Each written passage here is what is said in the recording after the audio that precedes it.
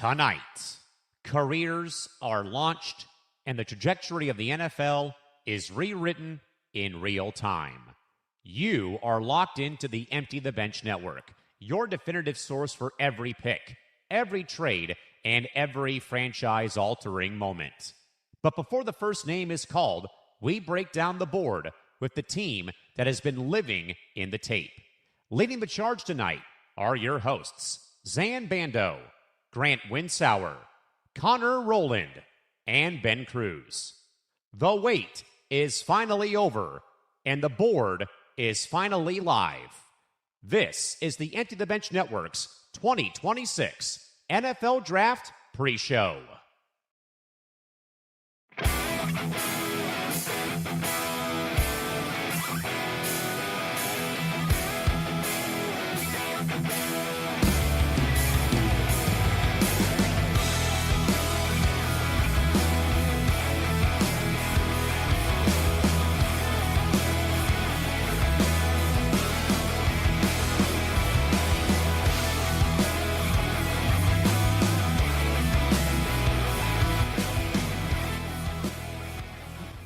Hello, everyone, and welcome to the 2026 NFL Draft live stream free show here on the Empty the Bench Podcast Network. I'm Zain Bando. Up above me is Grant Winsauer. To my right is Ben Kruse, who's down below me. To my right is Conor Rowland. Fellas, how are we doing on this Thursday night? We finally made it to draft season. We're finally here, and the madness in Pittsburgh is about to begin in about an hour. How are you guys doing tonight? Well, you know, it's blessing. You know, this draft day signals that we're that much closer to the start of the NFL season.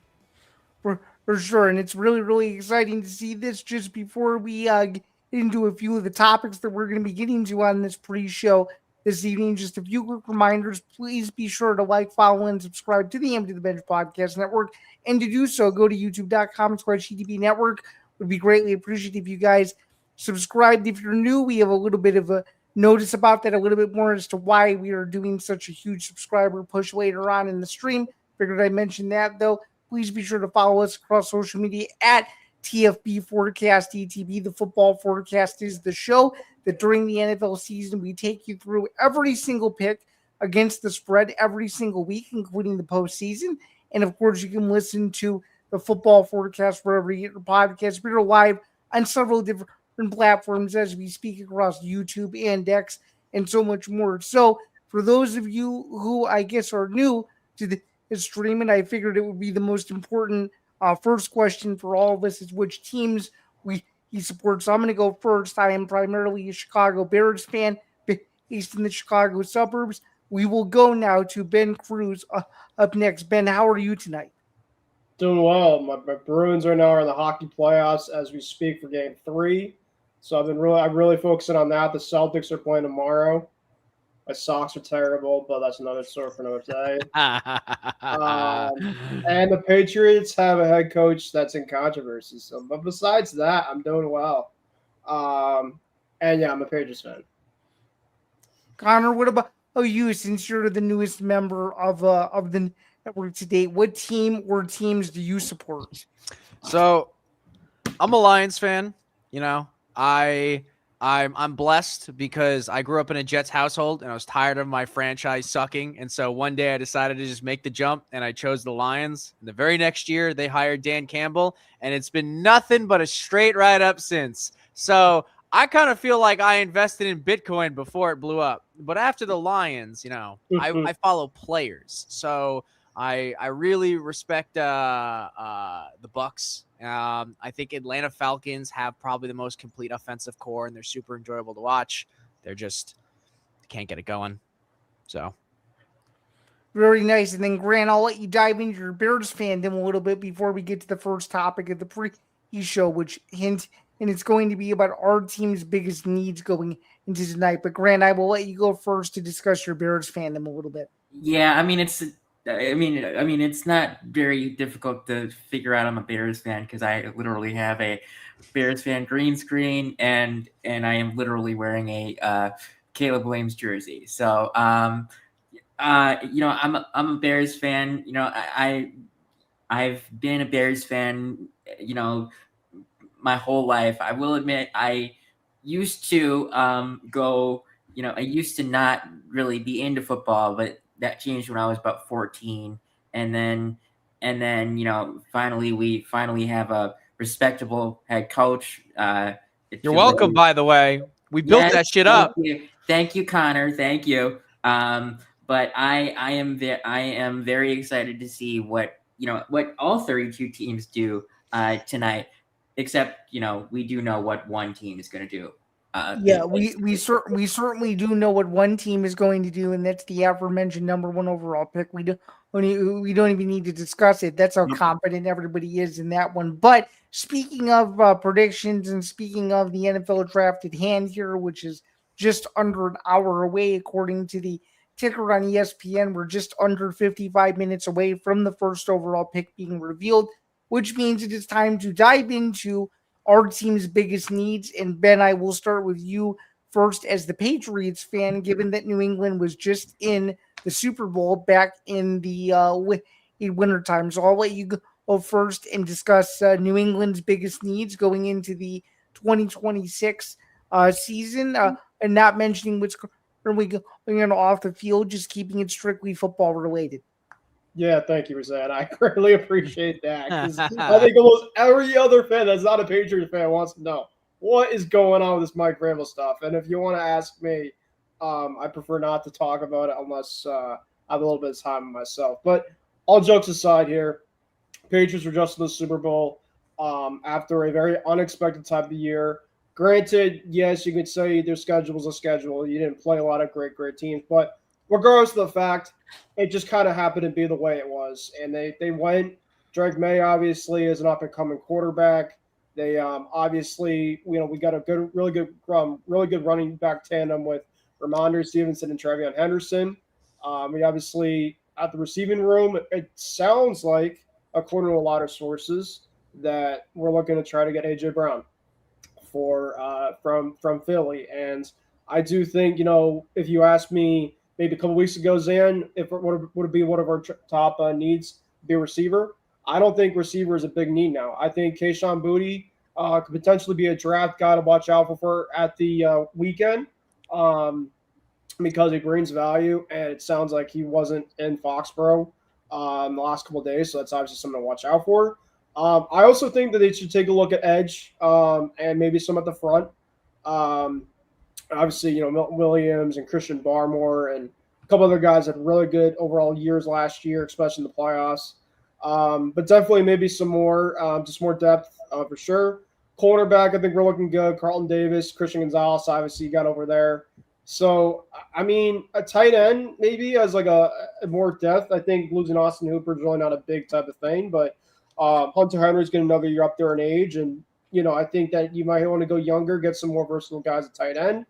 So a guy that I really like, he's a receiver, but Casey Concepcion from Texas A&M. A lot of people like him. That could be a solid pick for you guys too. And in fact, we'll get into this a little bit more later on with the final topic where we get into bold his predictions. But I see him potentially as a very underrated asset no matter where he goes. But I think New England could be a great fit for him.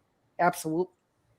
Yeah, another team I was hearing about was Buffalo. They're in a lot of the mocks was Casey Concepcion, which you could definitely see for Josh Allen. But if we do get AJ, I mean, you still got Demario Douglas in that slot. I really don't think you don't need to probably get as many slot guys then in that case. No, and Josh Allen's got that unique ability of making, I won't call it the mid, but Josh Allen brings out the best out of who he works with. So, there's no question about that. Yeah. The need is less there, I would say. I think the biggest need though was and you could kind of see it in the Super Bowl and what they got exposed the most, and that was their offensive line. To just really beef up the offensive line. That left-hand side of the offensive line was one of the youngest left-handed sides units in the Super Bowl era. And it wasn't a knock on Jared Wilson and Will Campbell, but you need to get more depth there. It was clearly definitely a need. And I think, you got to take a look at what's going on for the weekend and really figure out that offensive line situation. For sure. Grant, let's go next since we're both the collective Bears fans. I think we both agree what our team's biggest need is, but I will let you go first, just given that you've been sending me tons of mock drafts and you have tons of opinions, and I don't quite know where you're going to go, so I'll let you have the floor for this, and I'll go next, and then we'll round out this portion of the segment, if you will, with Conor. So, Grant, you have the floor now. See, I don't think I can necessarily pinpoint a single position because in the past we've been so high that I could just come out and say one position that we target. So I'm gonna give three. That's fine. My three positions are defensive end, defensive tackle, or safety. Wow. I'm shocked. Nothing on the offensive side? Well, maybe. Okay, then my fourth would be offensive tackle, probably. Damn. Interesting. Well, can you kind of give a bit of a deeper rationale as to why you're ranking offensive tackle so low? Because that was going to lead to where I was going to go. See, I think offensive tackle, offensive line would be my biggest need going into the. Well, it might be the biggest need, but what I'm thinking of is, will there be one available more than anything at 25? Will there be a, for sure starter at 25 on, tonight, rather than, you could get like, for example, if you went the defensive route, you could probably get a guy like Peter Woods at 25, or possibly Caden McDonald, or TJ Parker would be like options that I do think would be available at 25. I agree. I do think Caden McDonald will be available at either 25 for the Bears or 26 for the Bills. It's going to be a matter of where he's going to go. He seems to be someone in that top 20, early 30s echelon that a lot of draft experts are looking at, given that he had such an underrated run at Ohio State. Yeah, I would agree. I would agree with that. But I don't disagree with your offensive line. My thing is, I've been reading, today, and a lot of insiders have said that the O-line run will be in the mid-teens to early 20s. So before us. Mm-hmm. So that's why I put defense at the top of the list. And then, Conor, what would you say is the biggest need for the Detroit Lions and Dan Campbell? Well, the biggest need, I would say, is for Ben Johnson to return my calls. Please come back. I miss you. We love you. We'll never going to happen this time. I promise. I just need to stop crying on my bathroom floor. There's only so many times my girlfriend can walk in and see me David Hasselhoffing it without her having an issue with it. No, but another joke on top of it is what we need. We don't really need to get it from the draft. We just need to fire our strength and conditioning coach. That guy needed to leave like 2 seasons ago. We have the same injuries to the same players at the same time. And it's just, at what point are we going to be like, man, these players are really unhealthy? And are we just going to start to realize that staffing wise, we have a hole there that could be fixed? But that does bring me to the next point. And that is ultimately, we need more depth on the O-line, because if we are going to have these players who are all very talented, but injury prone, we need some depth. Yeah. I will say this until I'm blue in the face, until Ben Johnson returns my calls. We would have been Super Bowl champions that season where we got cooked by Jaden Daniels and the Commanders if we weren't pulling fans off of this from the stands to play O-line. We were using practice squad players that we were bringing up because we had nobody else. If we can make it late into the season with minimal injuries or some healthier, newer blood, I think we're shoo-in for a dominant run. Fair enough, and I think that's a perfect place to cap it. Now going over to the complete other side, who do we think out of the 32 NFL teams is the most desperate team as we can going into the NFL draft? What we're going to do is we're going to pick at least 1 or 2 teams where we feel like they need to put all their chips down on the table, and they need to make this draft their draft. Otherwise, their immediate future is screwed. I'm going to start again in the same order that I did previously with Ben. Which team or two teams do you think have almost that nerve-wracking feeling like, oh, shoot, we need to make sure we get this draft 100% right or darn close to it. Otherwise, 2026 this fall will not go very well. What do you think, Ben? I got two teams, Okay. both from the AFC. Number one is the Cincinnati Bengals. I think that the future of Joe Burrow is an absolute flux this offseason. And, there's been every single year the excuse of Joe Burrow, not getting to the top. And I'm just sick of it because if you actually look at the big picture, most of the time than not, it's not his fault. He is a very athletic type of quarterback, and the protection that he gets every year is complete terrible. And that's all ownership issue. And so if they don't decide to go and beef up that offensive line, it's legit their problem, and that's going to cause an exit for essentially your franchise quarterback. So I think it's very vital to have a lot of picks, at least be focused on your offensive line, beef it up, and, that's going to be, what you need to focus on. You also play in a very tough overall division. You just lost Trey Hendrickson, who's obviously arguably one of your best defensive end guys. And yes, I know that they got Dexter Lawrence, but they need to get offensive line because it does not going to matter, for the rest of the year. The game is won by the trenches, and it's as clear as day. Is like they want to play like a flag football team, but unfortunately in NFL, that's not flag football. It is you need to have offensive protection. So I got the Bengals, and then my other team is the Raiders. I think that the Raiders, yes, they're going to get Mendoza. However, the Raiders, I think definitely, with Brady there kind of under the helm, I think that, they kind of want to have a vision of being a lot better this year and competing. Don't undersell the Raiders' ability to Raider it and then get rid of it, trade their first round pick. As much as we think it's a lock for Mendoza, I could totally see the Raiders just pulling a casual move.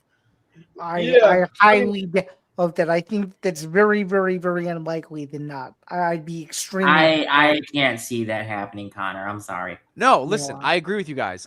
I really like it. It defies any logical sense for them to do it.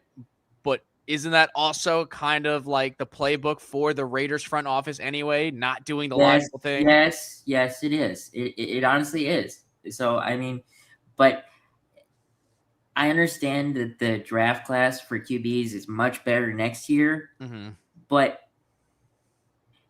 Clint Kubiak would not have accepted this job if the Raiders told him that they will go into night one with the number one overall pick and then trade it. You got a good point. Clint would not do that. He definitely had so many offers across the board that he probably went in there with a list, and that was one of the conditions.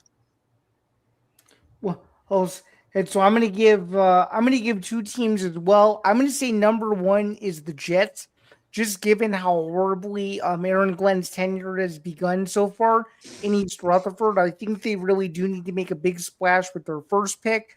I'm sort of hoping they get Arvell Reese. I think he has a chance to be a game-changing player no matter where he ends up. But I do think him going number two overall and him trying to, I guess, get the spotlight of the East Coast, the New Jersey, New York area, given the college that he played for, I think could pay huge dividends for him if things are done the right way. And I would probably say the second team that's the most desperate, and this may sound a little bit kind of out there, but I'm just going to say it. I'm going to say the other team that would be my pick is the Kansas City Chiefs because they had an underwhelming close to their season last year. Obviously, they've been a really dominant team over the last 6 or 7 years with Mahomes, and they can't have this thing be a consistent new trend where the Chiefs are just okay. They need to go back to being excellent, and they're going to need some help at some various positions, but they certainly need help up front because Mahomes isn't getting any younger, and the better offensive line you have, the more games you have a chance to win, and the more that your quarterback can stay upright. So my two teams would be the Jets and Kansas City. All right, and now we're going to move on now to the locks of the NFL draft. What picks are we the most confident about? So we're we're just going to start kind of a little bit more broad, and then we're going to go a little bit more specific. We're going to start in the same order. Ben, is there a NFL draft prospect tonight that you feel very supremely is going to go to Team X? And if you do, tell me who that player is and give me a little bit of a reason as to why. And it could be a surprise, or it could be one that most mocks have as an obvious one. And I'm curious to hear what you think about it. So as you guys know, I'm an Ohio State fan for football, and I feel pretty confident that the New Orleans Saints will draft Carnell Tate out of Ohio State. Really? Okay. Yep. I think that the Saints definitely need some weapons for Tyler Shuck, who I think had a lot of promise last year. Chris Olave, there obviously was a lot of talk with some calls with him. And I don't think he's going to get moved per se, but I just think that they need some more vertical type of help for sure. And maybe get a guy opposite of Olave to help out. Tate has very good hands. He's got very good speed. And yeah, I mean, the Saints could be a little bit of an issue next year if they get a guy like him, because I saw him a lot as a fan, and the dude's a problem. A lot of people don't know a lot about him because of Jeremiah Smith in terms of how good he is. And he obviously is going to tear it up and probably be the number one for next year. But Tate is a dog. He definitely will be. My other guy, another Ohio State guy, but from the opposite side, I think that the Giants are going to drop Caleb Downs with their overall pick. I think their secondary definitely needs some help.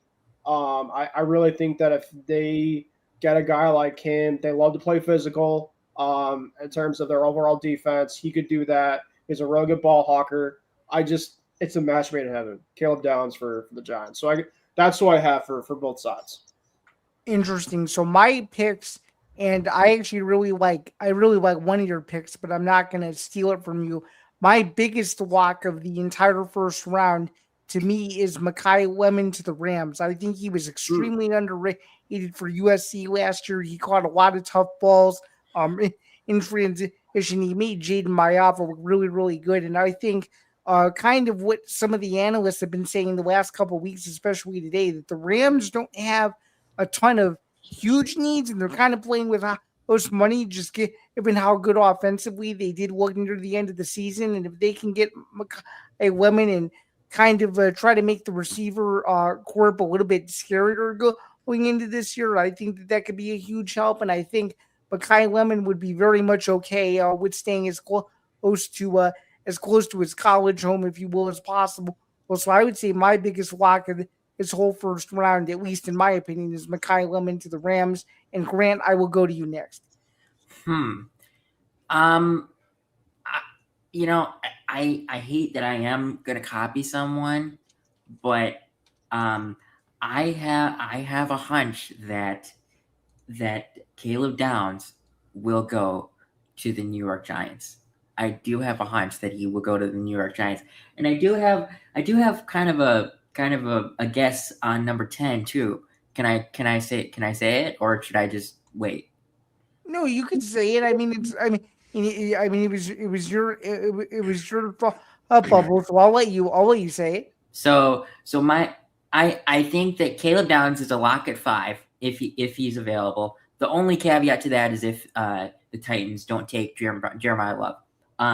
But if they take Downs at 5, I think one of two things could happen.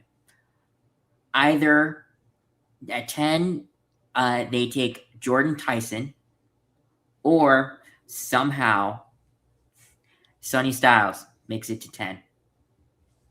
Very, very, very interesting. And I will let you continue with this, but we have reached just a bit of a brief commercial break. So before we continue, that's what we're going to do. Just a quick reminder for those of you who are watching that to please be sure to follow our major goal. So we have a major goal here at the Empty the Bench Podcast Network. We are aiming towards a 4,000 hour watch goal to hit that at next level of monetization, and we need your help to cross the finish line.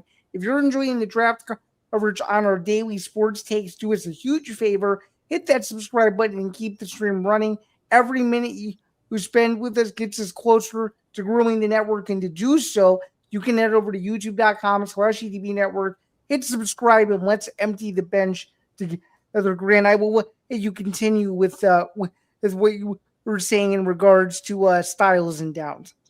I mean, you know, the Giants, they have a lot of holes on defense. So if you could get two literal cornerstone pieces to improve that defense, that would be something. Now, if I'm being honest, between the two of my scenarios, I think the more likely to happen is Downs at 5 and Jordan Tyson at 10, because even though, John Harbaugh is he a defensive minded coach, or is he a special team? Harbaugh's with special teams, but in his tenure, he's developed a flair and a talent for developing defensive players. So in that sense, I think that it would be to the best interest of John Harbaugh and the Giants to give Jackson Dart another weapon. Yes, you got him. Isaiah Likely and Malik Neighbors is coming back, but the question is, he's coming back from the ACL tear, so how good is he going to be coming back? And I know that Tyson does have some injury history, but they really like him. They met after his private workout. They went out to dinner with him. People have been saying that they really like him. So I think that he is a possibility at 10. And I wouldn't exactly rule out 5 either. I don't know, but I think if Caleb Downs is available at 5, you take Caleb Downs. So I think so too. And to be quite honest with you, that's where most mocks have him going anyway. I think he's a really talented player. And he also admitted that he would love to play for the Giants in several interviews within the last couple of months since the season ended. So hopefully he'll end up getting his wish. And then the final topic that we're going to go over for the final about 20 or so minutes of this pre-show is we're going to go into our boldest predictions. And this is where we can go a little bit crazy. We can name as many or as few players as we want.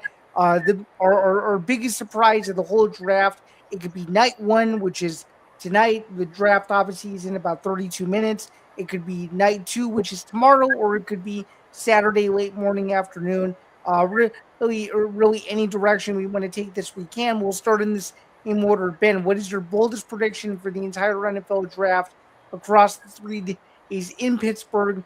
And given that we're on the heels of hearing the first overall pick occur, where do you sit in terms of all of this? Yeah, I mean, before we get into that, though, I do have some quick breaking news, and this is obviously going on during the Mike Vrabel situation. So, from Adam Schefter 3 minutes ago, we got a tweet from him saying that NFL's commissioner Roger Goodell said in a pre-draft interview with ESPN that the Mike Vrabel situation did not fall under the league's personnel conduct policy, and that it was a team matter. So okay, so he even though there was no doubt or any in his job security, this absolutely silences it that this is just a personal matter. It is not going to extend into his career. Yeah, and I watched the overall interview as you guys were talking. He seemed very dejected. He seemed he just felt it. But he wants to be around the family in the next couple of days. He wants to really take time to really process everything and to really, I wouldn't say try to move on from it because it's going to be hard to, but he's trying to coach a football team. So that's, I think, what his focus is on. I think that's what he's going to do. And whatever people want to say, I think that's what he's going to focus on. But that's the latest. In terms of the latest bold take, oh, man. I think, Zain, it's not going to be from an NFL draft guy. I think Jonathan Grenard is going to get traded this weekend. You do? Okay. Mm-hmm.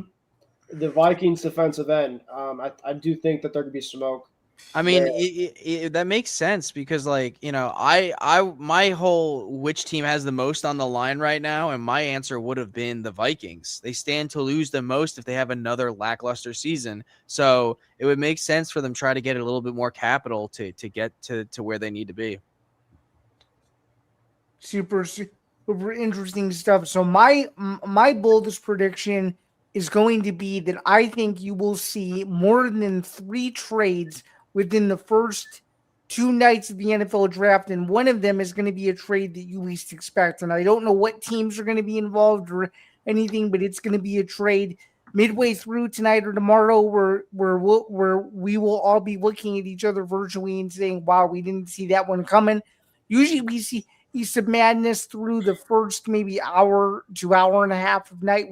But I do think you're going to see some trades that are going to be a surprise. And I do think it's going to be from a couple of teams that really do need a playoff push going into next season. But in the West, though, we actually have some breaking news, and that is that Roger Goodell says that the Mike Vrabel situation is a team matter and does not fall under the personal conduct policy. We were just beginning to discuss this a little bit ago. Ben was able to give his thoughts on it, but we will let the rest of the panel give their thoughts. Grant, I will let you go next on this, and now that it's like official breaking news. So I mean, I don't really know what to say with this because I didn't when this came out I didn't really read much into it because it was just, I didn't think he was gonna get suspended or he was gonna resign or anything like that.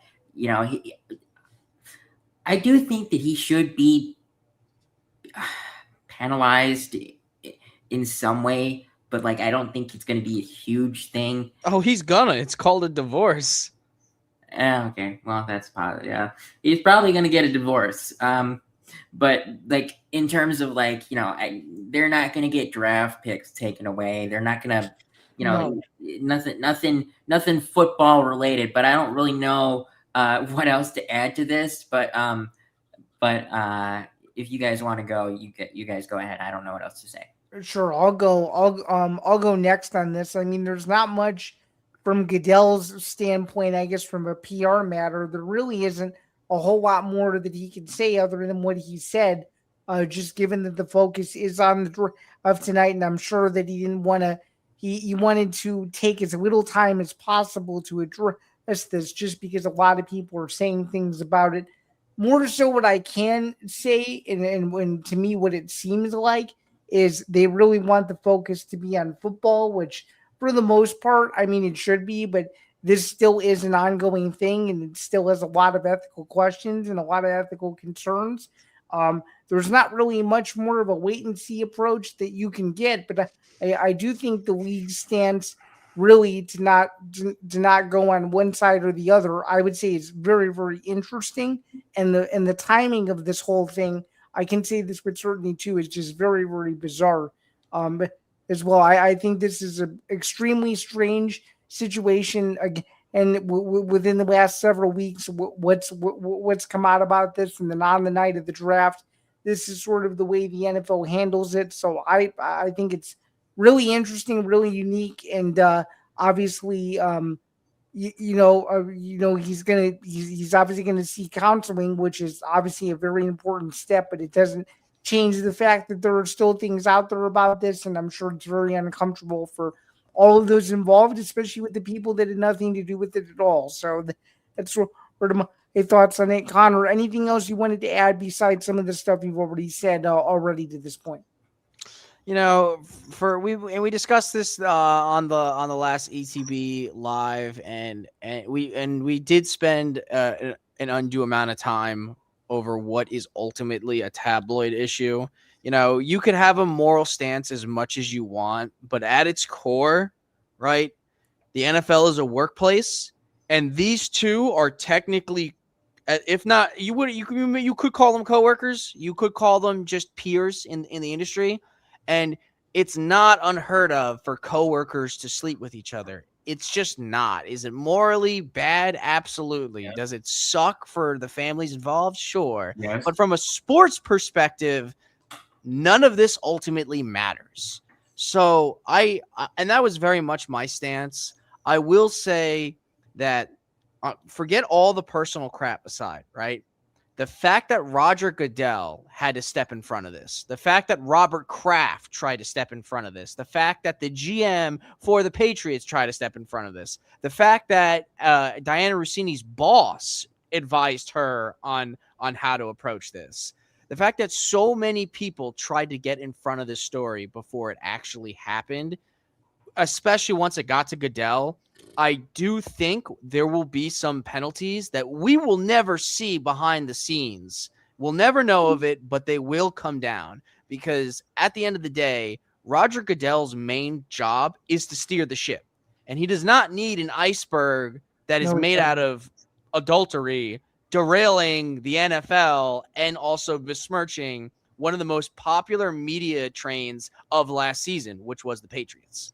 So I do think that there is going to be some consequences. Will we ever see them? No.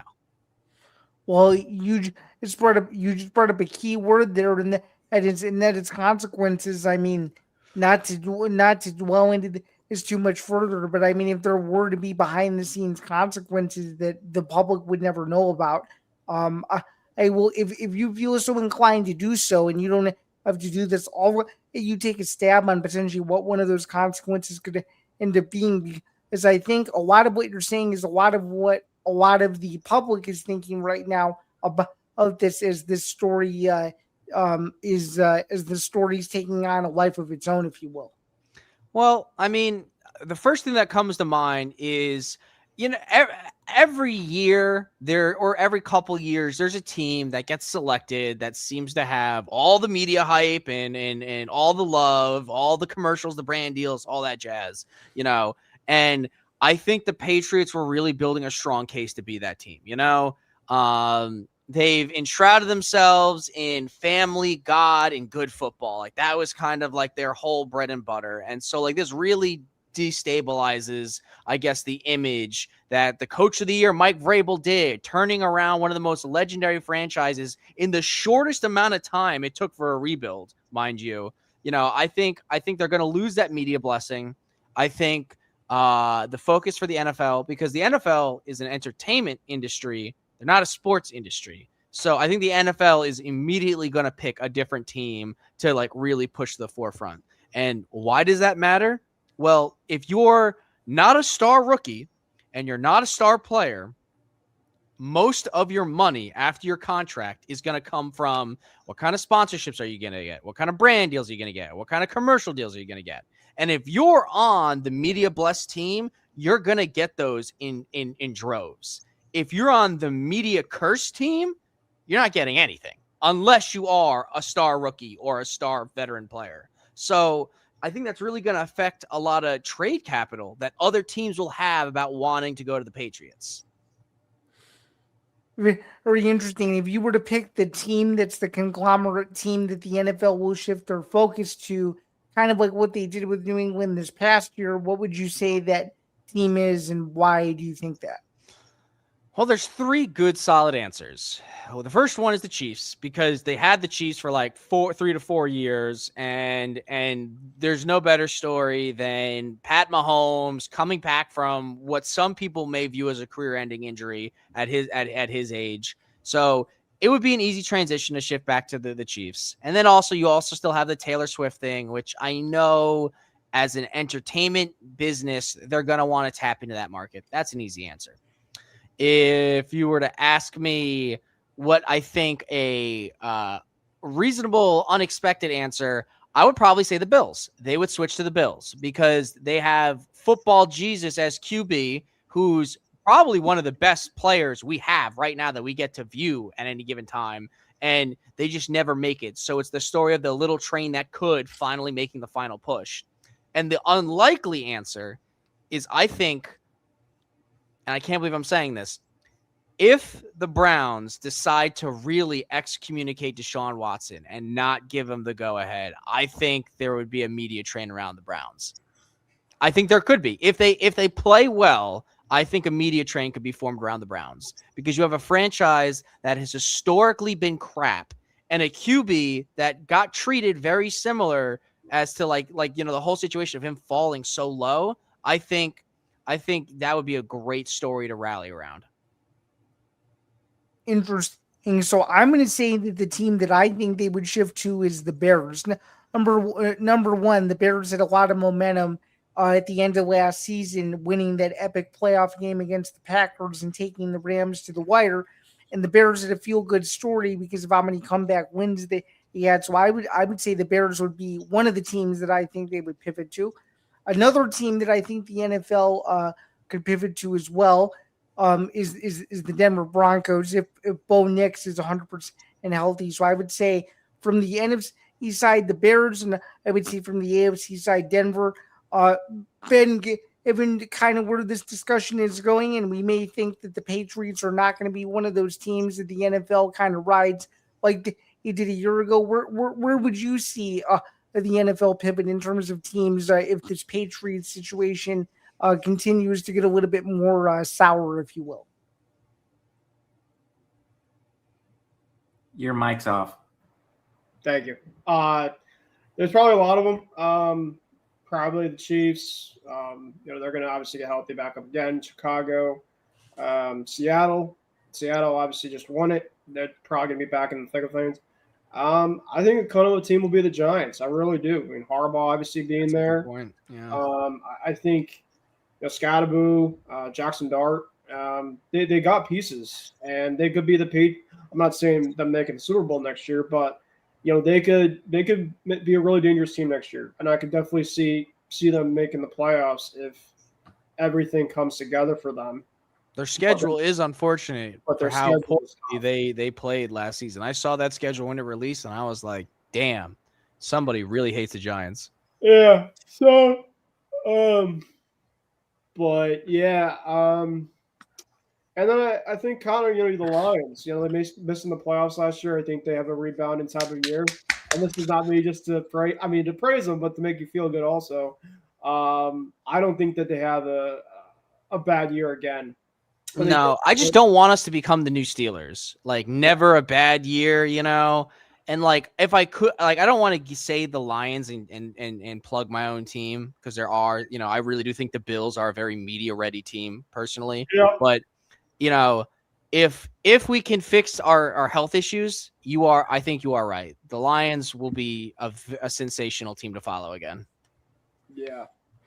And I could very much see that. Sorry, Ben, continue with your thoughts on the Commanders really quick here. I was going to say watch out for Washington. Jaden Daniels, I don't think, was fully healthy last year. I definitely could see them being a team in the draft to really look at some different needs.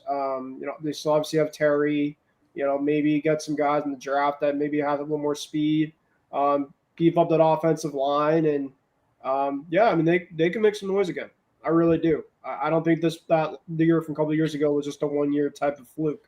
I think Jaden Daniels is very good, and they're going to be a problem again. So, granted, we still haven't heard from you to round out this portion here. Which team outside of New England, given that that's kind of where the NFL wrote it to the end of the year, what team do you think kind of becomes the new version of what last year's New England Patriots were this year, sort of in a very similar fashion?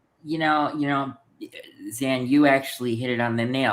My answer would have been the Bears too. And sure, I may be, dipping into my fandom a little bit, but I mean, to go from a team that was 5-12 to 11-6 in 1 year, that just shows that they're on the turnaround, and people fail to realize that yes, we did lose some pieces on our coaching staff and some pieces on our team, but the most important piece is Ben Johnson, and he is still here, and he will be here for a long time. I'm sorry, Connor. I know No, look, listen, he's going to return my calls. I left him 3 voicemails no, today. He's not. He will not do that. He will not do that. And I do think that the Bears, depending on how tonight the next 3 days goes, I do think that they can add some very good pieces to their team. And I trust Ben Johnson and Ryan Poles a lot more than I trusted Matt Eberflus and Ryan Poles. Trust me. Rip. Yeah, that's certainly a very, very, very good point. Is all of the NFL draft invitees are currently being announced to a packed Acrisure Stadium crowd as the NFL draft is now just moments away as we hit 7:45 p.m. Eastern. And as we sort of round the stream, or just overall, how excited are you guys for the opening round? And I guess just overall, more of a broad question, what are you most looking forward to on night one of the festivities? Just seeing guys getting their dreams come true. I mean, that's the biggest thing. Is it's a day for a lot of these guys that were waiting for this moment, and no matter what team they are, they're going to be now in the NFL. So I think that's pretty cool, always to see every year. Graham, what about you? Yeah, I'm just excited to basically, see what Ben said, but also I'm excited.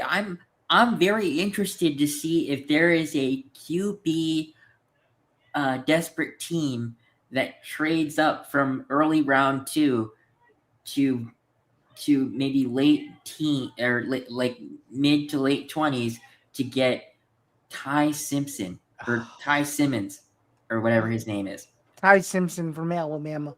You are right. There will be a team desperate enough to do that, and that really goes into like what I'm really looking forward to. I'm not a nice person at times, especially when it comes to football. I'm looking forward to poverty teams making some poverty-ass decisions. Like, I cannot wait for the next night for fans of a particular team to take to Twitter and be like, here we go again. Another season of bullshit. They have no idea what they're doing. Why did we take Ty Simpson? Yeah. Can you remember Falcons fans after the Penix thing, which absolutely made no sense? I hate the Falcons situation because my point still is like the Falcons have the most complete offensive core in their conference, in their division, and they bungle it every time. That's a good point. That's a good point. And then kind of my thoughts to sort of round this out. What I'm the most excited for in night one is just all of the parody. You usually see some stuff that you don't expect, Exactly. I love it. From some of these mocks. And I think you're going to see some of these teams make some crazy moves, and it could end up being really, really bold, or it could end up being really, really, really poor.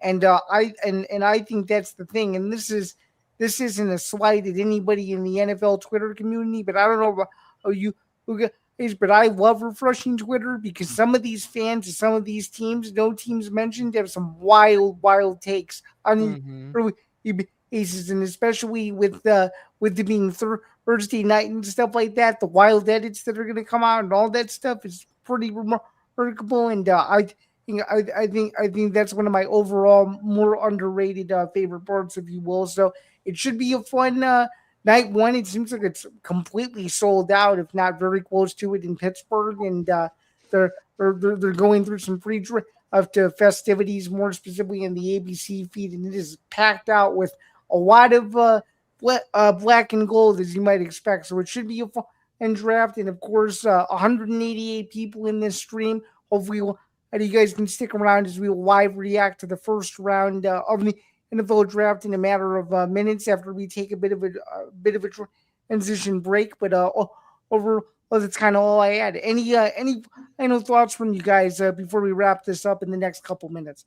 Like I just said, the draft means we're that much closer to football. To all the fans and all the hopeful players, to all the teams and all the franchises, I wish you guys the best of luck. I hope you get your pick.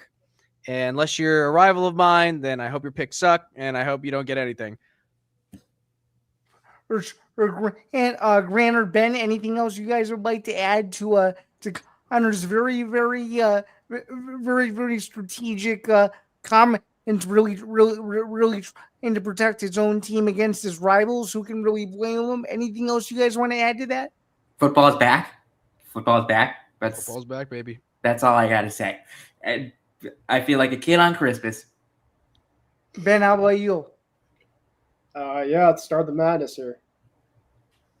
Well, thank you so much to everybody who tuned in to the ETB Network Live NFL pre-show. And now I will head and bring over the honors to Nick Morgasen. Nick, how are you this evening? You know what? It's a fun night when we get to do the NFL draft every single year. And if everybody else wants to make their way in, they can too, now that we're transitioning it. So everyone who's sitting in the background could come in. But here we go. We're going to start. We're about 10 minutes away from the draft. No spoilers. We agreed this year. And Johnny made a good call in the chat. It was a good call. Yeah, I just remember from years. By the way, great to see you guys. Connor, let me just say it's great to see you for the first time. Good seeing you, Johnny. Yeah, Welcome aboard, Connor. Yeah, I have to say that one of the things about the draft is it's almost like we all get together again for like the first time since February. Holy crap, been that long? If you think after Super Bowl 60 was the last time we all were together. Yeah. And then after this, I think the next time we'll see each other is probably the scheduling announcement. Well, I will tell you, which is new this year. So the schedule announcement, I believe, is the dates that I've seen is somewhere between May 12th and May 14th. And if that's the case, that week is bike week here in South Carolina, so that's going to be a little iffy. But then other than that, yeah, that's my move out week for summer. I don't have the Be right exact back. date, but it's the stretch that I've seen is May 12th to the 14th. That's the stretch that's been, and typically the last few years it's been the Wednesday. So I'm going to assume the 13th. So Okay. it does say for 2026. I just looked it up. You're right, between May 12th and May 14th. And Tom's usually right. It does happen on the 13th usually. And there will be some leaks that come out. Like we already know all the international games. We know that week 1 is going to be very unusual. Of course, when I see that, the first thing I think of as the host of the football forecast is, all right, so how does that work? We got to change this up now. How do we do that for forecast? Well, I think I can already tell you right now the forecast will be different next year in a couple of ways, and I'm not going to give anything away. We're going to talk about that later. Nick knows some of the stuff because him and I have spoken about this, and I think he's the only other person that does know about this. I think a few of you know what we're planning on doing. I think in a long story short, we're thinking about simplifying the main show while expanding the brand. So that's really and actually some of it is part of the live copy that you're going to hear in the commercial breaks. So you're going to get to hear what we have in store. Tom, I can see Tom in the back of his mind saying, "Johnny, don't bring up football forecasts this season already." I know. Oh, that's the blessing of a school teacher, right? Yeah. Nice cowboy bobblehead. I will say it's great to Thank see you. everybody. It is great to see everybody again. I do miss you all. It's CD Wait Lamb, a by minute. the way. Wait a minute. Did someone say Cowboys? Goddamn cowboy. There we go. First one of the night. Sound effect. There's going to be Tom 2 of right them now. because they got 2 picks right now. Well, Yeah, they do. That's one of the things I want to talk So about. he'll be coming out during both times Cowboys pick. I'll be whipping out the CD Lamb Funko here. Go I'm ahead. looking As far forward as to the it, man. scheduling release, by the way, as far as the scheduling release goes, I think last year they announced the date during the draft, so they might do that again. So They're that going might be to. something to Okay. look out for. Oh, So one of the many storylines that I want to talk about here in the first round tonight is that we've got 6. As of right now, we've got 6 teams that have multiple first round picks, and 3 of them Right. involve teams that we root for. Nick, Yay. 16. Tom and I at 5 and 10. Kristie at 12 12 and 20. 12 and 20, yeah. Unless one of the talking points has been, will the Cowboys be one of the teams that move up tonight? I could see it, but I mean, it's possible, but I would be honestly surprised if they ended up trading into the top 10, to be honest. By the way, did anyone see Jerry Jones almost fall off the press stand before? Yeah. No. How much do you want to bet he was a little bit drunk before that happened? Well, I heard I apparently. don't need to bet. I know. I heard know. apparently like Bill Clinton was at the he was. press Yeah. Mhm. I saw the And- picture. I'm like, what the hell is the president doing there? and apparently like he was going to meet the president and like tripped and almost fell over. He's Like probably hungover. Look at You know what? crowd. He's That, hungover. that's crazy. I have it up in my screen. This is the first time I actually had a TV in my office, so I don't have to Oh, jeez. actually put it up on my screen. But There's Taylor McGregor, Coral Gables. by the way, See, Johnny, you'll enjoy this from a media nerdy standpoint. Yeah, I think there's 7 feeds this year for the NFL draft. Oh dear God. Yeah, I believe you're right, Nick. Yes. And Wow. and By the the way- thing is, they're all under the same umbrella now because of the NFL Network deal with ESPN. Yes. Mhm. Yep. By the way, So- here's another interesting storyline. As it says on the Schefter alert, 3 teams that are interested in potentially moving back and out of the top 10. The Cardinals at Arizona. 3, the Browns at 6, and the Kansas City Chiefs at 9. That's interesting. Zan, I mean- go ahead, Nick. I'm sorry. No, go ahead. No, you're good. Go ahead. Man, I was going to ask, one of your bold takes on the pre-show was what? That there would be 3 trades in In the first round. okay, because I was going to say, and that's one of my things. One of the other things I'm looking at tonight, and we've seen this in drafts past. I think picks 1 through 10 and 21 through 32 are always the first third and the last third of the first Right. round is always a pretty active trade. It is. Man. Yeah. It is. You usually see trades you least expect. That's for Mm-hmm. sure. Yeah, because it goes Let's much get a like surprise or two in there. you either get if you're in that first batch, you either get the guy that you want, or you're Mhm. already a pretty complete package and you're just looking at it as capital to get to load off on, or you're in the latter end of it and you didn't get the guy that you wanted and now you're shooting for next best, which is trading it away. Right. All right. Before we get to everything else, got to get one more live read in. Then we're going to take a break. And then we're going to reset. You're going to get to hear the produced intro that Tom and Callan and I worked on leading into the draft this year. But before we do that, the real analysis begins. Join Zain Bando on Bando's Breakdowns, the flagship destination for deep dive combat sports and multi-sport analysis. From breaking down championship film to the hard-hitting perspectives of Zanzinger Part 2, we're covering the world of sports with intensity it deserves.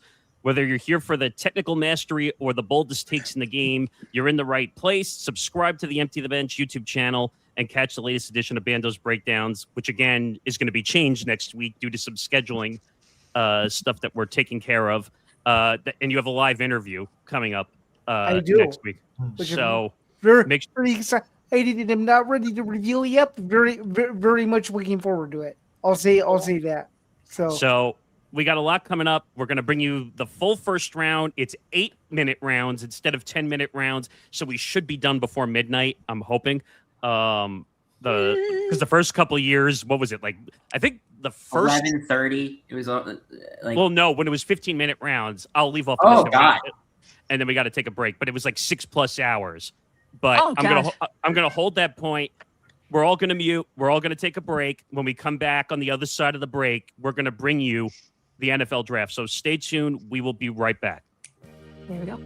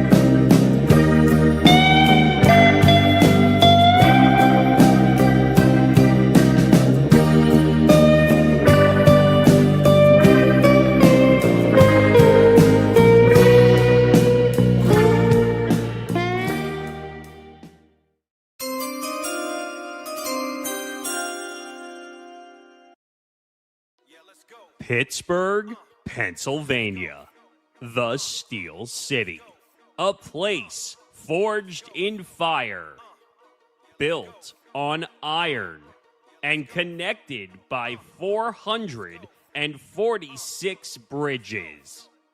From the blast furnaces of the past to the high-tech horizon of today, the heartbeat of this city is the sound of hard work. I got it, Pittsburgh! But around here, steel isn't just an industry, it's a curtain, a standard. Following a season where the black and gold reminded the league that the road to the north still runs through the 4-1-2, the energy in this city has reached a fever pitch. The Steelers have always stood for one thing: championship caliber grit. And tonight, that standard meets the NFL's newest recruits. Tonight, the next generation of icons arrives. From the Pacific Coast to the heart of the Big Ten, these young men have dominated the Saturdays of our lives. They aren't just prospects anymore. They are the future anchors of a franchise, the missing pieces of a puzzle, the new hope for fan bases from coast to coast. The road was long, the work was tireless, but the clock is finally running. In a city that knows exactly what it takes to forge something unbreakable, it's time to step into the light. A million lights ignite the floor. The silence cuts me to the core. I'm waiting for the voice to break through and ask, do you call my name?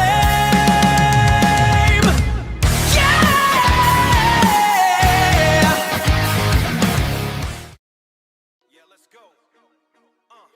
Welcome to the 2026 NFL Draft. Take the stage and hear your name be called. 4 years of the grind on the grid, run grass. Now the whole world watches if your moment's gonna last. Countdown, clock is ticking, time to make the pick. Hear the commissioner calling, man, the future's coming quick. Countdown, clock is ticking, time to make the pick. Hear the commissioner calling, man, the future's coming quick.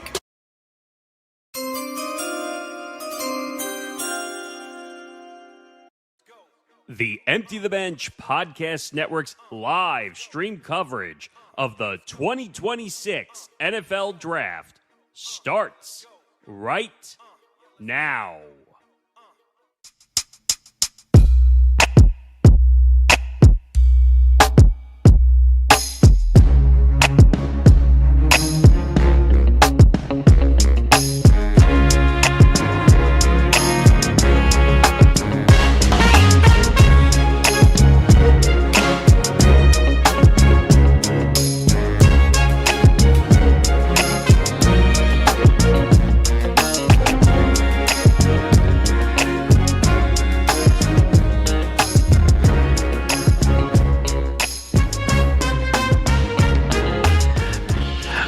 All right, we made it to the NFL Draft.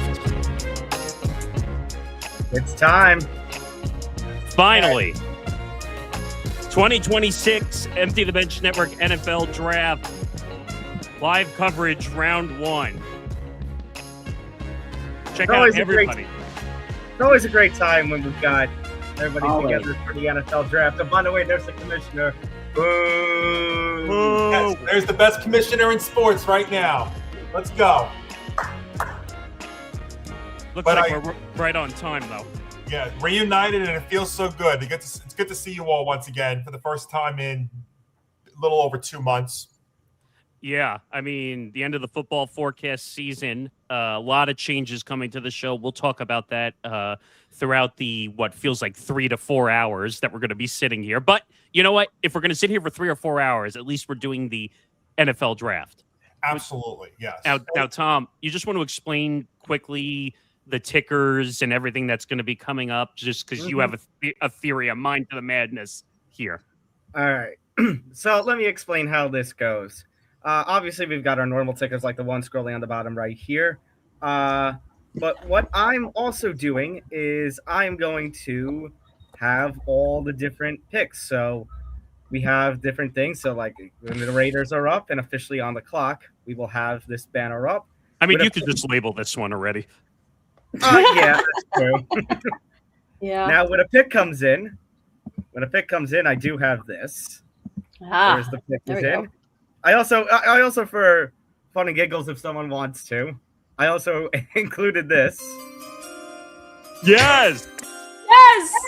So if somebody would like to have their trigger on that button, Where is that? go to Media Assets Downs. What is it called so I can find it? The NFL Draft chime sound. It's in the media asset? Media Assets. I'm in there right now. 1 second, I'm trying to. Hey. Then we got trade alert for whenever these trades drop, and I've got a strong feeling, guys. There's going to be plenty of trades dropping. I think there's going to be. That's why I was mentioning in the pre-show. Look out between 1 and 10 and 21 and 32. And then, as a little bonus, on the upper part here, we are going to list all. There's the banner right up above us, letting us know. Yes, and cool. when there's a team that's coming up, so like when the Raiders are officially on the clock, I will take out that 1 LV, so that way everyone can see the remaining picks that still have to come tonight. Yes. So lots of moving parts here on the Empty the Bench Network's 2026 NFL Draft live stream. Let me get some other stuff out of the way. YouTube.com/ETV Network. If you're watching us on any of the X streams, we appreciate it, but make sure to come to our youtube.com/ETV Network. Help us get to our watch hour goal, our subscriber goals, and so much more. For those of you who are on YouTube, make sure to follow us across our social media channels on Twitter, Instagram, and the TikTok at TFB Forecast ETB. Yes, and a lot of changes coming. We will talk about that. We have a different. Well, we started doing this at the end of last year, so one of them is not a secret that we're doing the show live. Yeah, so next season, the show will be a live show. I think as of the early talks, and again, this is 4+ months out, but I think we're shooting for Friday 6 p.m. start time. We're at the same time. Yeah, but it will be a live show. It was something we were experimenting with late last year, and it was such a success. And we appreciate at least all 205 of you that are tuning in right now, watching the show, and that's one of the reasons why we are shooting the show to be a live show next year. So stay tuned on that as we get closer. There are some other things that are in the works. There are some other changes with the show that I have already thought of that I will not give away right now because it's still in the process of being worked out. But here we go, guys. The Las Vegas Raiders are on the clock. Nick, as you had said, 8 minutes in between picks this year, not 10. So that should hopefully speed things up a little bit. There's Fernando Mendoza, the Heisman Trophy winner, who is not. Appreciate it. Yes. So, and by the way, people who overreacted, who said he wasn't in the building, can you give him a little slack? His mom has health issues. Okay. Multiple sclerosis. He's planning on starting a foundation to help with that. So people need to take a chill pill that he's not in the building. Yeah. It just people find things to complain about everything. Yeah, That's exactly. what it is. But yes. By the way, one last thing before, because I forgot to mention this. Do not, in our chats, and I'm going to make this very clear while we're doing the show, do not bring up the Diana Rossini story. We've already covered it. We know. We've been doing it. So if it comes in, we're not responding to it. No. And also, what happens, we will... yeah, go ahead. I was going to say also, we're not going to leak anything out now. There are any trade alerts. Like I know, Nick, you and Tom are going to scour social media tonight. If you see anything that comes across the trade wire, absolutely you can bring that up, but no giveaways. No leaks. Right? Yeah. Please no. It's the NFL has done a better job than the other leagues in terms of not leaking stuff out. You probably only see like Breer and yes, Breer being one of the few exceptions to that. It was worse with the NBA because when Woj and Shams were up against one another. And it was worse for Shams because Shams had to deal with FanDuel at the time. I don't know. Remember the carefully worded tweets where they didn't flat out said it, but flat out said it? Yeah, they're saying they were looking at. But the last thing I was going to say, though, just because I'm going to get this out of the way and then we're not going to talk about it the rest of the night. Right. The breaking news that happened before we went to break: Diana Rossini officially deleted all her social media accounts. Oh no! Wow. So my God, that's crazy. That just broke a couple minutes ago. No longer exists on social media. That's it. That's all I'm saying. The rest of the night on that story. All right, can I ask a question? Yes. I might have an answer. Why are we at like 4.5 minutes remaining for the Vegas Raiders to make a selection? Well, they're already handshaking on the screen. Tom, Yeah, they're already saying, "Hey, Fernando Mendoza." Yeah, Tom, it is it's like this every year in the draft. The NFL controls it. The NFL controls it. Well, it's a business. They have to be on for a certain amount of time so they can sell commercials too.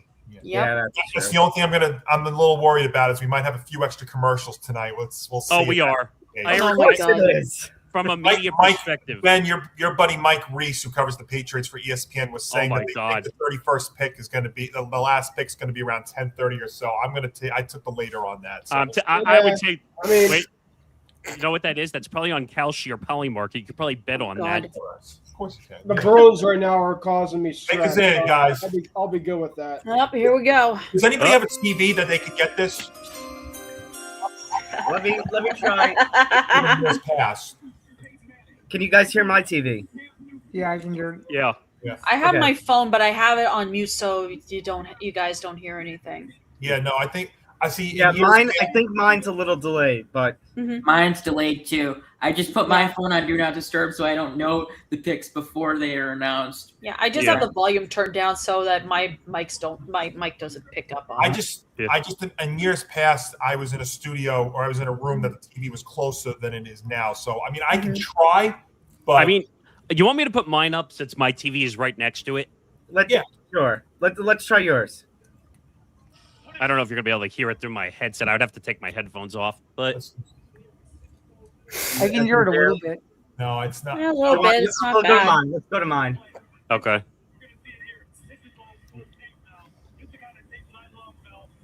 Right now, they're just making a lot. We scored. Let's go.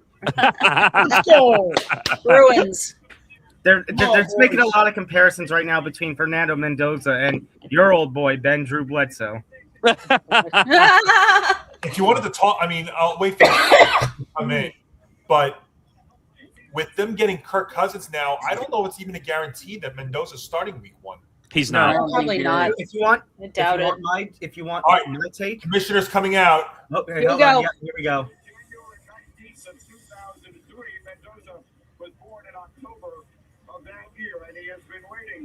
Blah blah. Let's talk about Mendoza some more. Tom, you're a little Just behind. announce him. He's number 1 overall, and then we can move on. Wait. I have him at the podium already. Yeah, me too. Yeah, see, I'm Coming out, behind. so I'm probably delayed here. Guys, On my TV, he's walking to the podium. Hold on, guys. Oh! Yay! Ha! Too obvious. Shocker! Wow. Wow. Can I be honest? We've kind of known about this since not even when the Raiders lost to the Giants. We've known this since December when they were pretty much guaranteed a top 5 pick. Exactly. We've known this pretty much since Fernando Mendoza won the Heisman. Yeah, pretty much. Yeah, I mean, as soon as he won the Heisman, he was going number 1. It was there was no one Not else. even that he was going number 1. Like if you look at some of the teams that are in the top 5, top 6, the Raiders are the most quarterback heavy. To me, it didn't matter if they were 1, 3, 4, or 2. They were picking him. Yep. Yeah, it didn't matter. Nope. all right, now. The Jets are on the clock. Yay! Oh my God. We have less than 5 minutes left. So let's before we announce, let's go to Nick. Nick, obviously you're the Jet fan. So where do you want the Jets to go here at 2? What was the guy's name? David, the defensive end. David Bailey. David You Bailey. want the guy from Texas Tech? I know that. Yeah. He's a freak. I ain't gonna lie. He's really. It's either good. going to be Bailey or Reese. I think it's going to be one of those two guys. I think Bailey's the better option. That's just my opinion. But somehow they'll Jets it up. I honestly think Reese is the better option. I do too. Right, but I think they said Bailey had more experience. Like Reese. I think it's because they want it. I think it's because they want an edge. Yeah, I think so too. Oh, by the way, did we say the Jets are up in draft time? We know that goes so. It's not going to be good. Somehow No. they'll f this up somehow. And If they pick Jeremiah Love out of Notre Dame, I'm gonna be saying, all right, I'd be we're done. ecstatic. I'd be ecstatic if they took Jeremiah That'd be Love. something. That'd be something. He's one of the two guys. Yeah. He's one of the two guys that I'm very curious to see what happens. Excuse me. I think he goes to Tennessee. Jeremiah Yeah, Love. I agree with you on that one. Yeah. I don't agree that he's going to Tennessee. I don't. I think the Cardinals at 3, and we'll talk about the Cardinals when they're up next. But they're one of the teams to also look at that third pick. Now, remember, but let me talk about them when we get to them. I don't want to get too far ahead here. Just over 3 minutes left here for the Jets. Because we're just being dramatic here. Well, and one of the funny things with the Jets here with their 2 picks is a lot of talk about them at 16, maybe them being still moving up. You know who I want if he somehow falls? I want the Ohio State wide receiver. Carnell Tate. I don't. He's projected a top 10, but something tells me he's not going to get picked in the top 10. I don't think he will. So I think he might fall. If they pass on Tate at 16, I think that's a mistake. They're not going to draft a quarterback because God forbid, because they think Geno Smith is the next coming of God. What about Nick? But again, that's if Tate falls to 16. I don't know if he's going to. I think he might because I think he was very hyped. Well, I think hold on a minute. Pick is in. Oh wait. Wow. Okay. Wait for it. Where is it? Can I try my TV here and see if it works? Yeah. I think Yeah, I'm go a ahead. little bit ahead. Let me put it up loud and see here. Yeah, I have the picks in. Can you guys hear that? Also. Yeah. Yep. Yeah.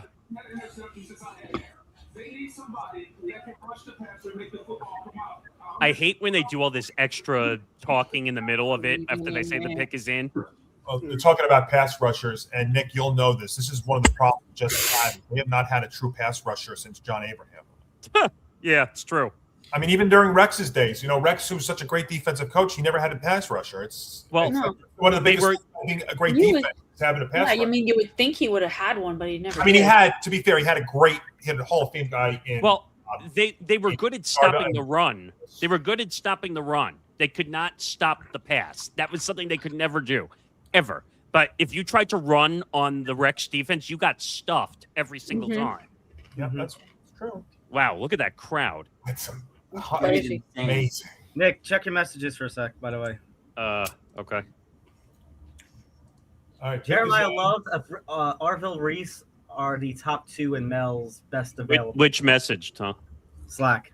Okay. And it's Sonny Styles 3. All right, here comes the commish. So let's see if you guys Here we go. All right, which defender?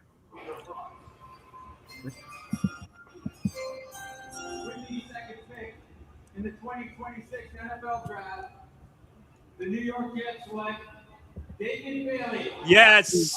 Wow. Okay. Let's go. Let's go. All right. You heard that, and you heard that loud and clear? Yeah, I did. All right, awesome. So that's what we'll roll with tonight. Okay. Now the fun begins. Well, what do you Nick, reaction? That. Nick, I'm happy. They needed help defensively in the worst way. They really, their offense is a shit show, but defensively, if they could just fix that side of the ball, I think eventually the offense will catch up, but it's a good pick. They're picking strategically and not overthinking the pick. Right. All right, now this is where the fun begins because with the Arizona Cardinals at 3. Yeah, will they trade out or pick? And Jeremiah Love, who I've seen being reported going to like 5 different teams, whether it be the Cardinals, could be the Titans, the Giants have been rumored, the Commanders have been possibly in play for them at 7, although I think they maybe have to trade up if they want to do that. Do we all remember a couple of years ago when the Arizona Cardinals were at 3, what happened? Didn't they trade back? That was the trade with Houston, right? That was it. The Texans, who had the 2nd pick that year and drafted Stroud, then traded back up and got Will Anderson Jr., and recently we found out that Will Anderson Jr. now is the highest paid non-quarterback in the NFL right now. Crazy that He deal. deserves it. He's been busting his chops since he got drafted. Well, Arizona now on the clock.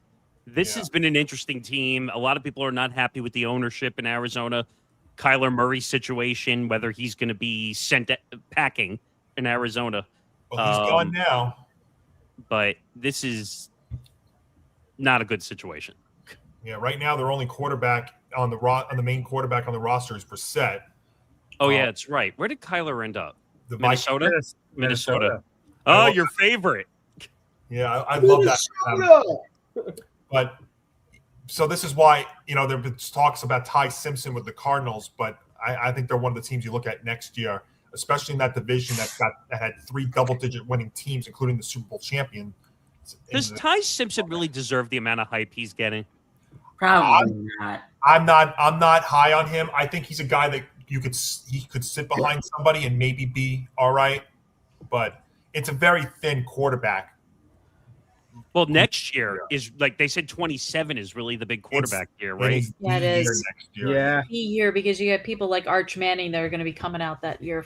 They're talking about a mammoth next year, like a mammoth quarterback class. Remember 2024, we had 6 quarterbacks in the top 12. Yes, that's right. That's crazy. Zan, I was thinking of you. So a quick media thing here. So did you hear that Laura Rutledge is not hosting SEC Nation next year? I heard that too. I came across out of but you know what though? It makes sense because Laura has such a big role now with the NFL. So so Matt Barry is going to SEC Nation next year. He was the fill-in, I think, when she wasn't there. I think a couple of times, when she was out on maternity leave. Yes, but Laura's Johnny, now. Is Matt Berry still going to do his thing with Paul Feinbaum, or are they done? I think that's done. I think that's done. But obviously, the college football final now will need a new host. Right. But I saw that as I saw Laura interviewing him, and we saw Taylor McGregor, who's a tremendous person. This is interesting on the screen I'm watching right now. They're having the players sign cards. Yeah, as they're walking away. That's cool. That's cool. Now it's going to go on the trading card market. That's you cool. could have like the first ever Fernando Mendoza signed Raiders card if you wanted. Pretty much, yeah. 2 minutes left here for the Cardinals before the Titans and 2-minute warning. Giants. Oh wow! They actually the photo is actually the photo they take with the commissioner. Yes. That's a quick move. That's quick print. But all right, let's see where the Cardinals go. I think Reese is going to end up here. I think. Yeah, I was just thinking the Cardinals were going to take whoever the Jets didn't. Yeah, that's how I imagine it going. David Bailey, by the way, with who the Jets just drafted, 14.5 sacks last season with Texas Tech, tied for the most in FBS and the second in Texas Tech University history. They're going Rex Ryan defense all over again. They're beefing it up. And you know what, though? 14.5 sacks. That's the thing the Jets have not had is the ability to get to the quarterback. Cardinals pick is in at 3, so stand by for the commish. All right. And see where the fun – and this is where the fun will begin. I hope is it's it possible Jeremiah Love? Let's see what we got. Because Jeremiah Love, I've heard for days now, as many as 5 teams possibly getting him. That would be I'm a Notre Dame guy, so I have a little bit of an extra interest in where he's going to be. I kind of would feel bad for Jeremiah Love if he ended up in Arizona, though. Oh, God. It'd be a ton of money, though, for a running back. Would be. The problem is, but think about Saquon and all the injury issues of the running back. Are they really going to make good money anymore? I think Jeremiah Love, though, is a little bit different because he can catch the ball out of the backfield, too. You can use him as a receiver as well as a running Well, back. Saquon did that a little bit, didn't he? He had to with the Giants because of the offensive line woes. Well, Johnny, let me ask you this question. So now, if the Cardinals go Jeremiah Love, do you see the Titans picking up Arvell Reese? The Titans need a lot. Yes, I think that's why people were talking about Jeremiah Love at 4. I thought that made no sense for the Titans. The Titans need defensive help. I only asked that because let's say, strangely enough, that happens. I know the Giants have been targeting Sonny Styles, and a lot of the Giants fan base has been committed to Sonny Styles. But if somehow Arvell Reese fell to 5, is that something the Giants can pass up? No. I don't think so. By the way, just to point something else. I would be even shocked that Arvell Reese even fell to 5. I would be too. Yeah, I would. And honestly, if the Giants, I would be shocked if he doesn't get picked right now. Hold on. Commissioner Goodell.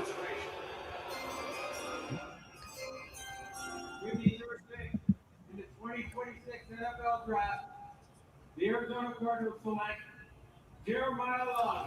Wow! It happened. It happened. I had him going 4, not 3. Wow. Well, Arizona doesn't have Kyler Murray anymore, so Arizona's like, we need a QB like really, really bad. Okay, then. So They got their guy. Wow. Did not see that one coming. I mean, I didn't get any spoilers on that. I just Me was neither. thinking, I was just putting it out there. Okay. I'm just keeping track of trade And alerts. honestly, I have to say this is actually good for the Titans because I will admit I liked the fact that Tennessee could get Jeremiah Love, but with the defensive-minded head coach in Robert Saleh, Arvell Reese might be exactly what he's looking for. Wait a minute. So Jeremiah Love goes number 3 to Arizona, and he's now the first running back drafted in the top 5 picks since the Giants selected Saquon at number 2 in 2018. Yeah. Jeez. Wow. And the other thing, and now the other thing is, if the Titans and Giants somehow both pass on Reese, then Nick, you know where I like to go with this. What do the teams know that we don't? Exactly. That would be the question. That's a good question. Very good question. I hate that happens, but it's it's an honest thought. Like, because that shocked me. That's probably the biggest shock. Wow. There's our first one. By the way, 307 people watching in our stream right now. Woo! Thank you all for joining us tonight. As Thank we you. I wouldn't say that Jeremiah Love himself as a high draft pick is shocking. I think it's the fact that he's going over Arvell Reese, who was at one point projected to be the number 2 pick. Yeah, you're right, for sure. All right, Titans on the clock here. And they're already halfway through the time. I like this fast-moving stuff. Let's keep it going. I'm just following the insiders for trade alerts at this point. Yeah, I don't see many trades happening at the beginning here. I would have honestly thought that the first No, one I we think- possibly seen would have been the Cardinals at 3. That would have been my first Yeah. one. I mean, that's what I kept hearing. I'm like, Cardinals could end up trading this pick to another one, I think the earliest that we see is maybe when we get to like a 10 to 12 area. Uh-oh. What about 6? 6 could be one. 6 could be. There was a report the Browns would be likely. I mean, not likely, but we're looking into trading out of number 6. Right. Remember, the Browns had the most plays by rookies last year. Yeah. Their rookie class last season was actually a strong suit for them. I'm still I'm in amazement that Jeremiah Love went 3. I just put it out there. I mean, all right. Now the Titans at 4. Now with new coach Robert Saleh, offensive coordinator Brian Dable. Yippee. Yeah, baby. By the way, the pick is in for the Titans, so we'll stand by. It's got to be Arvell Reese. That's Laura Rutledge. It's got Jeremiah Love. Yeah, it's got to be. It's got to be Yeah. Arvell Reese, My God. and I'm sure Robert Saleh is licking his chops right now. He probably is. He's like, come on. Oh, we said the pick was in, right? Yep. Oh, there we go. Hoping that the Giants are playing the Titans this year. At MetLife Stadium, I would love to be in Nashville. I could have gone to that. Penalty shot! Come on, Bruins! I forgot how many of the sporting events are happening tonight. By the way, so Nate Miller is one of our other new guys too. Lives in Pittsburgh. He was supposed to go to the draft tonight. Oh, supposed really? to, but he actually is going to join us at 9:30. Also, so he'll be here. But he told me it was wild atmosphere. Now I don't know if you guys saw the news when they were setting up all the barricades and stuff. They had to put schools on remote for 3 days straight. I heard that. I was like, wait, you're doing that just for the draft? Hey, if the draft was in Chicago, I would totally love that. They had to because they were afraid of the crowds and the amount of people that were going to be there. Makes sense. It makes sense. back in the day when the draft was at Radio City Music Hall. Oh my god! Oh, There was no cooler damn. feeling than actually hanging out outside of outside of Radio City and seeing all the action. By the way, actually, I have a tradition that I always watch the movie Draft Day the night before or the day of the draft. movie? Okay. Kevin Costner film. By the way, in Mel's top five, the first top three, all Ohio State defenders. That's not a shocker at all. No, I'm not shocked by that. What were you gonna say, Nick? I'm sorry. Do me a favor for the first commercial break. Do the UW when we hit the break. Okay. Let's see. Here we go. Tighten up. See if Commissioner Goodell's on it. Coming out here. Look at that stage, man. That's amazing. That's amazing. It looks like we're finally getting a pick. Yeah. Yep. Schefter's just put out that the Titans aren't staying at 4, so there will be no trade as Commissioner Goodell makes his way out to the stage, and here he is. With the 4th pick in the 2026 NFL Draft, the Tennessee Titans select Carnell Tate. Whoa! What? Wow. Whoa! That's a shocker. Hey, That's a shocker for me. But Damn. What the hell? Oh. Wait. Oh, I can't. Oh, here. Yeah, seriously. Okay. Hey. What? That's a shocker for me, but at the same time, it makes a little sense because Cam Ward is going to need weapons. And that's crazy, though. Yeah, and I don't think Cam Ward had really any weapons when he played last season. So I'm gonna ask the question already. Okay. What do they know? What's wrong with Arvell Reese?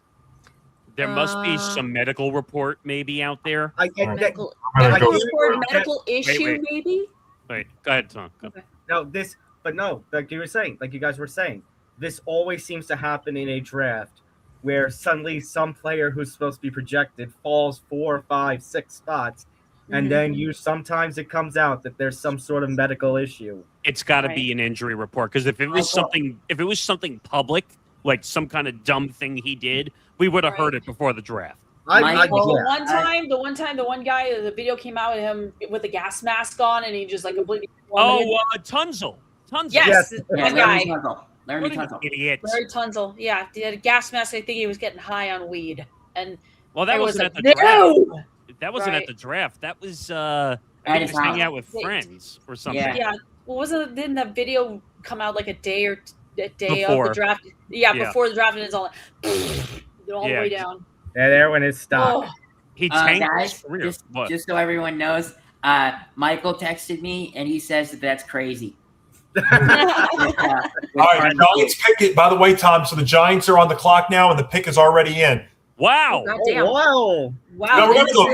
There must be somebody they really, really want. I think it's Sonny Styles. So just remember, this is 8 minutes from when the pick is in. Okay, wow. I am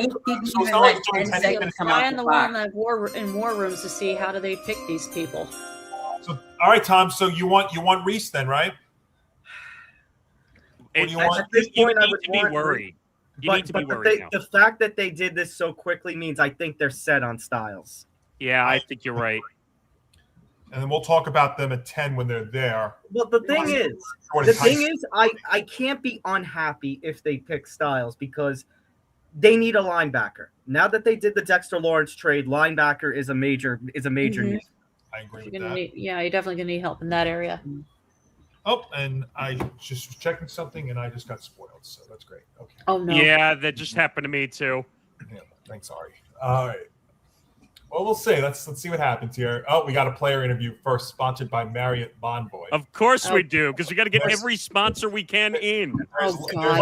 Why is Marriott the sponsor of tonight's draft? Because they no. It's just a player. It's the player interviews. Interview sponsored by Marriott. Well, by the way, I did read apparently anyone who's remote, the NFL does not allow them to have any brands or sponsors in their video whatsoever when they're if you see completely empty rooms when they're remote, that's an NFL rule.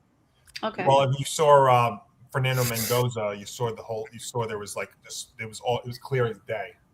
Yeah. Yeah. There's no sponsor or anything involved because he was at home. Yeah. But Johnny, you made a good point. You know who's a big asshole when it comes to spoiling the picks is Ari Mirov. Always. I just saw him searching something, and I don't even follow him. But unfortunately, you know how Twitter it pops up because he's a big name. It pops up when you least expect Twitter it to. nowadays, unfortunately. Elon Musk, get it together. Well, I won't give too much away, but if you follow me at Montalbano NY, there's a reason why a lot of my posts are scheduled in advance. So, jeez. Wait a minute, he's already ahead on a trade. Oh, okay. Then we better mute him then tonight. No offense. I like Ari a lot. Yeah, no. Mute him. Or wait, or we can break out a football forecast sound effect here. I'll pull it up here. Oh, the lock sound? No. Well, maybe because that might not be happening next year. Well, no, it's this. So many. Okay. I can go search for it. I have time because we are in a commercial. Oh, Tom. Dude, buy Verizon. Wait. So just play with Giants fans' emotions even more now. Tom, go ahead since we have the time. Okay. Are you looking for an edge on this weekend's slate? Put your pride on the line with unnecessary wagers. We're tracking the lines, finding the value, and making the picks that everyone else is too afraid to touch. Whether it's the spread, the over-under, or that long shot prop, do it with Nick DiMartino, Liam Barwick, Conor Rowland, and Nate Miller. Remember, play smart, but when it's time to go big, make it an unnecessary wager. And actually, the episode is coming back tomorrow, and it's going to be Fridays from 5 to 6 p.m. through the summer. Obviously, we can't do it in that spot because Forecast will be back in that spot for 6 p.m. It'll be on Saturdays, probably once the football season comes around. I'm not spoiling any picks, but there is a trade alert that came in. So, oh boy. No. All right, let's wait till we get to it. But oh my gosh, I just saw this shocked me too. Oh baby! But you know what, Johnny, this was one of the teams that was discussed moving up. You're right, Nick. It is. Oh, I can't wait. All right, I can't wait for the Giants to get picked, and then we will do this. You know what, Johnny? He's good for keeping the updates. Just don't spoil the picks from him. Well, no, actually, Nick Schefter just tweeted it out. Okay, so do you want me to read it so we can at least get an update to Let's wait for the Giants to pick, and then no, you know what? It's during a commercial. At this point, if Schefter's tweeted it out, then we got to go with it. So I got it. And it's on ESPN, so you'll see it too. So go for it. Okay. So we got a trade here. The Browns are trading the number 6 pick to the Chiefs. Oh my God! Wait. The Browns get number 9, number 74, and number 148. Okay. It's a 3-for-1 swap, but the Chiefs are now officially the number 6 pick. Which makes me wonder if they're going to. Which makes me wonder if the Giants are set on Sonny Styles and they're seeing Reese fall. Did they do this because they know they want Reese? Right. Well, do you think that? I think the Chiefs are going to. Well, you know what? This is pissing me off. He's 2 picks ahead. Oh, son of a bitch. I just Ari, I think has to get muted tonight. I mean, Schefter reported a trade. That's one thing. And I spoke to you guys. I put that out before. I'm not looking. I don't mind leaking out trade alerts. All right, I'm updating. The reason there are no banners right now is because I'm updating the banners right now. Yeah. So the Chiefs and it's on. It was just on ESPN's bottom line from Schefter, so that's fine. They just didn't update the ESPN graphic yet. Well, probably not. I saw the Giants are taking it 5. So they didn't update the 6 pick yet. No. Okay, so that. Oh wait, I get NFL. First trade 2026 draft just took place number 6 overall, but that's just a banner I just got from the NFL app on my phone. That's it. Yeah. So it's a 3. Like Nick said, it's a 3. Well, we're still at number 5. Yeah, it is a 3-for-1. So the Chiefs get 6. Browns have 9, 74, and 148. You know what, though? There was a report earlier the last couple of days that the Browns were willing to trade down, and that happened. And the Chiefs were a team that were rumored to move up. So that's why I'm not surprised by it. I mean, I'm just not shocking. My jaw dropped because I'm like, we were expecting both ends of this. All right, Goodell has got 3 people with him. Yeah, I see that. They're probably all Giants fans. Well, I think this is a special thing. I probably should. I think it's a charity. Charity. Oh, wait a minute. Military survivors, I think. Oh, military survivors, yeah. They're going to read the pick. The fifth overall pick of the 2026 NFL Draft, the New York Football Giants select. Oops. Reese, linebacker from the... Wait, did he pick Reese? It is Reese. Yep. Oh my God! It's a shocker! It's funny. So I need a sound effect for that one. Oh my God! It's funny. So one of my professors is a Giants fan, and I told him 2 scenarios that I would see. This player was not one of those scenarios. Nobody thought that Arvell Reese, in fairness, Grant, was dropping the 5. Yeah, really. I thought the most likely scenario for the Giants was either Caleb Downs at 5, and then Jordan Tyson at 10, or Caleb Downs still at 5, and then Sonny Styles at 10. I like Downs, and I would love it if they got 2 defensive players. The problem is I don't see Downs surviving to 10. And right now, like I said, you needed Reese or Styles because you need a linebacker after trading Lawrence. Well, you just got him. Oh yeah, they just gave us the answer. You just got him, and this was my reaction. What? By the way, over 400 people are watching in this room right now. Thank you all so much. Yes. Thank you, everybody. Chiefs are on the clock now. It is official. Oh God. This has to be what though? Is this Styles? Is this? Well, why do I have it? Could you imagine if they made this move and then all of a sudden the Giants sniped Reese away from them? Oh, kind of like to block other teams below them. Well, I guess at this point, if you're the Chiefs, you might have to settle on Styles. That's what I just said. I think it's going to be a Styles move. I think. Well, remember the Chiefs lost some defensive players so far. Wait a minute. So a report I was from going to say they lost some defensive help. A report from Adam Schefter just now. Despite drafting Avril Reese, the Giants do not intend to trade Kayvon Thibodeau. Well, that's been talked about a lot. That there have been a lot of reports that the Giants are not. No, but guys, that's not a surprise because there's been a lot of speculation, a lot of reports that have come out that said the Giants are not going to be trading Thibodeau. By the way, there is a ton of you guys' defense. There's a ton of reaction going around. First, let me. Chiefs. That was by the way, just to put it out here, that 5th pick for the Giants, that was the 10th top 10 pick since 2015 for us, which is the most in the NFL. That's scary. And we'll have an 11th one here in the with the 10th pick. By the way, Tom Pelissero surprised the Titans selecting Cornell Tate at number 4 overall, considering Tennessee signed Wan'Dale Robinson and got a restructured deal done with Calvin Ridley. Yeah, I agree with that. Why? Wait, Cam Ward, why is that? If we keeping a buck right now, we ass. Yes. Yes. Although, you know what? They'll be asked because now maybe it'll be 34-31 every game instead. And Cam Ward, by the way, although Cam Ward is recovering well from in week 18 last year. That's funny, actually. And there's Laura Rutledge with Arvell Reese right now. Ooh, all right. So we've already got some action here tonight. I love it. We have two offensive surprise back-to-back. In my opinion, back-to-back offensive surprises at 3 and 4, and then the Chiefs trading up to 6, which is surprising and it's not because, like we said, there have been reports that the Browns were going to trade out of 6 or looking to trade out of 6, and the Chiefs were trying to trade up. I think the Chiefs are going to take Styles. That's my gut. I think that's what's going to happen. They're going to need more help on that defense besides because, Chris Jones is getting older, so.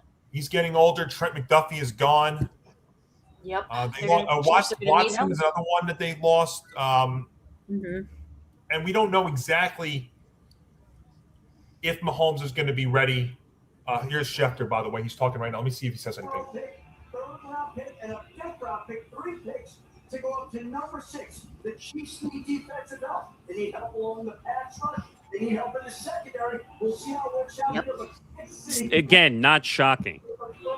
No. And I would imagine because trade to go higher. Well, the Commanders need defensive help, and they're up next at 7. The Saints, I think, are going to go for offense. Yeah, I think you're right. So it does make sense for the Chiefs to move up here. And bless you. Right. Thank you. all right, we'll find out. Pick is in, and Fidel is making his way out. Here we go. Oh boy.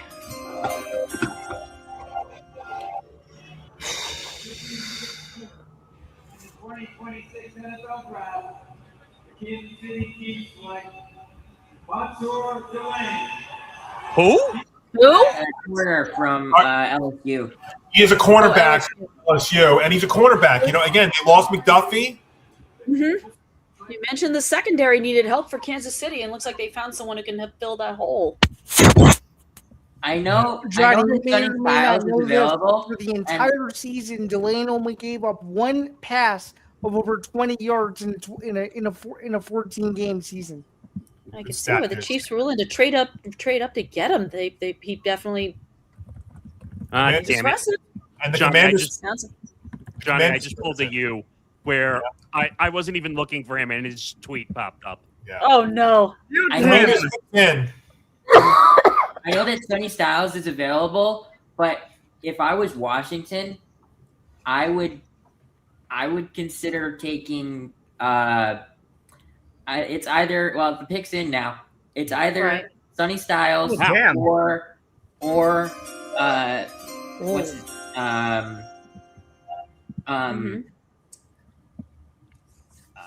Caleb Downs. That's Fair.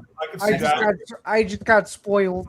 Yeah, me Oh, too. no. And I wasn't even trying to. I think honestly, I'm not even looking. I think the three guys to keep if you can are Schefter and Rappaport and Pelissero. Mm-hmm. Yeah, I think I follow those guys. Just keep your Twitters on one of those three.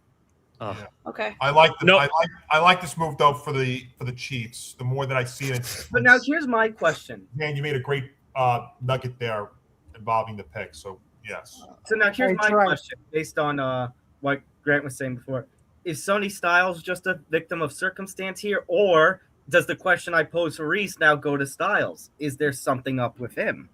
I think it's circumstance, Tom. I think it's circumstance. I I just just think hope, for his sake, I Sounds hope like it's it's just me. circumstance. Although, I mean, that's sad either way.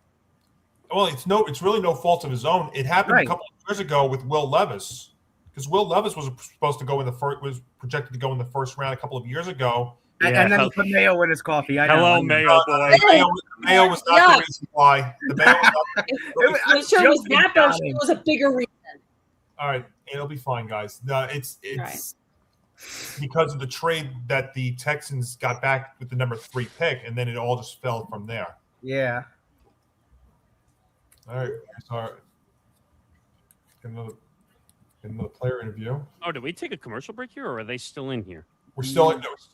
Laura's interviewing the Chiefs pick. Possible to tell if Sword, I'm doing stuff. on Sword Delane. Yeah. Mm-hmm. See, I've heard his name floating around, but not at the top 6. But it's a solid pickup, though, for the Chiefs. You know what? You needed cornerback help, and you know what? To move up 3 for that, it's a good move. They need offensive help in the worst way, though. I know they got Kenneth Walker. I know that was a big move for them, but they need a wide receiver in the worst way. Well, you can get a wide receiver in the later rounds and be fine with it. Do you think honestly, this draft is very heavy in wide receivers and defensive players. Do you think though you're going to see wide receiver leapfrog now because of Tate going this soon? Absolutely. Potentially, yeah. I'd have to say so. Because he was supposed to be top 10, not the 4th overall pick. Well, I think the reason that he was the 4th overall pick was because Jeremiah Love went 3rd. I believe that their initial pick was Jeremiah Love, but then when the Cardinals took him, they were like, "Oh, okay, we'll go Cardinal Tate." Adam Shine, I love you. I love Adam Shine.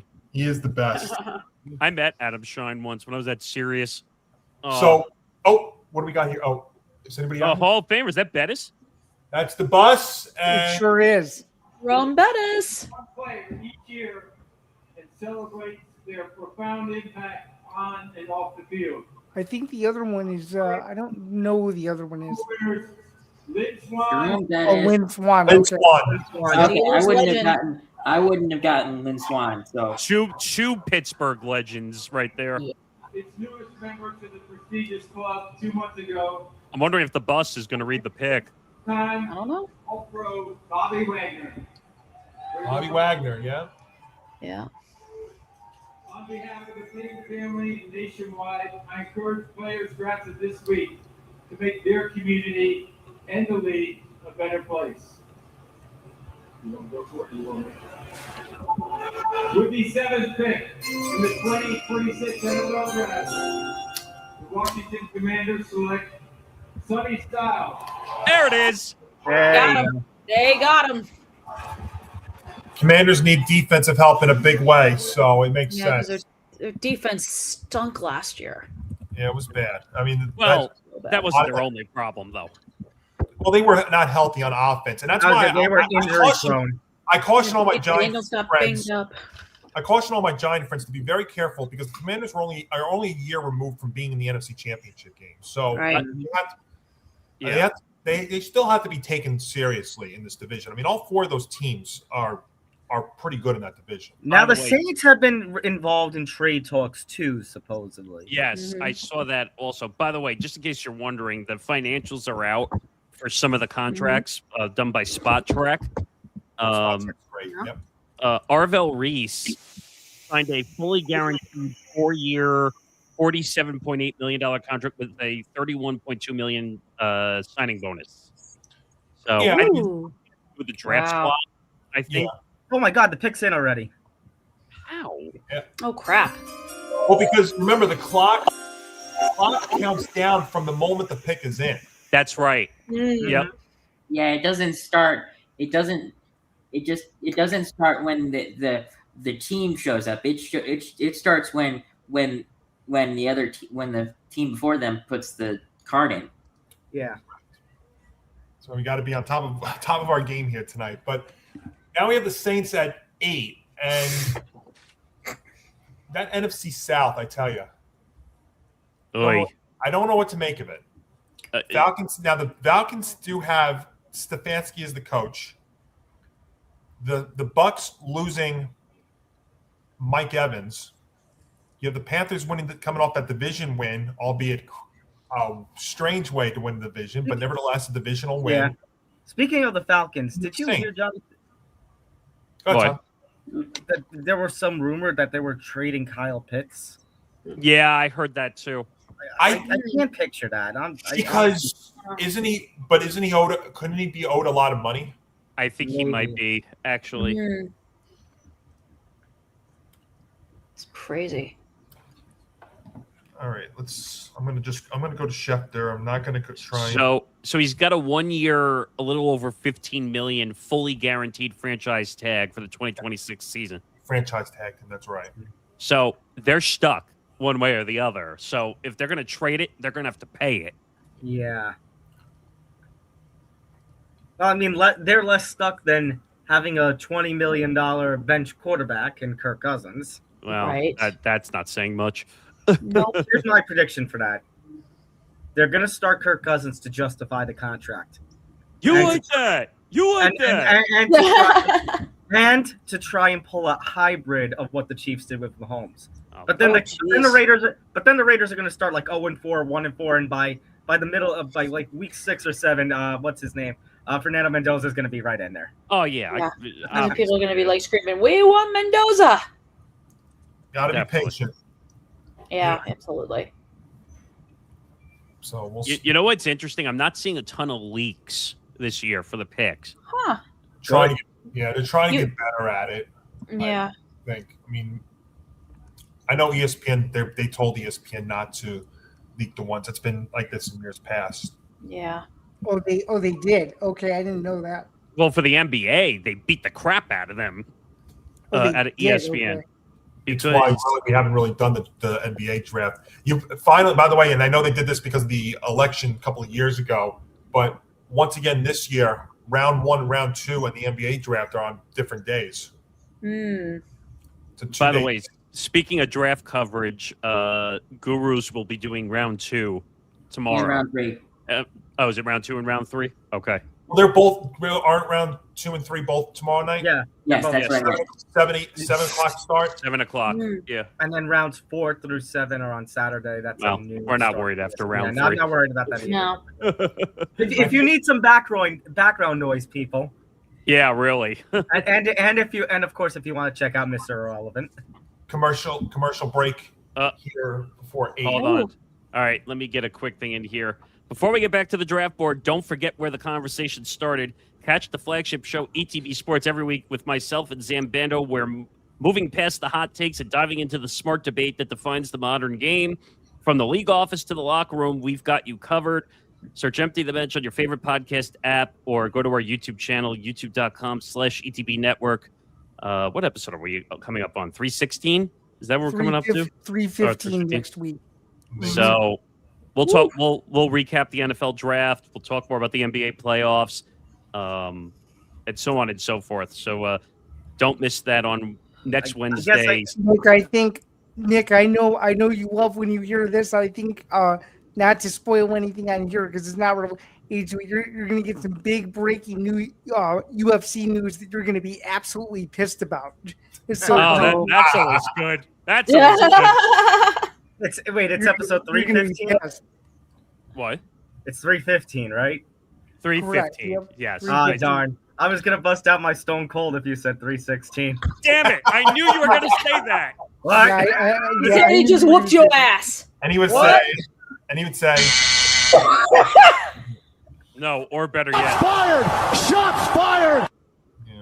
Said that too. But all right, I'll be back in a minute since we're in a commercial break here. All right. Okay. So there's 2 wide receivers that I'm paying close attention to because the Saints are talking about offense. Malachi Lemon and I was just gonna bring him up. Yeah. Malachi Lemon and Jordan Tyson, top 2 wide receivers in my opinion here, because the Giants, and that's the thing, Tom, and actually we should say that for when the Giants drafted 10 with the 10th pick, but I think Jordan Tyson at 5 would have been a reach, but now if he's available at 10, I think that's a solid pickup. If he does get down there. Now, but my question is, if Downs is available, do you want to take 2 defenders? I would. That's awesome. I can get a wide receiver down. I can get a wide receiver like a Malachi Fields or something correct like that. The wide receiver class is so deep this year. You could wait till day 2 to take one. Yes. I'm just concerned that Downs is either going to get selected here or by Cleveland. Fair. Caleb Downs, Jordan Tyson, Francis Magula, Spencer Fano, and Makai Lemon, the top 5 on Mel's Best Available. Sponsored by Marriott Monboy. You're gonna do that all night? Yeah. Go stay at the Marriott. Never stayed at. I have been in 2 hotels for a couple of nights over the past couple of years. That's been it.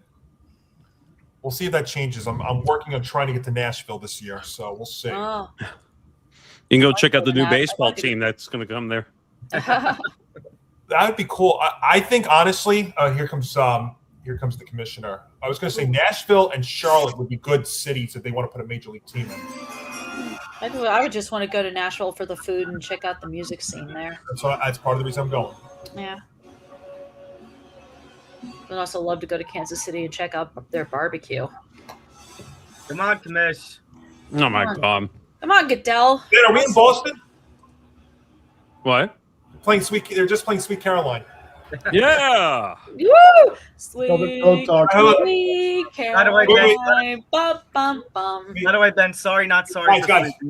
Oh, actually, hold up. I have to come right back for something. Okay, Saints guys, the Saints just made the pick and they just took Tyson. It's Tyson. Jordan Tyson. Okay. Yeah. Another city to go to. Again, not surprising. No, they need a wide receiver. It's and I think Carnell Tate was originally rumored to go there, and then when they moved up to 4, or when he went to 4, then I guess Tyson made more sense. Well, Tom, we spoke about it though too. I guess then maybe unless the Browns at 9 takedowns, back-to-back picks, do back-to-back defensive players. I mean, so far the Giants have gotten the best defensive player in the draft, so it's been a strong start so far. All right, pick is in for the Cleveland Browns. Oh my God! I didn't even get to update anything yet. Well, because the pick is in doesn't mean they haven't announced it yet. So, it's twofold. It's the 8-minute timer, but it's also they announced the pick, but they still have to. Yeah. Right now, But you know what though? I'm happy about this because it's moving faster. Yeah. I think I feel like 2 years ago we would be lucky if we were at number 3. I think I remember a couple of years ago this went until about 11:30 or so. Oh. If I were the Miami Dolphins, now it is contingent on the New York Giants, but I would consider taking Mekhi Lemon for Miami. Maybe, yeah. We'll And see. By the way, Jordan Tyson, very emotional. Oh yeah! Oh my God! Oh Wow! My God, I see it. I didn't see a lot of boards. I mean, you guys can correct me on this, but I didn't see a lot of boards him going as high as 8. I saw him possibly as high as 10. And by the way, thank you everybody. 483 people. Yeah. Yeah, about 500 people are in here. Jeez Louise. Wow. Hey, live streaming works. We thank you all. Yep. Yes. That's one of the reasons why we're going to do football forecasts next season live. So stay tuned for more announcements on that I'm about to put something in the football forecast Slack of what I feel about my Boston Red Sox. There's a lot. There's a lot going on tonight. I saw you watching the Bruins, amongst other things. That's how I feel. So if you want to ask me how I feel, that's how I feel. Oh my God! As I said before, Ben, sorry, not sorry for sweeping you. Yo! Oh my God! Listen, I just said don't talk about my baseball team. And there's Laura. I'll tell you what, though. I get it. We're fucking ass. I like. Yeah, I say, do you have to rub it in? Kristie, this team every year makes me sick. This is why I haven't watched as many Red Sox games Even as I though people used to. think I don't suffer, they make me freaking suffer because I have an ownership that is terrible and cares about the Pittsburgh Penguins, who's going to about to get their swept ass, and Liverpool, who they don't give a fuck about either. Broadway ownership blows. Get them the fuck out. Exactly. It's like, is there anybody out there with insanely deep pockets who can buy the Red Sox and just the Red Sox? No. No, there isn't. Because everybody has to have multiple interests and have to have multiple teams to own. I don't like it either. Not a fan. Oh yeah, it didn't make any sense too that Roman Anthony had a hurt back because he was out partying at a Boston bar on Monday night. Yeah, that was Jesus. Oh, probably drinking out with some smoke shows for all I know. Oh. Didn't almost want to ask I mean, much he's for a good-looking guy after all. down while doing that. On the baseball field outside of playing in bars. Knicks are down by 8 after 3 to the Saints. To the Hawks. Okay, now you got my Wait, cord. does that mean they're going to win? win it in how many games is it now? Let me 7? take a look. 7. Does that mean they're going to win it in 7? They're going to. Now I'm upset. The Knicks won after game 1. Play like they could be a finals team, and then after game 2, they play like just another average team. Oh my God! Yeah, let's see. Cleveland and Toronto tied 47-47 in the second quarter. Yep, Hawks are up on the Knicks. I'm more annoyed at the fact that it seems like most of these NFL games have been. I mean, these NBA games have been on freaking Prime Video. It's true. That actually teaser that may or may not be my Zanzinger this week for the newest edition of Band was breakdown.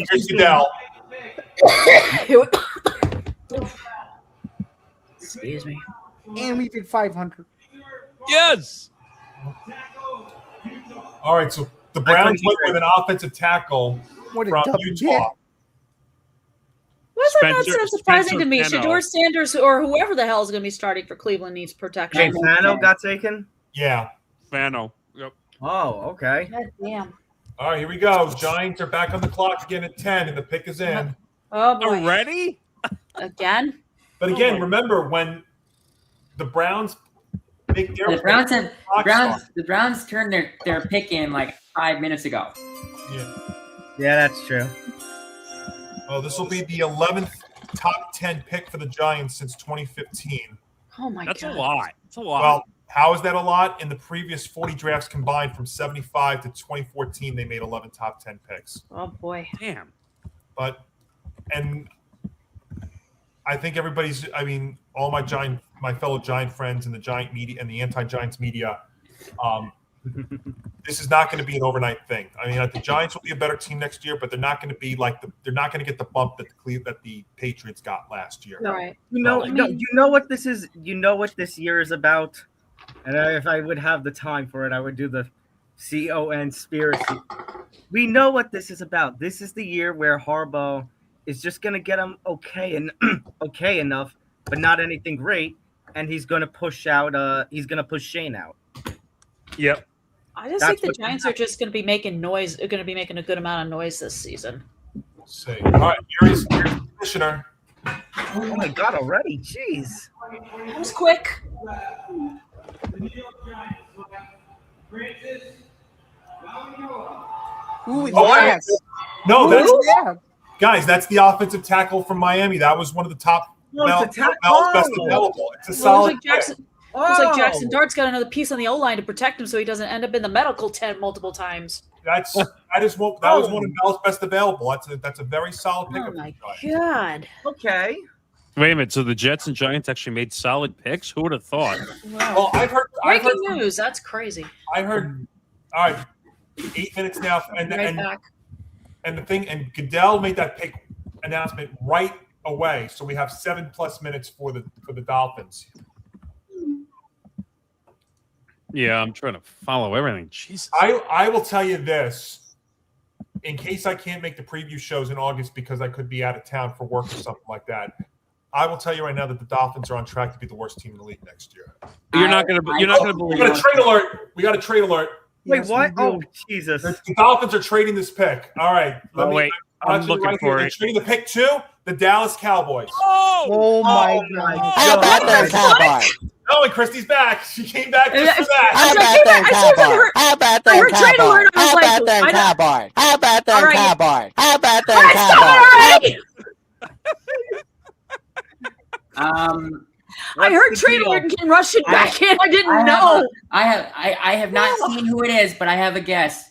Well, I'll tell you what. I'm looking at the Don't bottom. say what it is. I will tell you this. I'm looking at ESPN right now, and it does not look like they swapped 11 and 12 because Dallas is also at 12. Wait a minute. Let's see here. I have Schefter. No, Dolphins trade back to 12. Oh, it is back for 12? Okay. Yeah, they swapped spots. Is that all? There's got to be more. 12, 177, and 180. Ooh, wait. Schefter says Cowboys traded up to number 11. Hold on. Let's get Rappaport. I don't want that guy. Oh, come on. Hurry Okay, up, so Twitter. from Ian Rappaport, it's number 11 for picks 12, 177, and 180. Oh my God. So they all just swapped one pick. The Cowboys must be desperate for something. They have to be.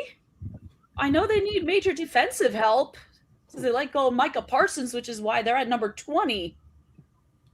Unless the Cowboys are drafting downs. They could be. I mean, they've done it before in the past. Oh, man. Wow. I didn't expect I got the Rappaport one. I mean, way to make an entrance. How about them Cowboys? I'm already getting sick of hearing that. So am I. I'm getting sick of certain ESPN shows that are so pro-Cowboy. It's embarrassing. That one I agree with. Totally. And anti-Giant, too. It's like, I stopped watching the news because of their biasy, And I love Get Up. Listen, I will continue to watch them because I was just going to say that. Yep. But the bias, and they pretty much they've admitted that out loud. I think Harry Douglas was on once talking about that too. Heck, Nagandi.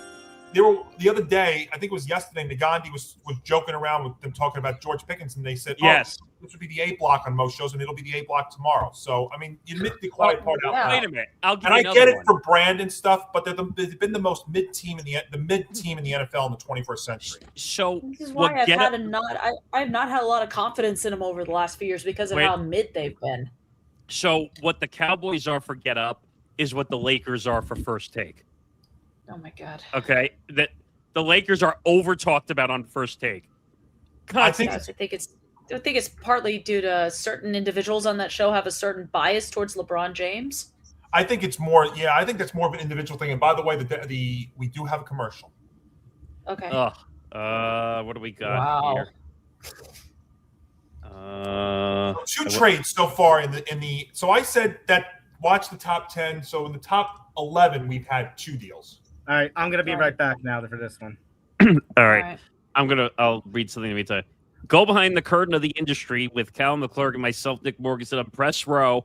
We're not just talking about the game. We're talking about how the game is covered, from emergency editions on media shakeups to the ethics of modern reporting. Gee, isn't that ironic? Get the inside look at the insiders. This is the business of sports media. This is Press Row. Check us out every Wednesday, 2 p.m. Eastern, 11 a.m. Pacific. We had a good guest this week. We had Alan Shipnuck, who covers the golf for 30-plus years. He's written a ton of golf books.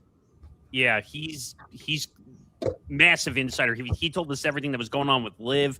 I learned more about Saudi Arabia and international dealings than I've ever known in my life. And now understanding why they're reportedly pulling the funding from LIV. So let's put it this way. LIV and also Tom Brady's Fanatics game are screwed. Put it that way. Wow. So Kristie, where do you think the Cowboys go here at 11? It's all a mystery. Ooh.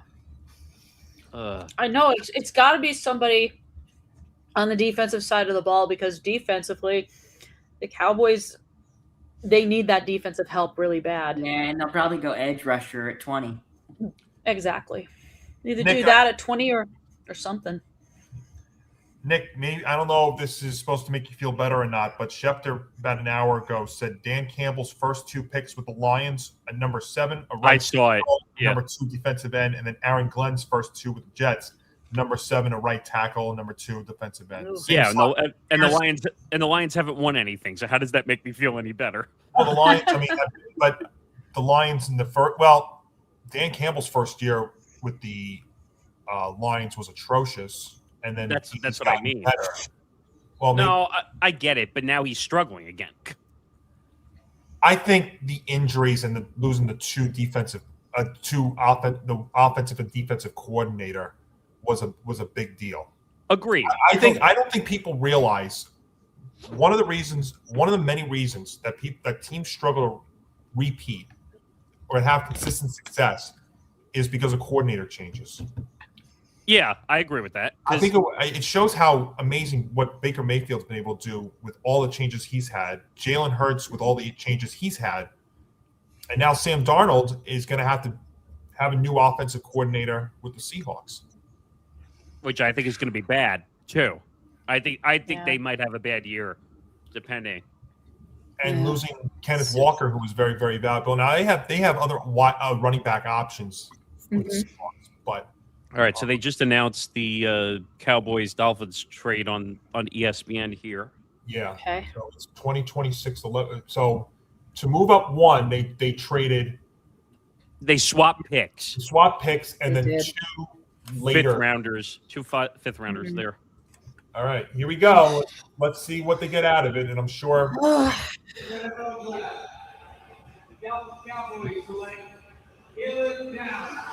There you go. What? Caleb Downs. Yep. That's a great pick for Dallas. Great pickup. Good pick. Not only is it a good pick, he lasted longer than I thought he would. Yeah, I agree too. Okay. And Greenberg is saying that the Cowboys now are Super Bowl contenders again.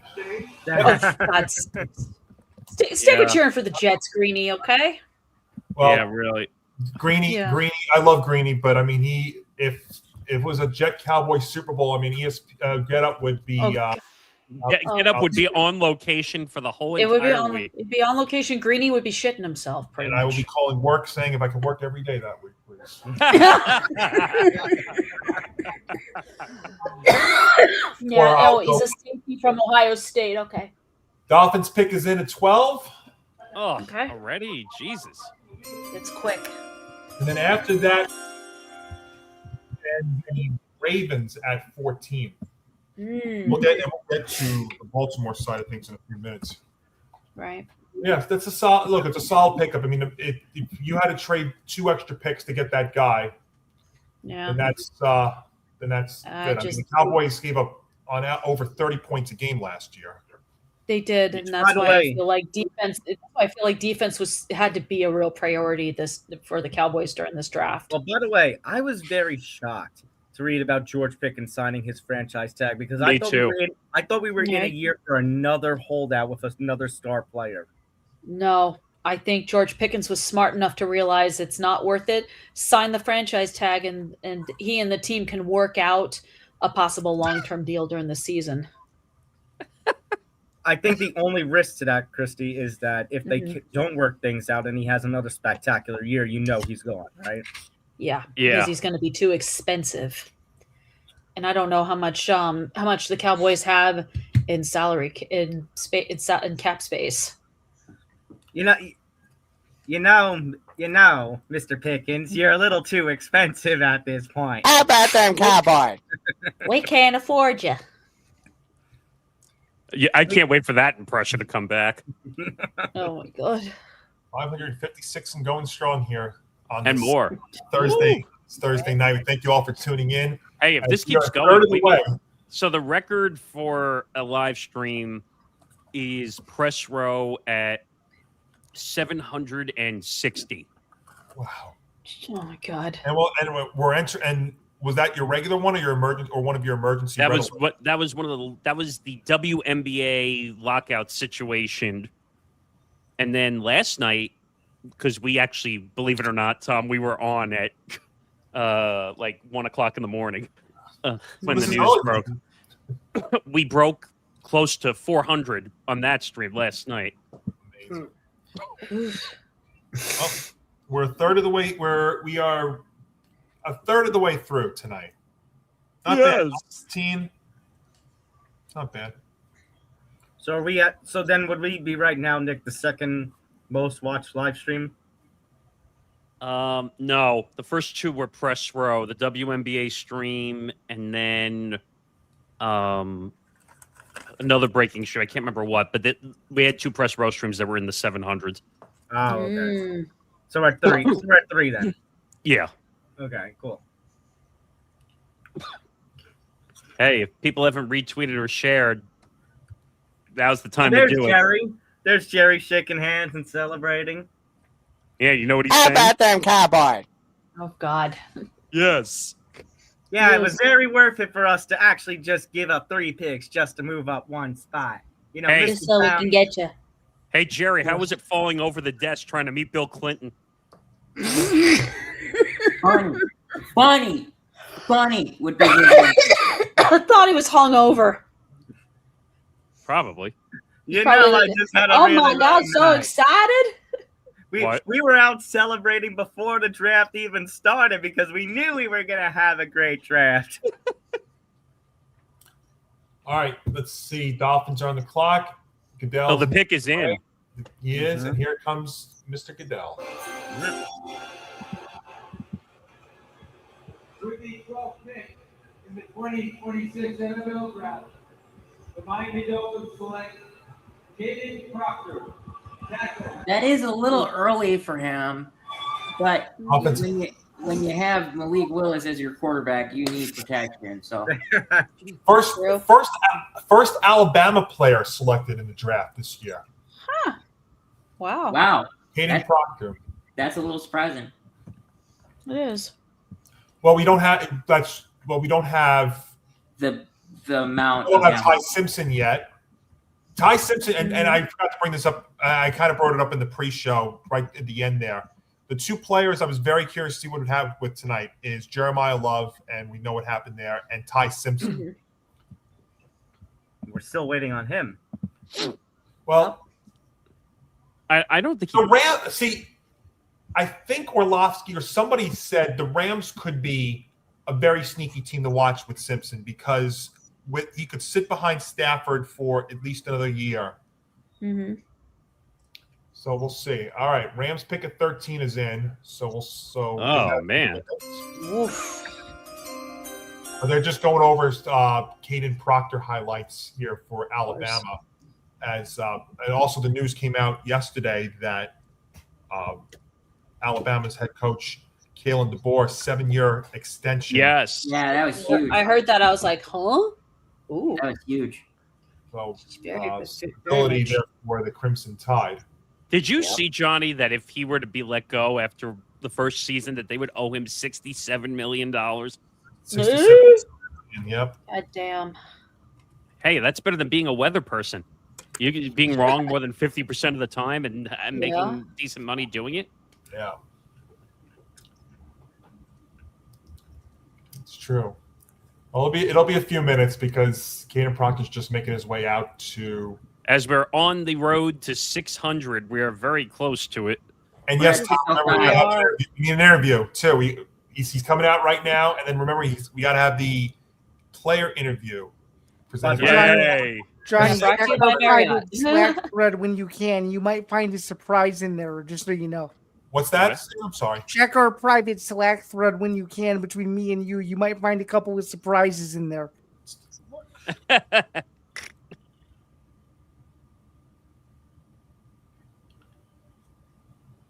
Look at that. Yes. All 4 Buckeyes are covered so far. That's great, Zan. Awesome. Oh man. Yes, dude. Oh, awesome, Zan. That's awesome stuff there. Thank you. I appreciate that. Yes, I will post those for sure. All right, here is the player interview sponsored by Marriott Bonvoy for Yeah, you want to know what the NFL here's is Laura. saying? You want to know what the NFL is saying? Funny. Ching. I mean, more of it. Little preview of what you're hearing starting in September. And also. Oh, that's the long one. Oh, yeah, that's true. Where's the that's when we're short getting one? off topic. I think the short one disappeared, maybe. All right, we'll fit a new one in by September. Well, no, I had to put a new sound that I'm having fun with right now. Okay, then yes, we can drop. Shit, most goddamn fucking fucking You're welcome. Nick, I can understand. Yeah. Nick, I can understand why you're not a big fan of him. Oh, wait, I think I did it wrong. Nick's going to demonstrate it. No. Here we go. Callan, if you're watching, this is fair.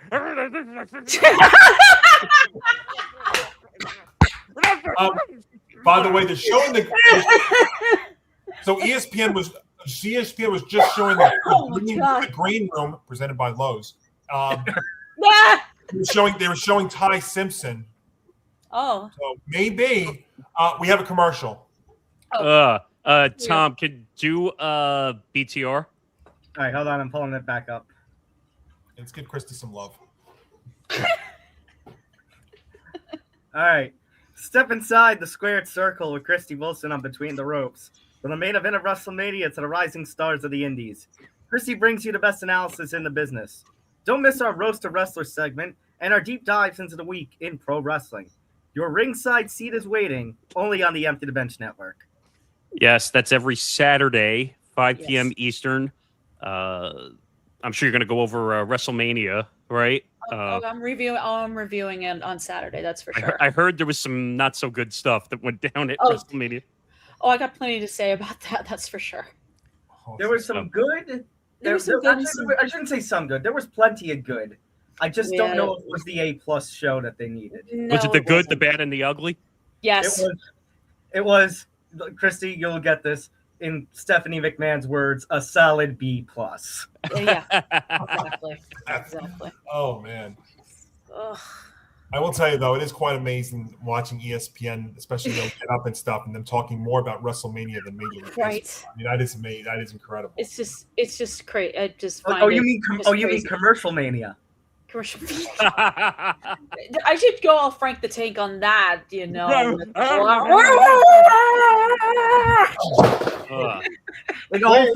what though? Glasses on. You don't watch this network too long. I'm seeing. Damn it, I don't have my glasses. Frank the Tank. You got to take the glasses and start chewing on the glasses, Yeah. and then you go like. No, I'm he not chewing breaks. No, by I the will way, not chew on these. I'll chew on these though. He breaks like 3 glasses a game. Like it's. I'm not busting this. Here's the This is thing too with pretty to bust up. Chrissy, here's the thing with ESPN. Yeah. You are just taking the pain that I'm already familiar with, thanks to my days. Their days in the UFC. All right. No, you guys haven't been spoiled yet with this pick, right? No. I'm not even. We've been talking about wrestling. I'm not even aware of what's going on right now. No, I'm going to ask. I'm very curious. Is there what are the odds? What are 600. The odds? Awesome. We did it. Thank you, everybody. Thank you. 2.5 hours in so far tonight, including our pre-show. What are the odds that you would give for the Rams to take Ty Simpson? I would say like 30-70, maybe. I think there's a chance here because I don't think Ty Simpson is a starter in year one, and I think it's actually a very interesting move here for the Rams for him to sit behind Stafford, and learn and shoot the puck. Shit. Poor Ben. The Brewers are killing him right now. Ben is turning into Frank the Tank before I'm very long. Oh, no. At least they're in the playoffs. I wouldn't be surprised. Don't eat your shirt and don't break anything, Ben, please. Yeah, don't.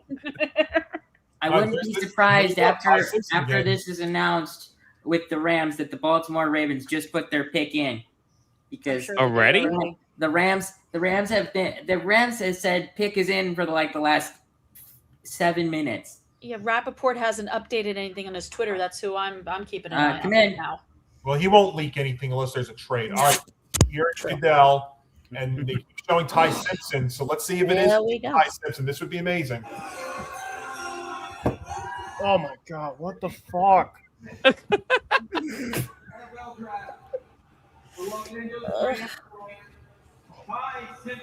There it is. They got him. They got him.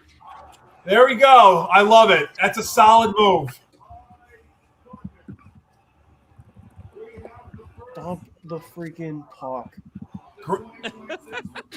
All right. In the words of Mike Greenberg, we have the first true stunner of the 2026 NFL draft. Oh. Yes. But I got to tell you, it kind of makes sense in my book because I don't think he'd start. If he's starting on a bad team. Right. I think it's great to learn behind Matt Stafford. I think this is actually a very, very solid pickup here for the. But I am wondering, Johnny. Does that mean that is the sign that the Stafford era is coming to a quick end? You got 1 or 2 more years of Stafford. At least that, and Ty Simpson can learn behind Stafford for those 1 to 2 years. So maybe because said, perfect situation to watch and learn. Yeah, well, depending if on the 1 or 2 years, that means this is either going to be a Patrick Mahomes situation with Alex Smith or an Aaron Rodgers situation with Brett Favre. Either way. Or very simultaneously in a full circle moment, a Jordan Love situation with Aaron Rodgers.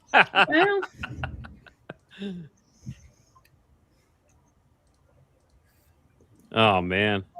Wow. They were showing him a lot. Rams called Matt Stafford today to inform him that they plan to select Ty Simpson. So this was that's a alert. The Rams called Stafford today to inform him that they plan to select Ty Simpson. Right. They did? Wow. Yeah, Schefter alert just said that. Put that out. Yeah, it's kind of a smart move on the Rams' part to let him know, hey, we're drafting a guy who we think can learn from you if he sits behind you Holy for crap! a Look at year or those two. numbers. We don't want another Kirk Cousins situation. Oh God, no. You like that? But honestly, with Ty Simpson, I don't think there's a better quarterback for him to learn from. I don't think there's a better quarterback for him to learn from, really. And Sean McVay, head coach too. Oh, that's gonna help. I mean, he's gonna benefit viewership greatly. numbers I are think. climbing very notably. Thank you, everybody. Thank you. I said our viewership numbers are climbing pretty notably over the last. Come on, let's go. Break that number. So the Ravens get us to 1,000. Ravens at 14, and Dick is what in. an offseason they've had so far. And then the Bucks, yes. Grant called it. Oh man. The next two teams have had very, very busy off seasons, or I wouldn't say busy, but I'd say interesting off seasons. Yeah. Because there's Laura Rutledge interviewing Simpson. It's by Marriott. Said by Marriott Boswell. Yeah. This is the fourth Alabama quarterback selected in the first round of 2020, which is the most of any school. Wow. And Ben's put on the rally jersey. If you look at the Baltimore Bruins. So the Baltimore Ravens at 14. Now the Ravens have had quite the offseason, thinking that they were going to get Max Crosby and then that trade getting backed out, and then they got Hendrickson and gave him a lot of money. So what do the Ravens do here at 14? Mekhi Lemon, the best available according to Mel Kiper. The Ravens also who gave the 5th-year option to Zay Flowers. Yes. So I'm just trying to see here who we have. Looks like some linemen are amongst Mel's best available. Mel's best available. You keep mentioning, and all I hear is Todd. Well,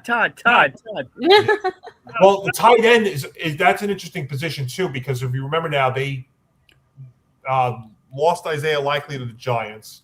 Mm-hmm. So let's see here. I can't win a friggin' face-off. Let's see what they do here.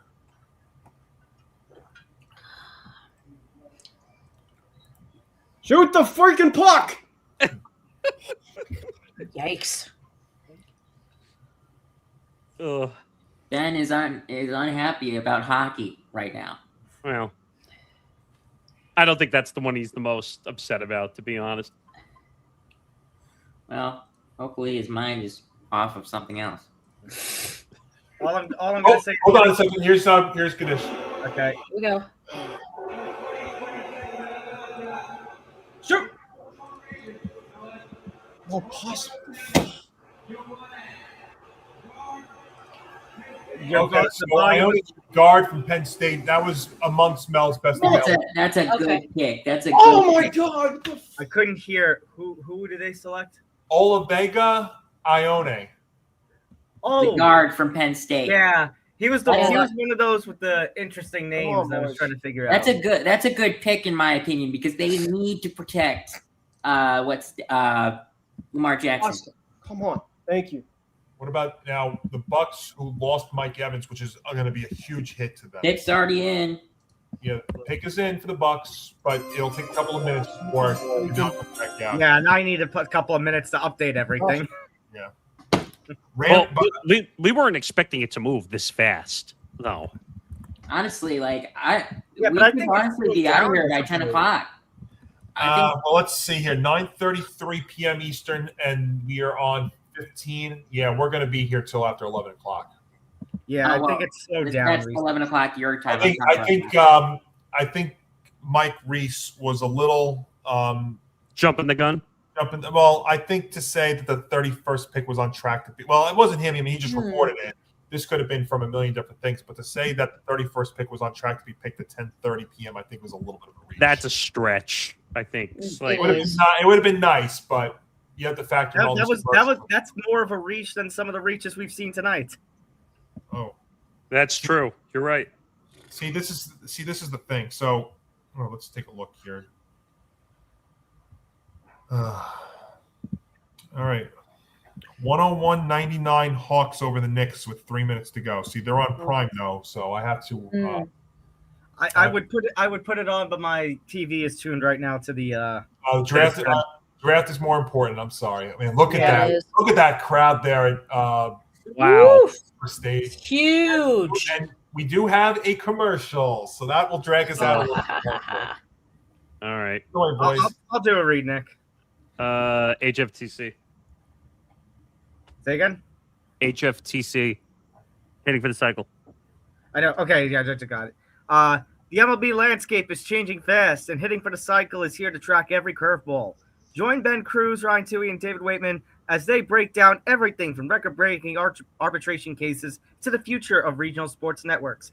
If you live for the diamond, you can't miss this. Subscribe to the ETB network on YouTube and never miss a live edition of Hitting for the Cycle. And I would like to add on to that and say tomorrow's edition of Hitting for the Cycle is probably going to be one to watch because of the man in the upper center portion of the screen here.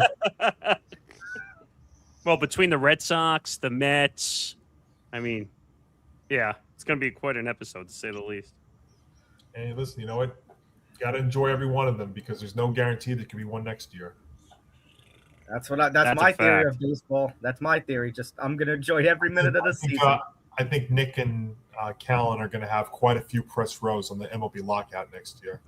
Oh, I was looking at the calendar already. I have to see if is there already a stream plan for December 1st, midnight Eastern? Yeah, pretty much. Let's see what the date. If it is. Wait, December 1st is a Tuesday. It's the day before our show. It would be a Monday going into a Tuesday then, right? Oh my God, that's crazy. Yeah. What? December 1st is Monday night and Tuesday. So, good Lord. Fall's going to be something this year. I'll say that. Hey, we already had David Sampson on this year. And that, by the way, if I recommend one interview for everybody to go back and listen to on Press Row, that's the one. He nailed it. A bunch of them, but that's right. It's right up there. I like David Sampson, even though people think he's a giant POS sometimes, but I think he's smart. Did we eclipse 700? I think my screen says we eclipsed 700. Mine says 691. 691. We're getting there, though. We thank everybody for tuning in. Mine says 714. Does it? Oh, good. What? Oh my God. I think we've eclipsed 700. Yeah. Woo! Unless mine's slightly behind. Mine probably is too. Some of us have been in here to clarify, but I don't want to. Yeah, I was going to say some of us have also been in here since the very beginning, whether on camera or behind the scenes. Mm-hmm. All right. That's interesting. That yours is 714. Mine says 693. Okay. All right, welcome back. Mine went up to 693. We're back. There we go. And there's another sponsor. It must be the Goodyear Blimp. Yes. Oh, wait, did we just... What? Okay. They just showed the Goodyear Blimp, and then they just went back. And now we have Courtyard by Marriott. All right. Now we have another... All right, now we're back. Mel's Best of the Bowl. We've got two Oregon players, a Georgia player, a Miami... obviously, Ruben Bain, the edge from Miami, and Mekhi Lemon, the wide receiver from USC. I hope, what's the next spot? I hope Mekhi Lemon goes to the Rams. That's what I hope. Well, the Rams just took, so you think he may later on? Yeah, probably. Hold on. I don't think the Rams have another. No, they gave up their 29th pick to the Chiefs already. Yeah, they did. Okay. Yeah. But if they didn't, that would have been a good guess, Zan. Yeah. Well, could the Bucs use Mekhi Lemon here to replace Evans? That's not a bad idea, but I don't think it's going to happen. I kind of hope the Jets, if he falls to the Jets and the Jets take him. They're on deck. Here's Goodell at 15 with the Bucs. With the 15th pick in the 2026 NFL Draft, the Tampa Bay Buccaneers select Ruben Bain Jr. Oh, Ruben Bain! Woo! That's a good kick. Wait, was he the one that had the accident? That was Yeah, Yes. I can't believe he made it top 15. That's crazy. Well, he doesn't have to go far. That's From true. Miami to... Come on, Mackay. Come on, He just Jet. has to All go right, the here we interstate go. from Miami to Tampa. Nick, Come they on. should take him. They should take Mackay Lemon. They should. Well, All right, here we go. Jets back on the clock at 16, Nick. Come let's hope on. let's just hope Nick's team gets their guy here. We need a Whoa, the line. Knicks just took the lead. Oh my goodness. Now it's my turn, Ben. Let's go. Bro, we're about to be 0-2, Dude. my team. Shut up. Oh, I don't want to hear it. this has not been a good day for Boston teams since the Red Sox lost to the Yankees 4-2. That's all right. The Celtics are great. The Bruins are in the playoffs, and the Patriots just came off a 13-win season.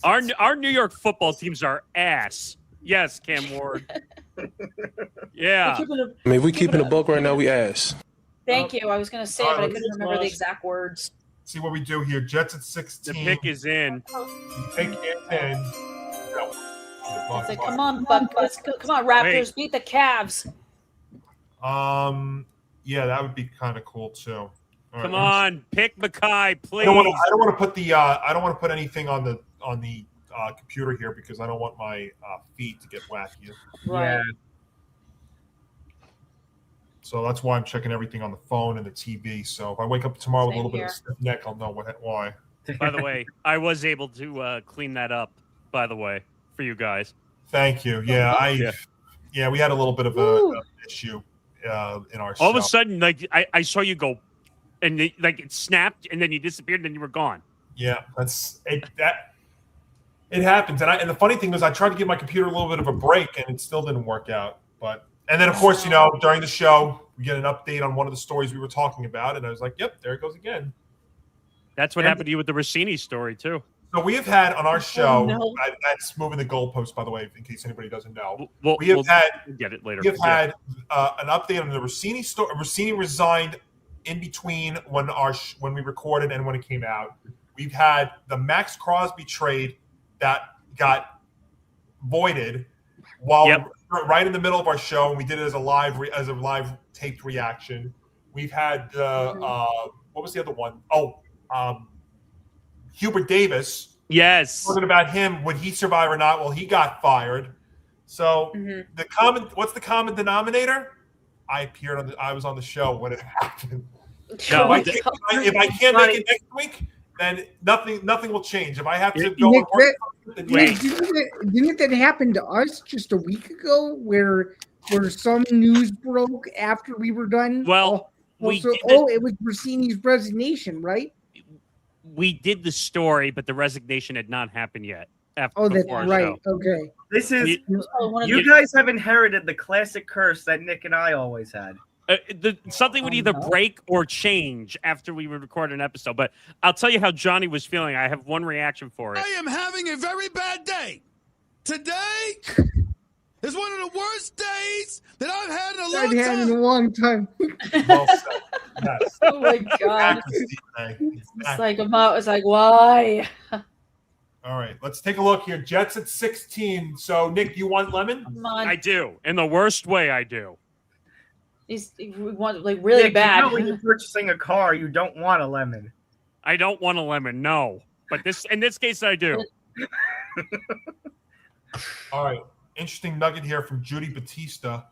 Giants GM Joe Shane says they had Arvell Reese as their top-rated non-quarterback, and Magula was in their top 5. So they got both their guys. Mm-hmm. I'm telling you, they probably doubted that Arvell Reese was going to be available at 5, and I think everyone doubted.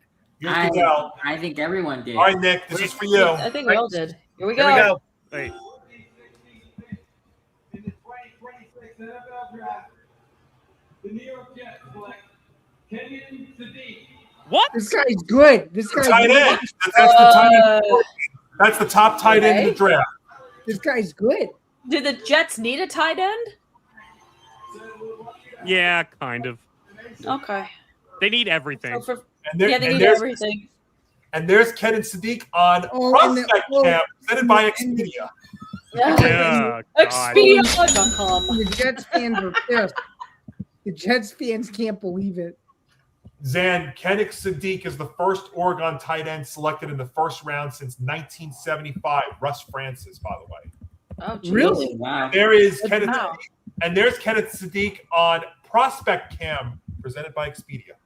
Here's a huge contingent. What's the next thing that's going to come up? Is this segment is brought to you by Home Depot. Kristie, the possibilities are endless. They are. Lions pick is in. All right, the Lions pick at 17, and the Lions are a team that right now is stuck in a division that all four of those teams are very good. Eden, yes. I mean, even the Minnesota Vikings with some of the worst quarterback play, maybe the worst quarterback play in the league last year. I do think Kyler Murray will make them a little bit better. Not much better, but a little bit. I was going to say Vikings only hope he can make them better. Brand, I will tell you though, Kyler Murray is going to be playing with a huge chip on his shoulder and a lot of, he's going to be, remember he's only 29 years old, and if he goes out there and balls out and has a career year, somebody will give him a 5-year contract. Absolutely. And if JJ McCarthy loses a quarterback battle to Kyler Murray, that's pretty much the end of McCarthy's starting career. Mm-hmm. Yeah. He should be done already. He should be. The Vikings made the decision to hold on to him. That is a fascinating division. It is. The NFC North and the NFC West are the toughest divisions in football and the most exciting, honestly. And I'll tell you though, even the NFC East, though, I mean, I know the Eagles are very talented. They have the best GM, but there's always dysfunction with that team. It sounds like AJ Brown is going to get dealt. I mean, the Cowboys. Look at those numbers jumping up now. Whoa. Yeah. 716? That's why I can say it is going to take a very significant injury by one of these teams to alter everything out.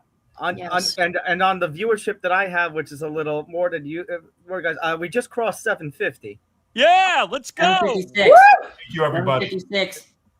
When we hit 761, that's a break. Oh, shout out to my dad. Shout out to my dad. Yeah. Thank you for joining us. We might be nearing a break. We might be out of break.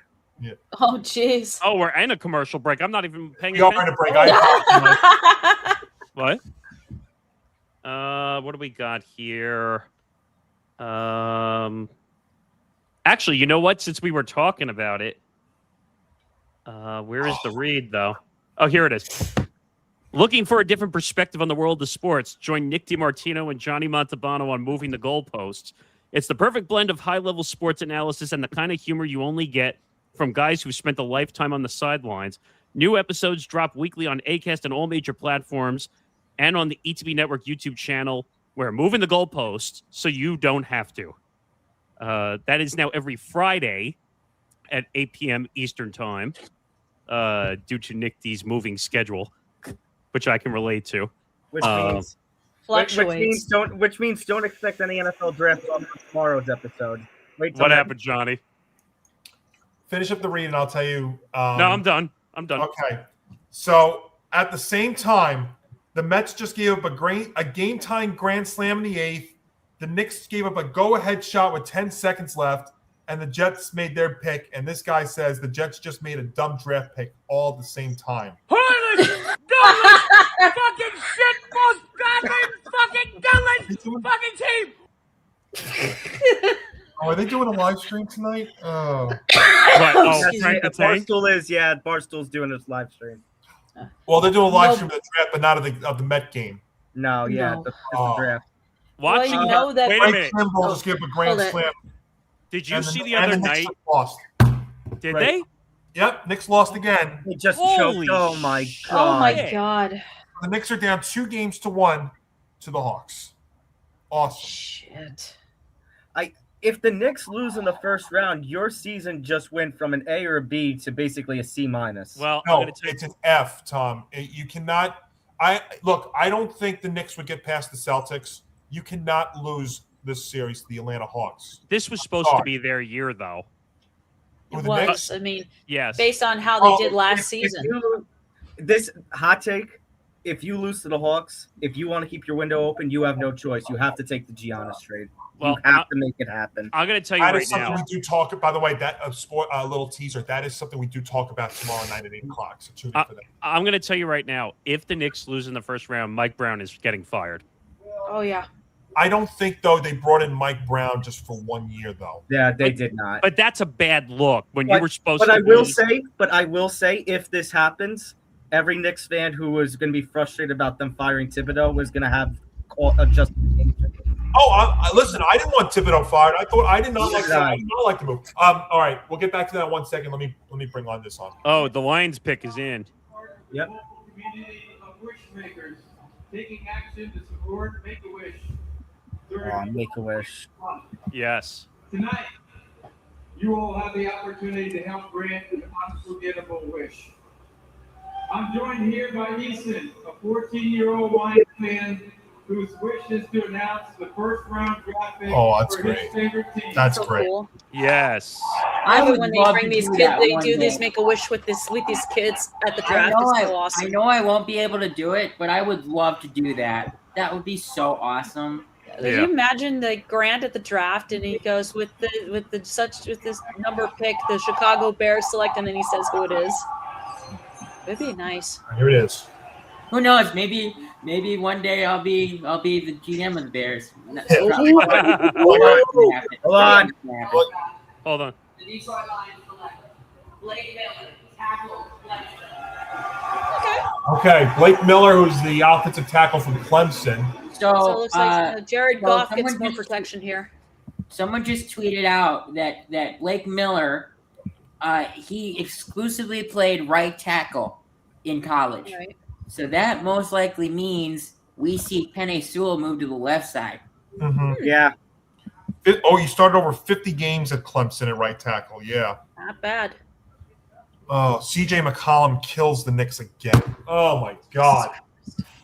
He's the one who hit the clutch shot last time, right? Yeah. And by the way, yeah, you cannot lose that game up 12 with 9 minutes to go. No. Holy crap numbers. God damn. Thank you, everybody. You're making Oh, me so feel oh my God, we just broke the record. Oh my God. 790. Mine says 790. Oh my Yep. God. We're over 800. We've done it. We're Yes. at 818. We're at 818. We've done Nice. it, man. We've done it, people. All right, and Nuggets and Timberwolves, it just started. So absolutely sick. yeah, I know. Let me look at the I gotta Terrible. look at some- Oh, I'm by looking way, at the score. I already think Vikings it's pick is terrible. in. Oh, Here we go. is it? Yep. I'm sorry. I'll thank God the draft's tonight. It's a good distraction. Yes, it is an absolute distraction for sure. Yes. I mean, they've got to win tomorrow. They've got to win Game 4 now. The Knicks have got to win Game 4. Oh no, Mm-hmm. it's not. It they have to. They have no choice. Absolutely. I'm just looking at some of Mikal Bridges. Oh my God, and that's something that Nick D and I talk. Mikal Bridges, 20 minutes played. Oh, sorry. The Vikings take Caleb Banks, who's a defensive tackle from Florida, with the 18th pick. That was quick. That was quick. They don't want me to get off this rant about Mikal Bridges. Hey, Mikal they're trying to Bridges, save you. 20 minutes, no points. No points, 0 of 3 shooting, and a minus 26. That's wrong. Remember when we were so concerned that Cat was going to be the problem? Cat's actually not been terrible either. Carl He Anthony hasn't been. Towns, by the way, actually didn't. No, Carl Anthony Towns was not the issue tonight. I mean, I'm just looking at numbers here. 7 of 12. He 21 points plus 22, 22 points, 17 rebounds, and a plus 22. What about Jalen Brunson?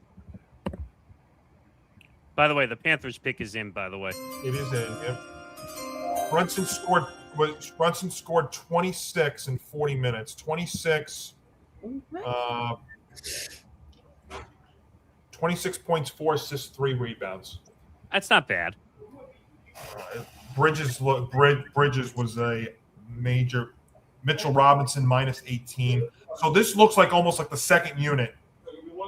You know what's funny? I remember, I don't know, Tom, if you remember when that trade was made originally, when the Nets were traded him to the Knicks. Yeah.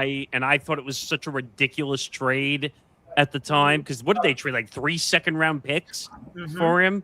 And I'm like, that's going to be bad. But he forced his way out. The new head coach for the Bucks, Jenkins. You think that means that Giannis is more likely to stay? Yes. Oh, wait, staying or going? Stay. No, I think he wants out. Yeah. And I think he's a Giannis guy. And Johnny, honestly, I think if the Knicks lose to the Hawks, the Bucks just got leverage, and the Knicks might have to eat some shit in a trade. They might have to. See, the Knicks had the draft capital, but I think now you're talking about players as well, and that's the problem the Knicks are going to run into. But maybe it's showing you though that they need to move some of these other guys as well. All right, Panthers at 19. By the way, I was able, when I had my work trip in Charlotte a couple of weeks ago, I had an extra day, so I went and walked past the Bank of America Stadium. Oh, that's cool. So that's the closest. Yeah, so that is the closest I've been to a football stadium, an NFL stadium in my career. It's pretty cool. Charlotte's a cool city, by the way. If you've never been there, I heard it is. It's about where I am in Myrtle Beach. It's about Myrtle's Inlet, right outside of Myrtle Beach. 3.5 hour ride. Actually spent a day at Sullenberger Aviation Museum, which was awesome. So it turned into oh my God! What? Oh no! That's what it was. That's why I hit the wee woo sound effect. Oh, that means trade alert! Here it is. Yep. Oh God! What is it? Oh, Eagles trading with Dallas. Eagles received the 20th pick. Dallas receives 23, 114, and 137. Hold on, I'm getting Twitter up. Not the first time these two have done business. Hold on. I got it. Let Nick read it to me, please. I got Eagles. Okay. Eagles receive 20. Dallas receives 23 and 114. Okay, and hold one. on. Cowboys trade number 20 to Eagles in exchange for what? 23, 114, and 137. Perfect. Thank you. Yes. Yeah, don't remind me about the last time these two traded in the draft. Yeah. Freaking robbing us of what's his name, Devonta Smith. Devontae Smith. Oh, yep. Devontae Smith. I think we ended up drafting Micah Parsons the last time these two teams did business. God.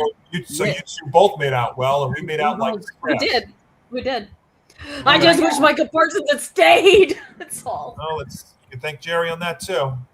Yeah, I blame him for everything, pretty much. Well, that you absolutely do blame him for. How about them Cowboys?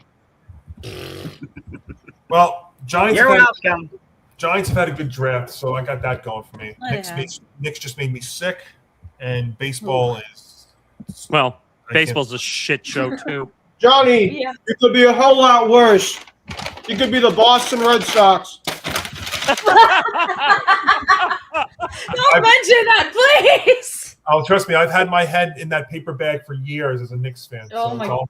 Jeez. That's what I have to keep it in perspective also, that, we had the... Well, we'll talk about that another time. Let's get to the Carolina Panthers at 19. There we go.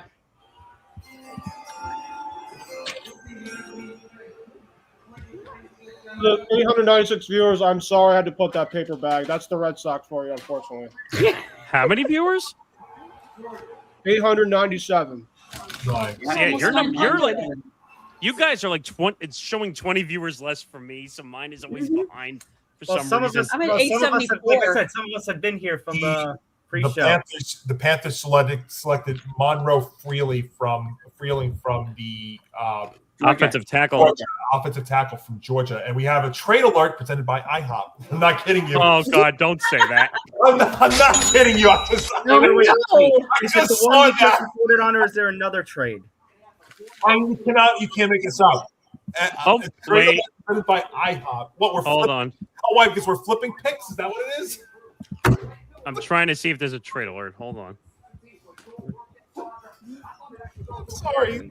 Why you're flipping 20 and 21? Is that why it's freaking IHOP? I don't see one.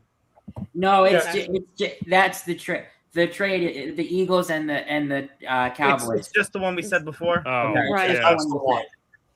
God, there's too much trade alerts going on now. Too many. I think remember, we're entering the final third of the night, and we do see a lot. We usually do see a lot of movement. Now, in the past, it would be like, so remember, the Giants traded back into the first round last year, and that was also so they could get, not only could they get Jackson Dart, but also to get that fifth-year option with Dart, too, that comes along with it. All right, Eagles pick us in at 20. Okay.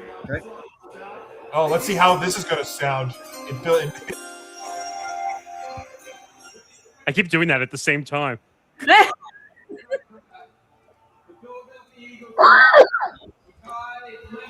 There it is. There it is. Oh my God. Yep, that, my friends, is the Howie Roseman special. He does it again. Pulls a rabbit out of his hat. Did I miss someone? Of course they did.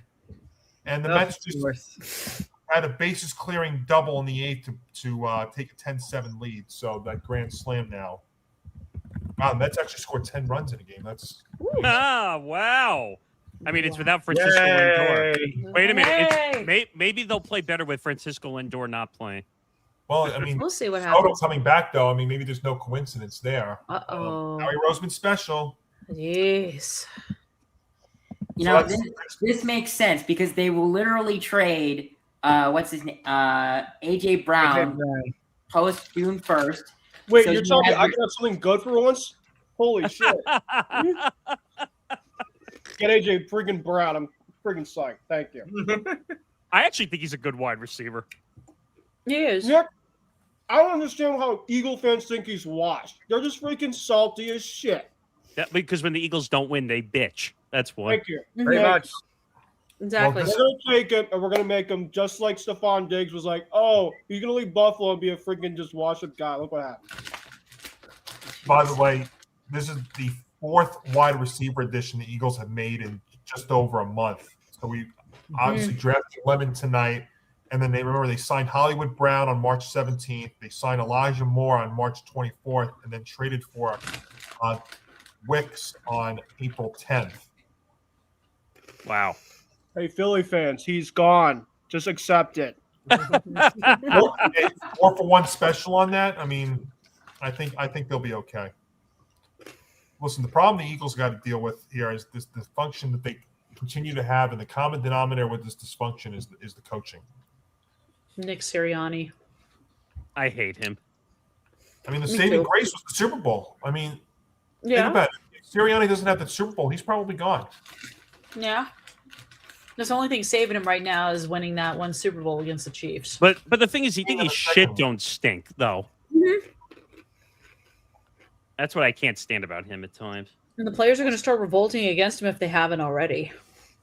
All right, so now the hometown Pittsburgh Steelers at 21. Yeah, There's that's only crowd's about gonna go nuts. less than 90 seconds left for them to make this pick, by the way. Wouldn't it be funny? Wouldn't it be funny if the player that they draft is literally at the draft and they just have to go? They just have to go to like the media room for their press conference. I thought, Grant, I thought you were gonna say, wouldn't it be funny if the clock ran out on the hometown team? No, I wouldn't say that. The problem the Steelers have is the pick is finally in with less than a minute to go. Holy crap! Numbers jump again. Oh my god! Oh, now we're over 9:35. on our way to 4 figures. I literally Go. just did a retweet of a thank you for breaking the freaking ATV record. I just shared from a few accounts too. Look at these numbers! Whoa! An insanity. We break 1,000. I swear to God. Yes. We might. We're Gotta gonna break speak a it into- record we here. gotta speak it into existence. So the Steelers were actually a team that was reported to possibly get Ty Simpson, but obviously he went at 13 to the Rams. I still believe that they go offense. I just don't know what. I'm trying to see who is among Mel's best available. Denzel Boston. I mean, that might not be bad. See, the problem the Steelers got is Aaron Rodgers is almost holding them hostage because he hasn't made a decision on what he's doing there. RELA. That's true. Damn. Aaron Rodgers. Hey, I'm going to publicly come out and say this.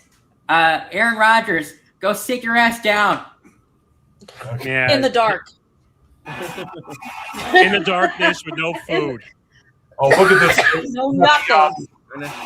Find another witch voodoo girlfriend. Yeah. Go disappear into a cave with your with the wife witch that you doctor. won't show on social media because she's so smoking hot you don't want men looking at her. All right, what do we got here? Who's on the clock right now? The Steelers, and they're playing Renegade. Of course they Oh, are. by Styx. David of course. Bednar's That's coming their out. theme Good. song in the stadium. Wait, really? Yeah. Hey. They've been playing it for years. I think Oh, probably yeah, since the song came out. Well, you know the Yankee closer David Bednar. This is his. That's what I said. David Bednar is coming out. Oh, I remember it was it Mariano Rivera used to come out to Enter Sandman by Metallica. Still the greatest. Oh, that's a good song. fantastic. It's so good. It was always debatable. It was either Enter Sandman for Mo or Hell's Bells. Trevor. For Ace from my Ace by my AC/DC. high school varsity football team walked out to Hell's Bells. I loved hearing that song on Fridays. It was great. By the way, there's a. This is some I'm awesome presentation, I have to say. I'm close friends with an 80s arena rock band down here in South Carolina that plays this song and is amazing. Shout out to my friends at Highway 17. Oh, geez. Yeah. Yeah. Yeah, if you guys want, Ben, I know up in the New England area, I know there's an 80s band that plays up there that's really good too. Yeah. I wouldn't know. I don't really watch any of that stuff, unfortunately. 80s music is the best. I always listen to the 80s on 80 station on Sirius. It's full of a lot of 80s songs. I will go to my grave saying that. I mean, the music that's out there today is not really music. Let's just say. That's not. Oh, what do we got coming out? As we close in on 1,000. Oh, here comes Bettis. What's the real number? Because I see 948. I'm at 971 right now. Of course. 971. 971. Ben? More terrible towels. 971. Oh my God. Yeah. And one of the Steelers' biggest fans in AEW is actually there. I think Dr. Britt Baker D. Yeah, I saw. He's there. He's there. Guys, listen to Ian Rappaport. For any Eagle fans that are the 972, watch this video. Operating under the assumption that I saw that. Be on their team next season. Of course, we know they have had talks with the New England Patriots on a potential trade. My understanding these talks are expected to pick up right before June 1st, after June 1st, obviously. For the Eagles. That's because of contract reasons, though, that they have to do. Yeah, the cap. AJ Brown's like The so cap. miserable in Philly, he wants out. Yep. Who we That's got gonna be my favorite draft pick. Maybe Denzel. Oh, I Maybe saw. Denzel. Bettis is up. Here we go. Here's Bettis. Here we go. On a potential trade. My understanding these talks.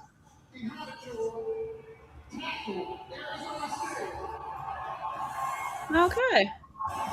They went OT. They needed a tackle. Arizona State They next. needed a tackle, so that makes sense. Wow. Okay. Might be what gets Aaron Rodgers to come back. He's like, oh, you drafted offensive lineman to protect me? Fine, I'm coming back. Maybe not. I don't know. He's still going to make them wait until right before the season. Exactly. Big drama show. Aaron Rodgers. Drama queen, more like it. X. Go back in the cave, Aaron. Why would I do that? Now we have the Los Angeles Chargers for the first time. They have 2.5 minutes. Okay. So the first time we have to talk about the Chargers on the show tonight.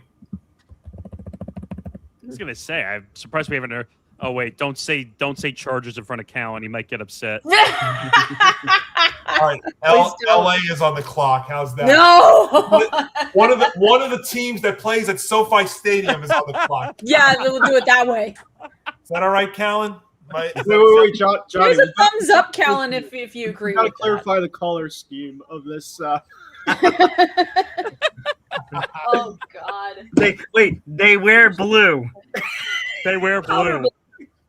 Exactly. Oh, hey guys. The Mets might have a 2-game winning streak. Devin Williams is up top of the ninth. I'm watching right now with 2 outs. They're up 10-7. All right. Is there anybody on base? Nobody is on base, actually, with Devin Williams chalking it up. No Don't worry, he's going to give up a game-tying home run right now. Okay, exactly. Here we go. Oh, no. Let's see here. All right. They're magically going to load the bases and hit a grand slam. 2-2 pitch. It is ball 3. So, oops. Did I just talk it into existence? Oh, man. The pick that the Steelers made, by the way, it's a good point. Roderick Jones is dealing with recent surgery on his neck, though. The belief is that he'll be okay for training camp. Okay. But so there is some optimism. So that's what we got there. There's the Steelers draft room, and now presented by Nationwide, and now we have the Chargers. And I'm not joking. There's Nationwide on the top right-hand corner of the screen. Oh, Where's Peyton Manning when you is need not him? on my side.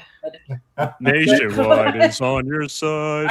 When I go back and watch this again, No. Chicken pie, you taste so good.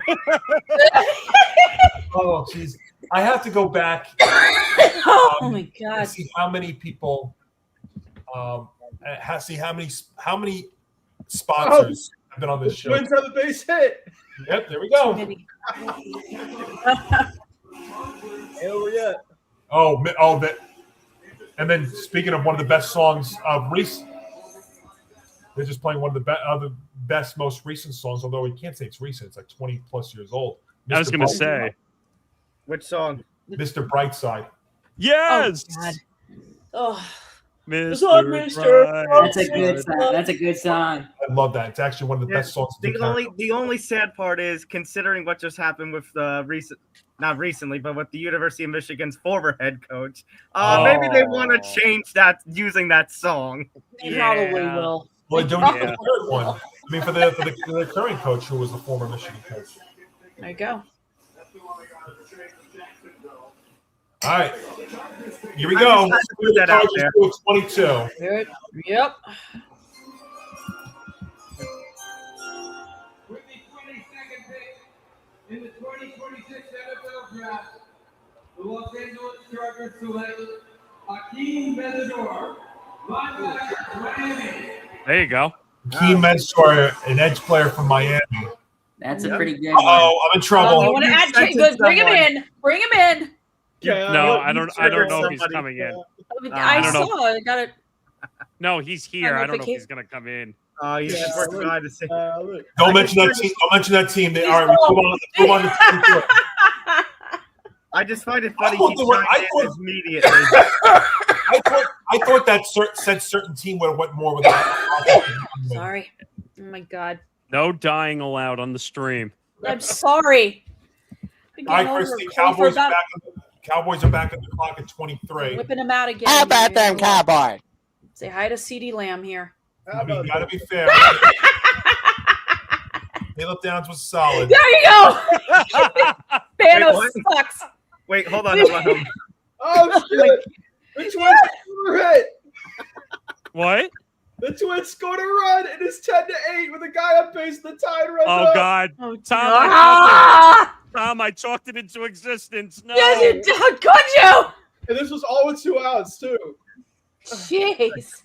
And by the way, considering Callan's comment, I hear the chime of an old YouTuber we used to talk to, Nick, saying "F you, Spanos." Yes. I want to know what well, I hate saying the name because it's weird, but urinating tree would say about his Steelers tonight. Oh God. He would say Steelers gone to Super Bowl. Because he's a yinzer. He's a yinzer. Yes, exactly. Look at the ticker. Look how quickly that shrank. That's good. I know. Wow.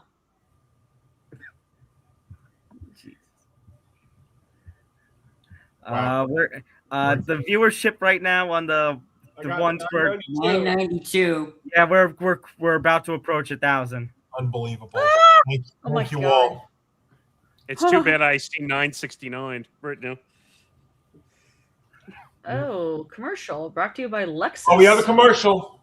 Oh, Yep. shit. I'll do a read. Just name it. 994. I don't. 996. I have to find where they 999. haven't done yet. 1002. Wait, we hit 1,000? Yes. We hit 1,000. 1,000, 2 1,000, 3 1,000. Nick, which one? Hey, Nick, an update. Byron Buxton just hit a double, so now it is second and third with 2 outs. Oh! Oh! All right. What? Damn. I didn't write it out, but just if you want to talk about the new football night on the bench stuff, you want to just talk about it now, we can. All right. Thursdays. Yeah, plenty of good stuff coming this coming fall on the football forecast. Some changes that are coming up, some stuff that is still in the works in conversations between people like Johnny and Nick and myself and Gallon. But part of it change is we are going to have a special preview show before Thursday Night Football. If you want to say a successor to the stuff Grant and Michael did this past fall, called Football Night on the Bench, right before Thursday Night Footballs, where we will preview the Thursday Night Football game and take an early look at the weekend slate before the next night's football forecast, where we go into the odds and all of that. I am so excited for that. Yeah, so every Thursday during the football season, we are going to be doing a pre-show. So, looking forward to that. We're going to be live with a shitload of NFL content this coming season. So, and there's some other stuff. We have some sports betting, gambling stuff coming up for NFL too. Sky's the limit. I'm very excited, but oh my god, man, we just hit 1,000 freaking viewers. 1,000 of you, 1,000 of you have tuned in at some point tonight to watch us react and just ramble and all. Tom, that's live concurrent. That number. Mm-hmm. That's not just counting. That's how many people are watching now. My point being, like 1,000 of you actually chose to sit down and watch us. And thank you. You know what that means, right? It means we got to do more streams because the numbers add up. Yeah. Oh my god. Well, I will shout out to my dad again. Yes, and I'll be honest with you, I will do my best to be there for the if we do indeed do a live reaction to the NFL schedule release. I'll try and find a way to make it work. ETB1 hashtag ETB1K. Yeah, really. Yeah. Wait, that's the next quote tweet if we can find an account to do it on. So I'm doing it on the forecast account. Okay. So we have a safety, Dylan Thiemann from Oregon is Mel's best available. Denzel Boston, a wide receiver from Washington, is second best available. As the Cowboys are on the clock here. The pick is in at 23, followed by the Browns and the Bears. So Grant, we will get you involved here in two. If I'm being honest, unless there's a trade. If I'm being honest, I'm hoping number 1 is available at 25. We'll see. Here's Goodell. Here we go.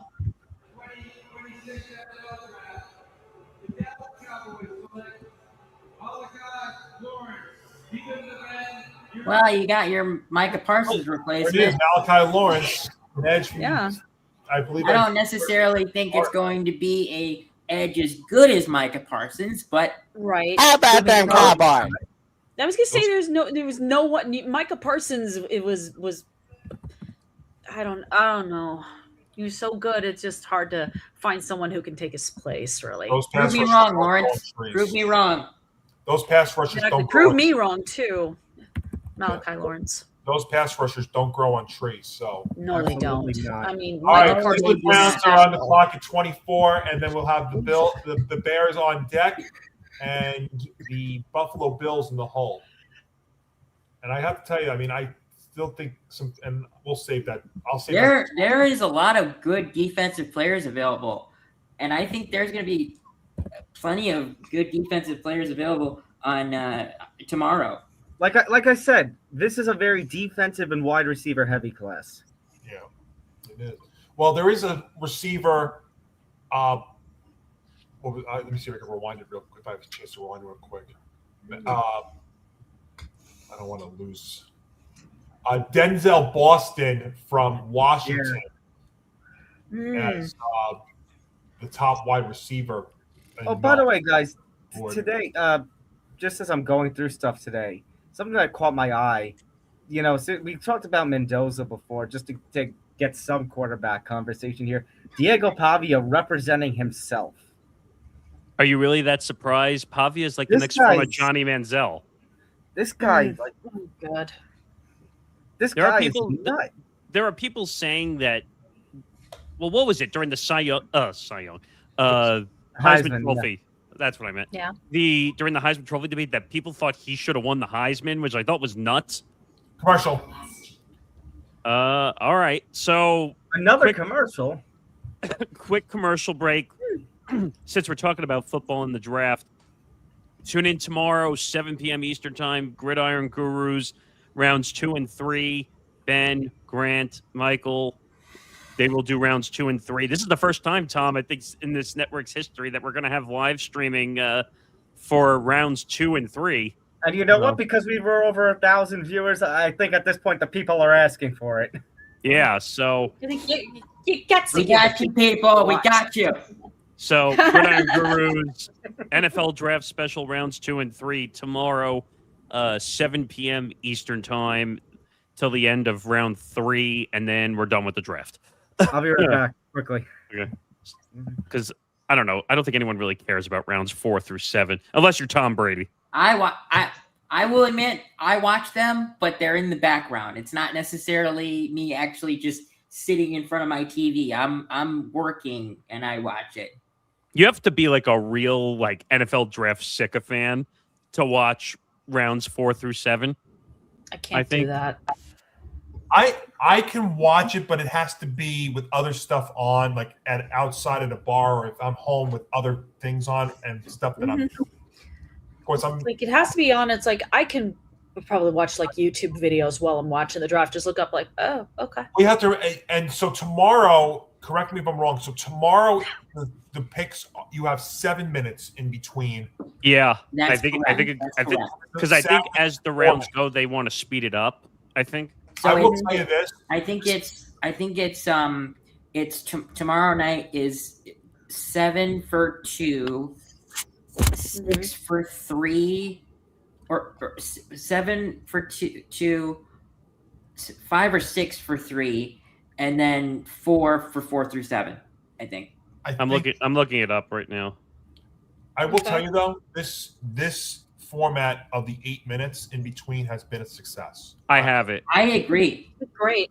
So this round one is 8 minutes. Round 2 is 7 minutes. Rounds 3 through 6 is 5 minutes, and round 7 is 4 minutes. Okay. So it goes down every round because I think at that point you're just picking the pick. At that point, so. All right, I'm going to open up another tab here, and let's pray that I can do this without me falling off. I'm going to do is I'm going to go on our YouTube channel, and ETB Network, if you haven't done so yet, everybody. I'm going to look at how long we were on for prior drafts. Let's see if I can do this. Oh yeah, just look up ETB Network NFL Draft. They come up. I actually had to look it up earlier today because I had to send it to my dad so he could watch me. Yes. All right. So, all right, here we go. So 2023 was 4 hours and 28 minutes, and that was also though with a half hour. That was a half-hour pregame. So let's take that half hour out.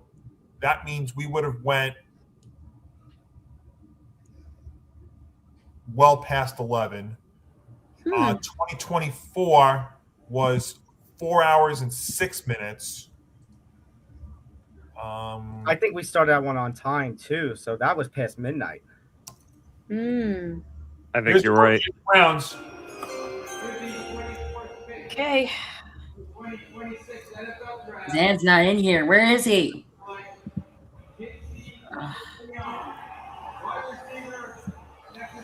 So the Browns did take a wide receiver from this one from Texas A&M, KC Concepcion or something. Right. They went not Mel's best available. Yeah. And now Grant, the guy that you were talking about, is still there for your Chicago Bears at 25. We need a safety. I'd take a safety. I'm surprised they took KC over Denzel. Well,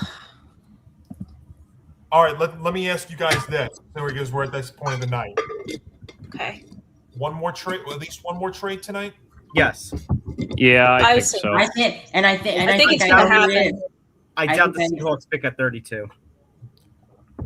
Yeah, it's probably the Seahawks because they only have 4 picks, so they'll want to trade up or trade back to. Really, no quarterback that's going to go here the rest of the night. I mean, no, we're thinking about it. Like Carson Beck. I doubt it. Yeah, Carson Beck will go at some point this weekend. He'll probably go round 3 or 4.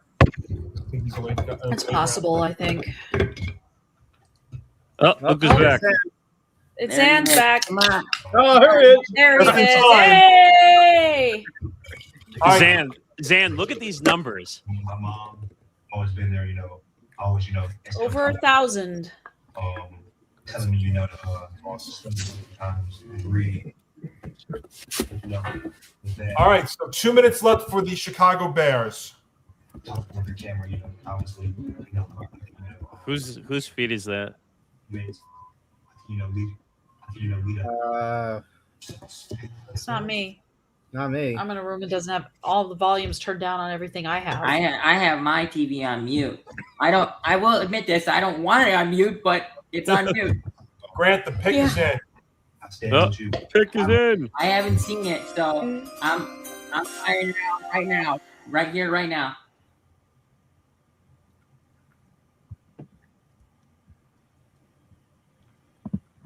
All right.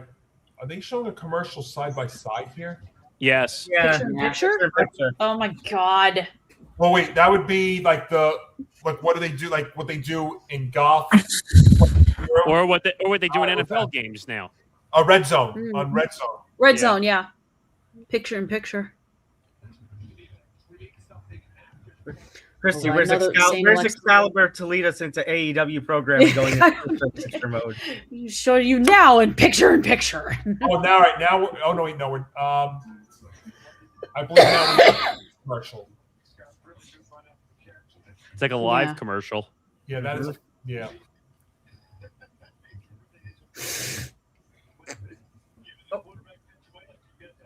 All right. That is so weird. They went picture in picture and then they went to actual commercial. Yeah, I didn't get that at all. Man.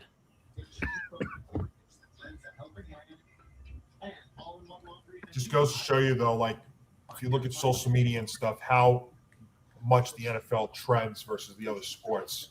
Mm-hmm. Yep. I mean, I can take a look at Twitter, and I got like everything from like Cowboys to Schefter, Rappaport. They're all trending. But I mean, even if you use like the hashtag for tonight, the hashtag NFL Draft, it's gonna it sparks everything. I mean, I just literally put something out 40 seconds ago, and it's got over 200 views. Holy crap! The numbers just jumped again, and on part we're over 1,100. 11. Well, you know what? Since Zan is in here, for a quick promo, if you want the best in MMA talk, join Zain Bando and Jack Gold every Thursday at 3 p.m. Eastern on the MMA Outsiders, recapping all the news that are going on in MMA in the MMA world and previewing and recapping all the combat cards that go down. Yes. We didn't have the show the last 2 weeks due to some scheduling, but it should be back next week. Yeah. I mean, tonight there was obviously something more important. Yeah, well, yes. 1,120 plus people are telling you that. Oh my God. But When the next commercial break, I was originally against it, but in the next commercial break, I want you to tease the new show that's coming in May. I think it's time, yeah. In the next break. Oh. Who did that? Texans are on the clock. We had a trade. Oh, we got a trade. Oh! Now, wait a second, though. This is after the Bears. This is not the Bears. After the Bears, yeah. Bears are still tipping. Yeah, So I that just is got the this trade from with the Rappaport. Bills. He posted this 10 seconds Houston. ago. Houston traded with Buffalo up 2 spots. Oh, okay. I got it. Here it is. That Ready? explains I it. rated. Hold on. Yeah. So Texans trade number 26 to Bills. There's more than just that, though. Okay. It's 26 and 91 for the So the Texans get 26 and 91. 91 in exchange for what? 28, 63, and 168. Wow. Oh. That's what I'm looking at from Rappaport's Twitter I was feed right Rappaport now. that came out with it less than a minute Yes. ago. Yeah, Yep. Schefter's got it too. So, Okay. so the Texans are moving up 2 spots. Boy, and there was an interesting nugget that I had saw from before we came on tonight. Let me see. Since becoming the Texans GM prior to the 2021 NFL Draft, Nick Caserio has executed 25 draft picks the past 5 years, including 7 last year. Well, we can add now it's up to 26. Yeah. He's Amazing. been making some smart moves there. Well, he's the thing that the we'll talk about the Texans when we get there. All right. Yeah. This is Goodell's 20th NFL draft as commissioner, 16th consecutive year of being booed. Not Here surprised. he is. Here you go, Grant. Zan, here we go. All right, here we go. With the 25th pick in the 2026 NFL Draft, the Chicago Bears select Dylan Thieneman. Yes. Your guy. You called There you go. You got him. You got a suit there with Kobe Bryant. I love it. I love it. There you go. That's the guy you wanted. You could tandem in the defensive I am backfield. shocked that he is here. I am genuinely shocked. Very nice. All righty. Good job. So far, it seems like everybody who's had picks tonight has been happy. So let's move on. Yeah, I've seriously. been pretty happy with what the Cowboys have gotten. I mean, Look, Caleb Downs is solid. oh, he's Can I give you another stat that Adam Schefter just dropped? Mhm. So, how do you say his last name? Dylan Thieneman. Thieneman. To Chicago is the first time the Bears have used a first-round pick on a defensive player since 2018 when they selected Roquan Smith. Interesting, yeah. In 2018. All right. Wow, that's all right. So now the Texans moving up 2 spots, and the Texans are a team that They need a lot of help. Well, here's the thing with them: their defense was amazing last year. Oh my God. You know what's funny? I totally did not know that Dylan Thieneman was actually at the draft. I forgot that he was at the draft. So that is awesome. We actually get to see him on the stage. Oh my God. I wish I could unmute my TV and see what he We'll see if he has a player interview. Probably will. I will be right back. I have to go to the bed. Okay. All right. So while you do that, so I think the thing with the Texans is CJ Stroud. Can he rebound? Yeah, he's had a couple of. He's regressed a little. He's regressed a lot. I wouldn't say a little. I mean, think about it. Understatement. The confidence. I mean, think about after years 1 and 2 when we were comparing Bryce Young and CJ Stroud. Yep. And how that's flipped in the last couple of years. Mm-hmm. I don't trust him anymore. No. I mean, what do you get? I mean, where else could you go for QB? I mean, the rest. Of I would trade him. I would trade him for draft capital. It's possible. Oh, I think here's an teams Adam would pass for Schefter a alert. lot for him. All right, not an Adam Schefter alert. 49ers attempting to trade pick 27. So, Actually, wait. The trade is in. Oh, they did trade it. They did trade it. Dolphins Who would you traded up. trade? Wait a minute. Dolphins traded up to San Francisco's turn at number 27. The 49ers get number 30 and 90. Oh my god. Tom, I told you weren't going to go quietly into the night. No. Actually, did we beat Zan's number of 3? Yes. Read the trade to me. It's 27 for what? Oh, so it's 27. So the Dolphins get 27. The Niners get 30 and 90. Yeah, that's beating my number, I think. Well, I said, and I think there's still going to be one more.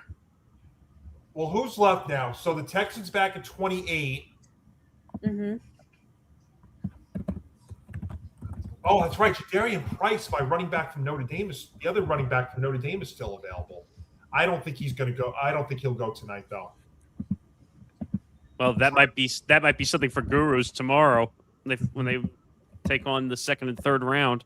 Well, Nick, I was today years old when I found out that there's another podcast network called the Far End of the Bench Podcast Network out of What? Denver.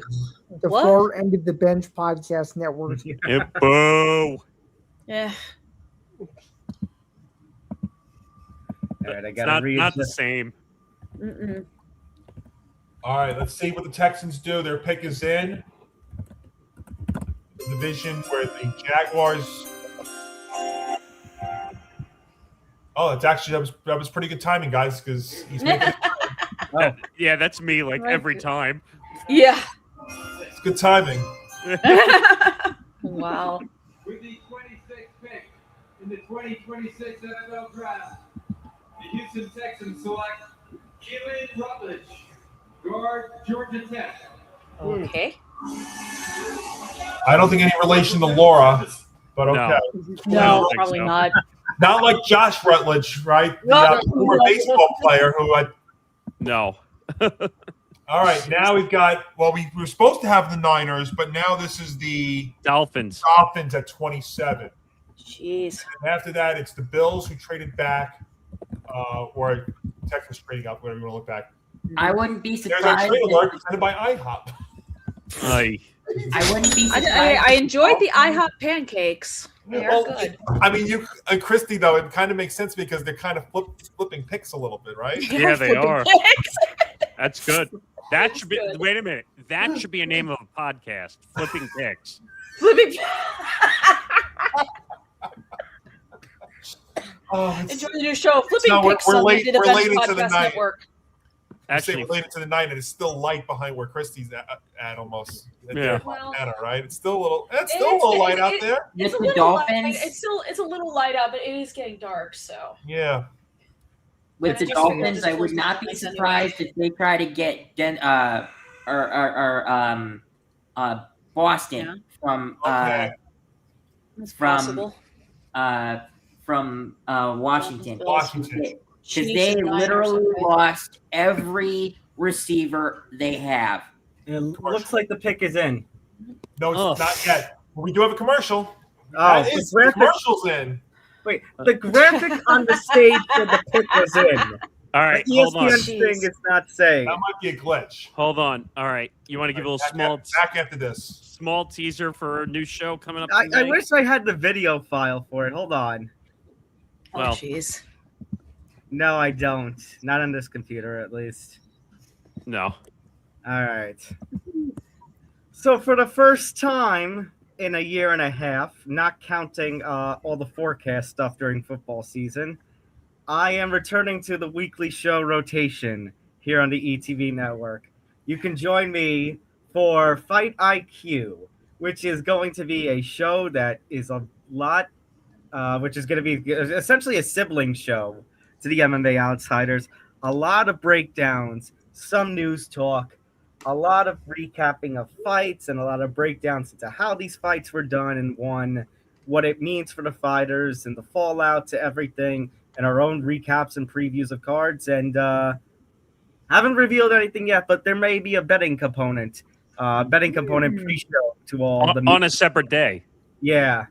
The only sad part is I'm no longer a permanent co-host, but that doesn't mean that I can't come on every so often, though. Yeah. No, you're more than welcome every so often. Absolutely. Just be aware it's going to be on Monday nights. You know, this guy, he doesn't get it. What? Who doesn't get it? What happened? Your new guy, David Bailey. He was asked if there's one team specifically that he looks forward to quote unquote beating up on. His response, and I quote, I look forward to beating up on the Giants. Probably. Dude. Wait, the Giants just only play each other, what is it, every 5 years? How about you focus on the Patriots, the Dolphins, and the Bills? Wait. Yeah. This guy stinks! Well, it's always about the Giants with Jets people. I don't get that. As a Jet fan, I don't get that. Yep, And you know what that means.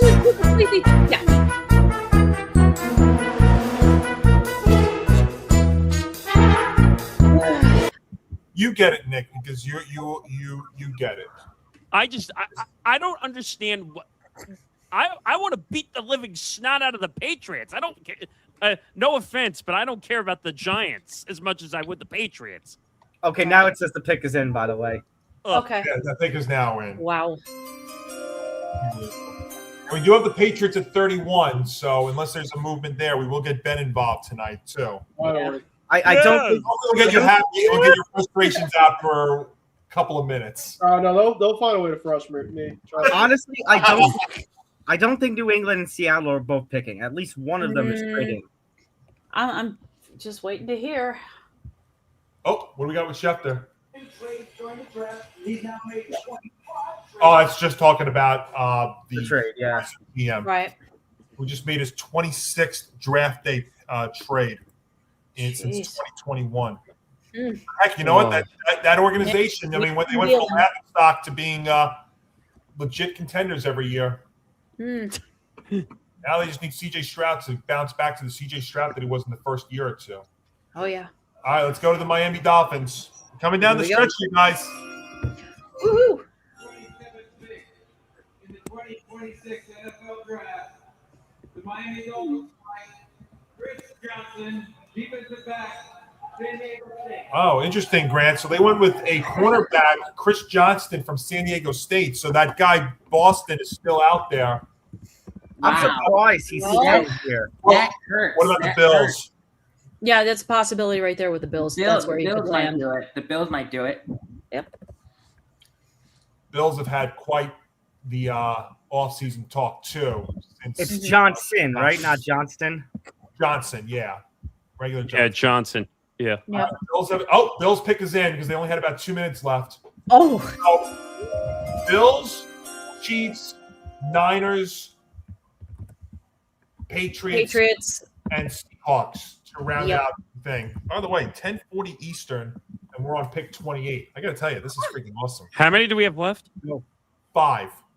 Five picks. So maybe it wasn't that far off. No, but I mean, I'll tell you right now. I mean, in years past, we'd be like at 20, 21, 22, maybe 23 right now. God, we'd have like another hour. Oh, wait a second. Time out. Is this We have a it? trade? Uh-oh. Trade alert! No, wait, is this? Oh, no, this is trade alert. The New England Wait. I'll shut it off. Buffalo traded number 28 to New England in return for number 31 and 125. Oh, Jesus Christ. Okay, hold on a second. Oh, baby. Sorry. You thought you were going quick, easy tonight, Tom, weren't you? Jeez. All right, Ben. Bills traded. Read it to me again. Hold on. So the Buffalo traded number 28 to New England. Number 28 to Patriots. Somebody get the trade alert banner up again. Okay. I can't wait for this. And then in return, 31 and 125. There it is. There you go. Okay. Thank you. Because now I got to make all these new adjustments now. You make them on the fly here. How did Buffalo trade twice in this short span? Maybe they don't like what's in the first round. You're Maybe right. they're like, I don't want that. No. Aren't they we're not just picking wait a him. minute? Aren't they just delaying the inevitable though by not picking? Pretty much. They got. Roger Goodell should just say that AJ Brown's coming. I'll feel good. There it is. Here you go, Ben. Oh, excuse me. So they got Caleb Lemieux, the offensive tackle from Utah. Is it good? He was on Mel's best available, I think, a little while back. So okay, I'll take it then. Screw it. Yeah. They do need a the guy with my girlfriend, so I'll take it. Look at that graphic, that banner that Tom just put out. Oh my, yeah. No, those are the best kind of banners. Caleb Oh my Lemieux, let's go. All right. I gotta keep my eyes here on Rapp and Schefter to see I know. another one. 6'6", 313. Okay. All right, guys. Chiefs at 29. 5 minutes for them. Yeah. Let's see. 2025 first team all Big 12, Ben. So clearly he's got something. Kristie, say it one more time. I'm sorry, I didn't hear it. 2025 first team all Big 12. I love to hear for who the Patriots picked. All right. Yeah, I saw his name floating around for a little while, so I think that works. All right, now we got the Chiefs at 29, and the pick is in. All right. Ugh. Watch, this will be Boston. Better be. I'm trying to remember. The Chiefs took Messidor. That's right. Yes, that's right. The top, that just goes to show how good my brain is at remembering football picks. Thank goodness we got you tonight, Grant. Yes, I'm just messing with you guys. Sure. I'm just messing with you guys. But like, no, I have like remembered everyone tonight. And we'll give you some time to remember any more because we got another commercial. Oh, great! Oh, wow. But those were going away, huh? Not so fast, my friend. Nick, I guess there's another show to debut then to talk about. I mean, I wish he would come talk about it, but I guess I can do it. So, obviously, everyone knows Callan McClurg across our network. Another new show, so they're going to debut. So, Fight IQ will be Monday at 7 p.m. Eastern. Callan's Cranium is the new show that's going to debut on Tuesday. Yes, it literally is a logo with his head open with a brain. And he surgically is going to break down these topics, literally. Tuesday, well, on the West Coast, it's Tuesday, but it'll be midnight Eastern, Tuesday into Wednesday night, 9 p.m. Pacific on Tuesday, and that will be the 12th. I think Tom's is the 11th, and Callan's would be the 12th. So, 2 new shows starting in May, and literally we are going to have a show every single day for the entire week. Nice. All right, Chiefs pick is in, but it's the first time ever, right? I think so. By the way, Nick, I'm going to add to the celebrations. The ETB Network YouTube channel just passed 1,100 subscribers. Yes! Nice. Yes! Thank you, everybody. Thank you. That means the water. No, never mind. Yes. No, do it again. No, keep going.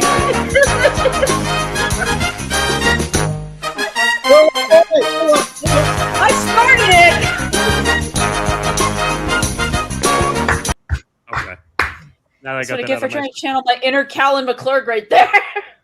Well, no. Hey, Nick, listen, I'm going to take the under. Here we go. Oh! Boy. Wait, I just realized Ben's impersonating me because he's doing a limbo. Oh! Yeah. Oh God, we can't play that. That actually. No, can't do that. No. That actually got us a copyright. Actually, when we did that last time. Yeah, it did. So I had to go in. I had to go in and cut the music out. That's all right. That's all right. I'll do it. That's all right. I'll have Gemini create some sort of. Oh yeah, it's right. Gemini. Hey, Gemini, create this. You could create songs now on there, which is nuts. Engage in songwriting, I'll ask composition. Gemini to create a limbo track then. Oh, don't tempt me. Do, do, do, do, do, do, do. I'm gonna open Gemini now and see if I can do that. He's gonna do it. While we're in the middle of a live stream with nearly 1,200 people watching. You're welcome, America. So a couple of basketball updates while we wait for the Chiefs to pick at 29. Toronto used a 43-point fourth quarter, the Raptors, to get past the Cavs by 22. And at halftime, the Timberwolves are up 61-39 over the Nuggets. Wait, what was the score? Raptors won 126-104 over the Cavaliers. They outscored the Cavs 43-23 in the fourth. Johnny, I think we got to get the commish. Yes. All right, commish first. Ooh, excuse me. Oh, are you ahead? Am I behind? No, they just showed the stage. I thought Here we go. Now Here we go. Now we got it. There we go. Yeah, he's at the stage. Here we go. In the 2026 NFL Draft, the Kansas City Chiefs select Peter Woods, defensive tackle, Clemson. That's a good pick. I did not see his name anywhere. That's a hell of a name, Peter Woods. Peter Woods. Peter Woods. That's a good pick. Went defense in the first round. Yeah. Wait a minute, we got a trade alert. No, no way. The Jets have traded up to spot 30. Oh my! Who is it for? Who is it for? Wait a minute, wait. The Jets have traded up to San Francisco's number 30 spot. So they have three first-round draft picks to sign. Hold on. Jets. So the Jets traded for San Francisco's 30. Hold on. 49ers trade number 30 to got the tweet from Ian Rappaport. For 33 and 179.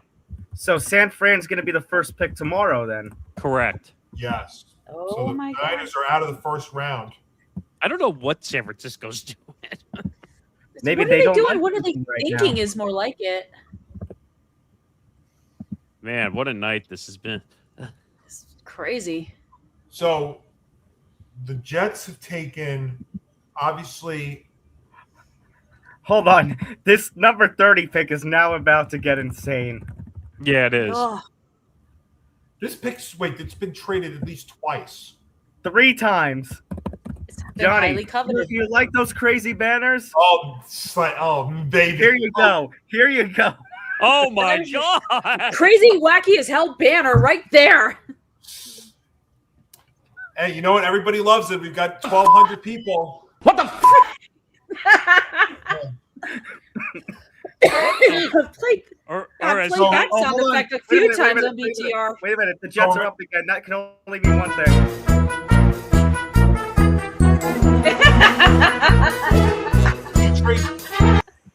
You trade back up into the first round for this? Shocking. You better get something damn well good if you trade it back in the Exactly. You better. Carson Beck to get the 5th-year option on him. Oh, no. I don't wish that on him. I don't. That would be terrible. Carson Beck is already doomed to fail. He'd absolutely fail on the Jets. Denzel we'll be planning his funeral if he goes to the Jets. Denzel Boston, Zion Young, Keldrick Falk, Jerry Price, the and running back C.J. for the Allen. game, and C.J. Allen. 1,200. Georgia. We Nice. hit 1,200. We're celebrating. So remember, the Jets did take the tight end from Oregon with the 16th pick. Let's see what they do here. I would take Denzel Boston. Let's see. That's a shit chance, please. Wait. 2026 NFL Draft, the New York Jets select Omar Cooper Jr. Ooh, that's not bad. What? I mean, Okay, that's really good. Tell me about him. 13 touchdowns. Like that. That's really good. There has been some chatter about Cooper Jr. Oh, the wide receiver out of Indiana. Yup. There's been a lot. Catching passes from Fernando Mendoza and I see like how well that he does pick. with the Jets. That's not a bad pick at all. Very solid. And he's the guy who had the catch of the year against Penn State. So You never know. Oh, that's right. He was the one. That was the one. That's right. I like that pick. And Rap's saying that the Jets considered him at 16 originally. Wow. So the 14 picks later, and he's still there. That's a win for them. But it makes me wonder again if something was wrong if they considered him at 16. The 49ers turned pick 27 into the first pick in the second round, along with numbers 90 and 179. I guess that's okay. I mean, the one thing with the Niners, I mean, they were dealt with a lot of injuries last year. Check out that ticker. Oh my god. Yeah, tickers. Wait, there's like one pick left? Here. Well, two. Seattle, the Bills and the Seahawks. I'm going to still check Yeah. and see if we get anything. Oh, because I only see Seattle up there. Well, that's still to come. Right now, the current pick is below. Got it. Okay. It says the Bills in Seattle on my screen. Well, Nick, think about this now. So the Jets made 3 first-round picks this year. Defensive end David Bailey, who needs to grow up, by the way, if he wants to keep talking about that. But I think he'll be fine. Tight end Kenyon Sadiq and Omar Cooper Jr., and they'll have 3 first-round picks again in 2027. Oh, my God. And we all know about the quarterback situation. Now, the only thing you would worry about is if they would have another situation if Geno Smith has 1 or 2 great games that cost them a shot at the top pick again. I didn't even want him. What, Geno? No, didn't want him. But Nick, Nick, your head coach says he's leading you to the promised land. I mean, we keeping a buck right now. We ass. Yeah, his words I exactly. mean, we keeping a buck right now. We ass. Hold on. I looked at the graphic and I just saw the Tennessee Titans. Yeah, the Titans. Yes, the Titans are looking for wide receiver help, and they just traded back up into the first round. Hold on. So Rapp and Schefter don't have the details yet. Not yet. I need somebody to help us. It just says Tennessee traded back for Buffalo's pick. So Schefter is saying, boy, what an amazing end. Bills don't want to pick. No. Bills are like, no, we're good. We don't need a first round pick. Screw it. Well, neither of them Well, have I mean- it. Not yet. They're saying that. They might go get Brazil. Well, remember they started out the night. Picks already in. They started out with maybe reaching at 4 or Tate. Trying to get the trade alert here. They don't have it. I know. I just tweeted out details to come on the football forecast account. Oh, okay. How do you put a trade alert out without having the details? I think at this point they're just trying to get the draft done. Yeah. Oh, look, it's Mel. Todd. Is Mel Kiper's hair is super slicked back as it always is? Come on, Adam. Give us the details. But it's definitely shrinking his hair. It's shrinking his hair. I think, Tom, I think up on top of that thing right there, it says still to come, round 31, 32 Seattle. I think you should put in parentheses, maybe. Maybe. The way this has been. All right, I guarantee you it's getting traded. Wow. Congratulations, you set a record for the first night of the draft. Still don't have it. 20,000 people here tonight. Over 20,000. Wow. So no one has the details, huh? Not Wait, hold on, yet. fix Maybe it. Schefter and people like Schefter and Rappaport are trying to get the details. Oh, wait, is that it? No, just kidding. Hold on. Just kidding. The Tennessee tries to select Keldrick Ball, defensive end, Auburn. Okay, now they got their defensive player. Okay. But they still don't have the trade details. That's though. okay because he doesn't have a lot of sacks in his college career. So good fit then. Oh, Falk. I was like, I couldn't hear who it was. Oh, it's Falk. Okay. Kendrick Falk from Auburn. Come on, someone's got to have details. Come on. Let me see if I. It doesn't matter.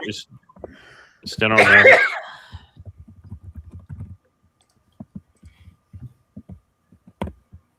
That's a first. That is a first. Oh, I got it right here. I have it. Well, you know what we can do now, since we could take this off now because there's just one pick left. Tom, you're gonna have to work for this one. All right. Oh, okay, hold on. It's that bad. It's a lot.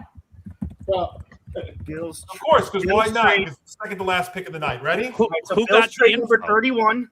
So the Titans got 31, 69, and 165 from the Bills.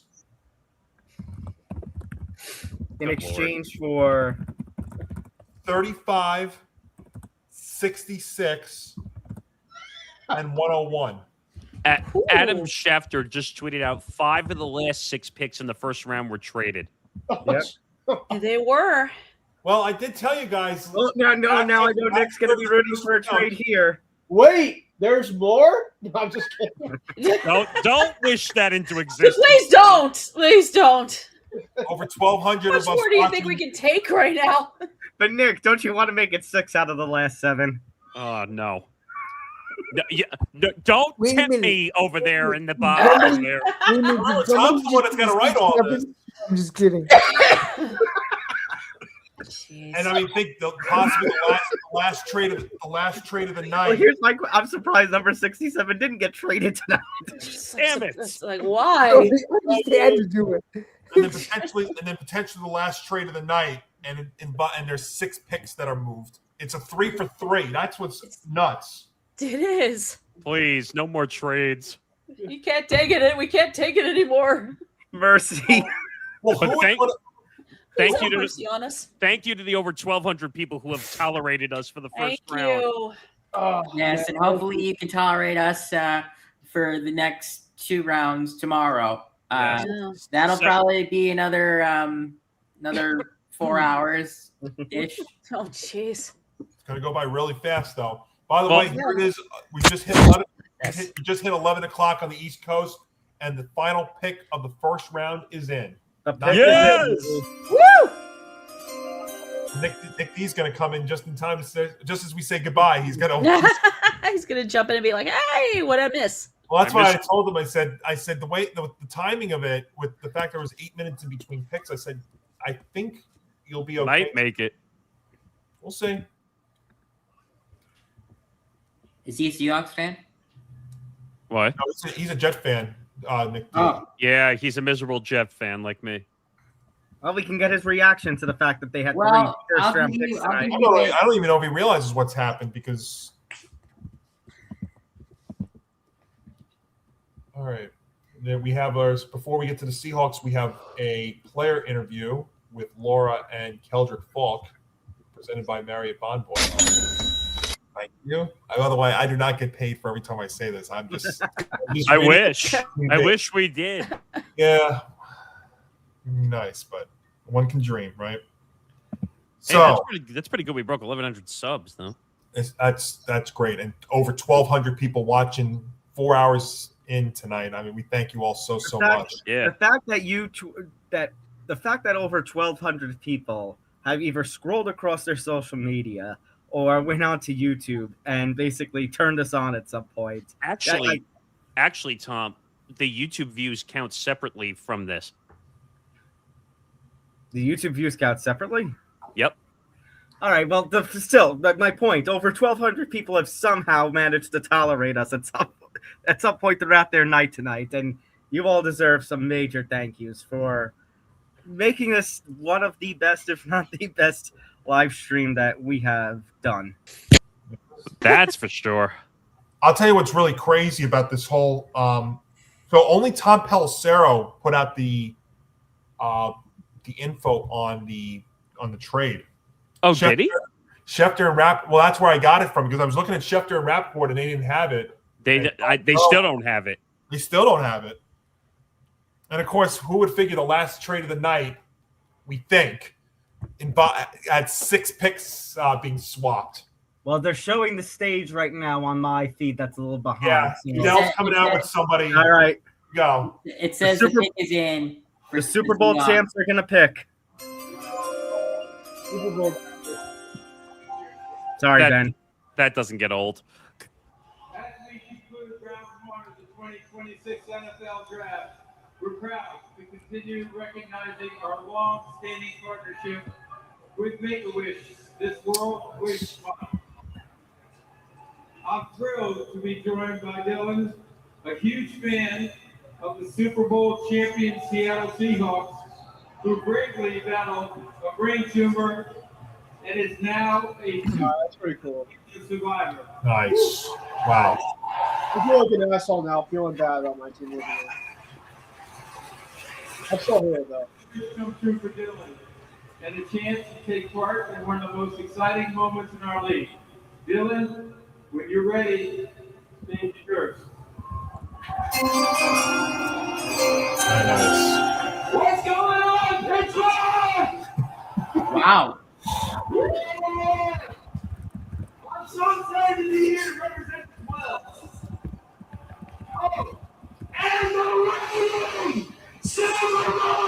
Oh my God.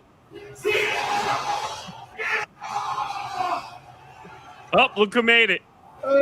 Just in time for the final pick. All right. Are we at the final pick now? We are literally at the final pick. All right. Well, that's something. Do you see how many people are watching this right now? Yeah, 2. There you go. No. Oh, maybe there's something wrong on my end. On my end, it says 2. Yeah, 1,200 people are watching this There's right 1,200 people watching. Yeah. Tom, the final pick was the Notre Dame running back Jadarian Price. So there's Johnny, are Kenneth you, Walker's replacement. are So you that's happy with that pick for Seattle? Do you like him? I like Jadarian Price a lot. Yeah, I mean, they had 2 very solid running backs Yeah, this he's year good. for the Irish, and Jadarian Price is a solid guy. So that means Denzel Boston's probably the top guy available for starting tomorrow for round 2. San Francisco could use actually they got Mike Evans, so they don't need him. You know what, though? I could say, though, I'm happy with the Jets draft for a change, and I'm never happy about the Jets. So they, I don't know if you saw, but the Jets did trade back up late first round, so they got 3 first-round picks this year to go along with the 3 they have to start 2027. Yeah, I was let's put it this way. I was okay with what the Jets did. I thought David Bailey was. I think I probably would have preferred Arvell Reese, but David Bailey isn't such a bad pick. I don't know. I was a little wary of the tight end from Oregon. He's a very good player. I don't really know. At the time, though, when they made the pick, I thought maybe we needed a wide receiver a little more than a tight end. And I would have preferred maybe somebody like Mekhi Lemon. But then after they picked Omar Cooper, I can't get too mad because then they at least got a wide receiver in there. Yes. And you wouldn't need to have Mekhi Lemon and Omar Cooper. Although if I were to pick, I'd probably rather have Lemon over Cooper, but I probably wouldn't take both. So I can't really get too mad this time around. It was an interesting draft, though. But to see, what was it, 6 picks, 5 out of 6 picks traded at the end of that round. That was crazy. Oh, this is the craziest stuff some of the craziest stuff I've ever seen. But yeah, over 1,200 people have been watching us for this entire stream, which is insanity. Well, Nick, do you know what that means, right? What? Next year, when there's a major draft class with a lot of quarterbacks, it's going to get this insane again, if not more. Oh, God. We're already talking about next year's draft? Can we get through this one first? I don't even want to think about next year's draft. Yeah, really. Jeremiah Smith, get ready to learn New England Patriots, buddy. Wait a second. That can mean one of 2 things. Either next year's draft is going to be that loaded, or you guys might have a disappointing year. Oh boy. Well, you know what? We're talking some reporters, so we might be asked. That's true. I think that's a good point too. All right. Well, we'll see. Yeah, but stay tuned for tomorrow. Gridiron Gurus is going to take rounds 2 and 3 live tomorrow at 7 p.m. Eastern. First time we've ever gone past the first round on this network. So I don't know how long it's going to be. It's going to take like 3 or 4 hours to do the second and third. It'll be about probably 4. But the time between rounds, I think, is what, 7 minutes? I think Yeah. for the And it starts an hour earlier tomorrow. It starts at 7 Yeah. p.m. instead of 8. all right. But you So know at what? least But you know what? Like I said before, I think with over 1,200 people that have tuned in across all the different platforms, I saw at Yeah. one point that like 400, 500 people are at one point watching the Football Forecast Twitter feed. yeah, it's a lot. I think the people have demanded another night of this. Yes. Hey, Nick, do you think this would have beaten the previous network? In terms of views, I would think so. But also, it's like that's the only time that they ever show up at the other network is for the NFL draft. The weird thing is, something that has to do with the Giants. It's like the weird thing is they didn't show up this year. I think they did. Did they show up? I didn't see it. I think they did, but I don't know. Maybe you're blocked. No, I see it Not right here. possible. Oh, Let's see if they showed up. Nope. At least it doesn't look like they showed up. Oh well. Honestly, I hardly even. What an amazing night, though. That's it was crazy. Great. Is Michael coming tomorrow? Yes. Yeah, he confirmed he's coming tomorrow. Okay, cool. I hardly even watched the draft this year, today, because the Mets and the Knicks were playing at the same time, and Right. right as the Jets were making their pick, it was the tight end pick from Oregon. Right as they were making that pick, Oh, we were there for that, Nick. We saw that all play out. Yeah. I mean, the Mets. Well, the Mets almost They won though tonight. Yes, they did. They won. I can't complain. The Knicks are the team I'm much more worried about. I'm furious tonight about that. Yeah. Even In though the words, I'll give you something positive, Nick. In the words of Rookie of the Year, the New York Mets have set a new season-high winning streak. 2. Two. Hey, Nick, But they don't have Lindor. No, they don't. The Red Sox will be turning into the Mets pretty soon. So Oh God, no. Wait. Does that mean if he's injured, we won't have to hear politics in the clubhouse anymore? I hope so. Well, wait a minute. So we're about minus 10 hours away from hitting for the cycle, and I'm going to be very curious to hear the rant that's going to come out of Ben's mouth tomorrow. Oh God! And on less than 12 hours. Oof. Hey, David. Hey, It's gonna Nate. be- Hey, Ryan. It's only going to be 9 o'clock, but to me, get ready. Where is it? where's Usually, the thing? I would tell people to cover their ears, but Right. cover your ears. Get ready. Probably only time I'll probably unleash the whole season on the show, so tomorrow be ready. I will say that was a funny picture you took and sent in the Slack channel on the receipt. Oh, I reacted to it. But Just I laughing. don't know. Another fun night for the NFL draft. And Gurus will do it again tomorrow, and then I don't think anyone cares after round 3. No, I I don't know. Does anyone good get drafted after round 3 except Tom Brady? Wasn't Antonio Brown? Tom Brady was Mr. Irrelevant. No, he wasn't Mr. Oh Irrelevant. yes, He was. that's right. Brock Purdy was. Mr. Yeah, not Tom Brady. Brady was a 6th-round pick. Pick number 199. 6th round. Pick 199. God, they should. Mr. Irrelevant should get an award every year. He They does. They do. It's like you Mr. survived Irrelevant. this long. Oh, they do. I didn't know. Okay. Ugh, They did give him a jersey that says Mr. Irrelevant on the back. my brain is like partial mush. And he, So's mine. He and his family get a vacation somewhere, I think. Do they? They're going to Disney World? Wait a minute. Not I gotta this- look that up. No, Oh, no. Nick, I want to ask you. So there were. I mean, you said you obviously didn't watch the draft a lot. Were you surprised about Jeremiah Love going to the Cardinals and then Simpson to the Rams and Tate to the Titans? Were you surprised about those? Nick, I think he's talking to you. Oh, you're asking me? Yeah, you. Oh, I thought you were asking the No, other. I was here. This is the problem with having a common name. I was a little surprised. Here's how I put it. I was surprised to see the Rams draft Ty Simpson, but it makes sense. Mm-hmm. I agree. Like I see that. I could totally see that happening. It sounds like a Sean McVay move, but I just didn't anticipate it. Like It sounds like an Aaron Rodgers move up. no, the thing is, Stafford is getting up there in age. He's not going to be good for that much longer. That division is consistently a gauntlet, so they're going to need a replacement for him.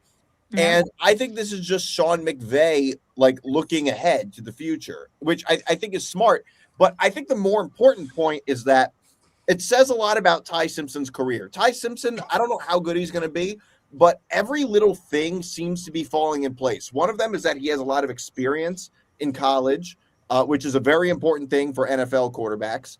Right. The other is that he's going to a very good system. I mean, he's going to probably the best quarterback system, or arguably the best quarterback system that he could have possibly gone to.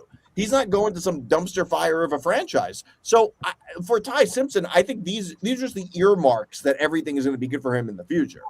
Okay, so I did look up Mr. Irrelevant and all the perks they get. Okay. So it says they receive several perks, including a trip to Newport Beach for Irrelevant Week. Oh my God. A visit to Disneyland, a golf tournament, a sports banquet, and the Lowesman Trophy. They also receive a standard fully guaranteed NFL rookie contract. Oh, okay. Wait, so why wouldn't you want to be Mr. Irrelevant all the time if you're going to get all those awards? I don't know. I know that stuff. And then if you Brock A lot of Purdy, mystery relevants are hoping maybe I could be like Brock Purdy. well, it takes Maybe. a lot for that to actually happen. It does. It definitely does. Well, first of all, you got to be drafted into the Kyle Shanahan or Sean McVay system to be Brock. Yeah, pretty much. God. Or like Shadur, who was supposed to go in the first and ends up in the fifth, Yeah. which still makes And no my- sense to me. But Yeah. And my former boss is still fuming over that. She's like, I don't like him. what, Shadur? Shador Sanders, yeah. I don't like She's- Shadur either. I don't either. I think he's a pampered, spoiled, bratty Nepo baby. Well, Oh, I could have said way harsher than that, but well, look at his father. his His father's dad just- taught his him all fa- that. What? His dad taught him all that. Damn you, Dion. I'm surprised he still survives. Isn't he going through like a bunch of like sickness and all that And stuff I with his think body? he had some hip. Yeah, I think he had totally like a hip problem or something, probably just due to his age. I guess I don't know. Wait, was he the one that got the sponsored porta potty down on the sideline? Also, I have no clue.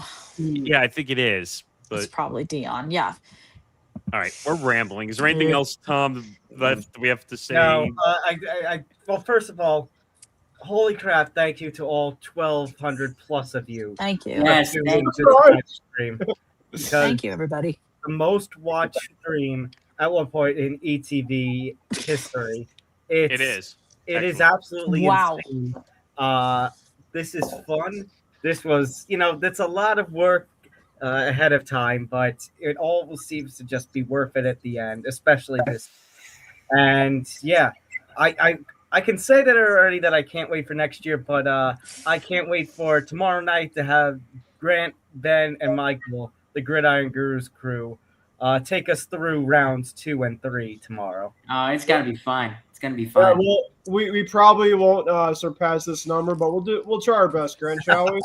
We'll do our best. We'll do our best, everybody. I'm hoping for a couple hundred. That's all I'm hoping for. Hey, if you can get a couple hundred, that's all that matters. That works. That's We're how- getting closer to those 4,000 watch hours, so every little bit helps. Yep. I hope this I helps think- tonight. Oh my God, I hope watch so number too. is very achievable for a UFC Freedom 250 pre-fight show. Hmm. Oh, well as are you post-fight shows. suggesting something? Yeah. Yeah. Are you suggesting something? Are you, UFC 250 are you preview. suggesting I be on the air like 3 times that day? Oh my Oh god! no. I Do a mean, live fight companion. My Well, God. Get that. I just realized that now with the new show, depending on if it's a numbered card or not, you might be on Twice a day. Well, no, Sunday, and then Monday for the night show, or is it Saturday? I don't even know. No, it Oh would my be Saturday. It would be Saturday before the card for the bet show.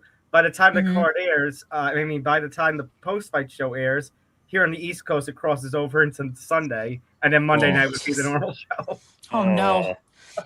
And then just trying to figure out lounge during the NFL season. No, that's going to be But hard. That's going to be Another a total nightmare figuring out lounge. It's not going to be such a lounge trying to figure it out. Yeah. I think we should just leave it. We can put the game on in the background, really, for all we care. Maybe. We got a couple months to figure that out, though. Yeah. You got time. You know what? Actually, hold on. No. Hold on. There is one more thing. What? I want to see if just check Twitter because it didn't see anything during the stream. If they announced anything about NFL schedule release, it does not It look doesn't like seem it. like they did. No. Not that I saw. But I join didn't us hear at any of you some guys point. even mention that. No, Yeah. but join us at some point. We will do the NFL schedule release. Yeah, at some point 3 weeks from now, day and time to be announced depending on what the NFL schedules it for an NFL schedule release stream where we'll talk about all the games that they schedule for the primetime nights, Thursday night, Sunday night, Monday night, the international games, the games to watch out for, the best games of the year, et cetera, et cetera. Oh, including 5 more games on YouTube.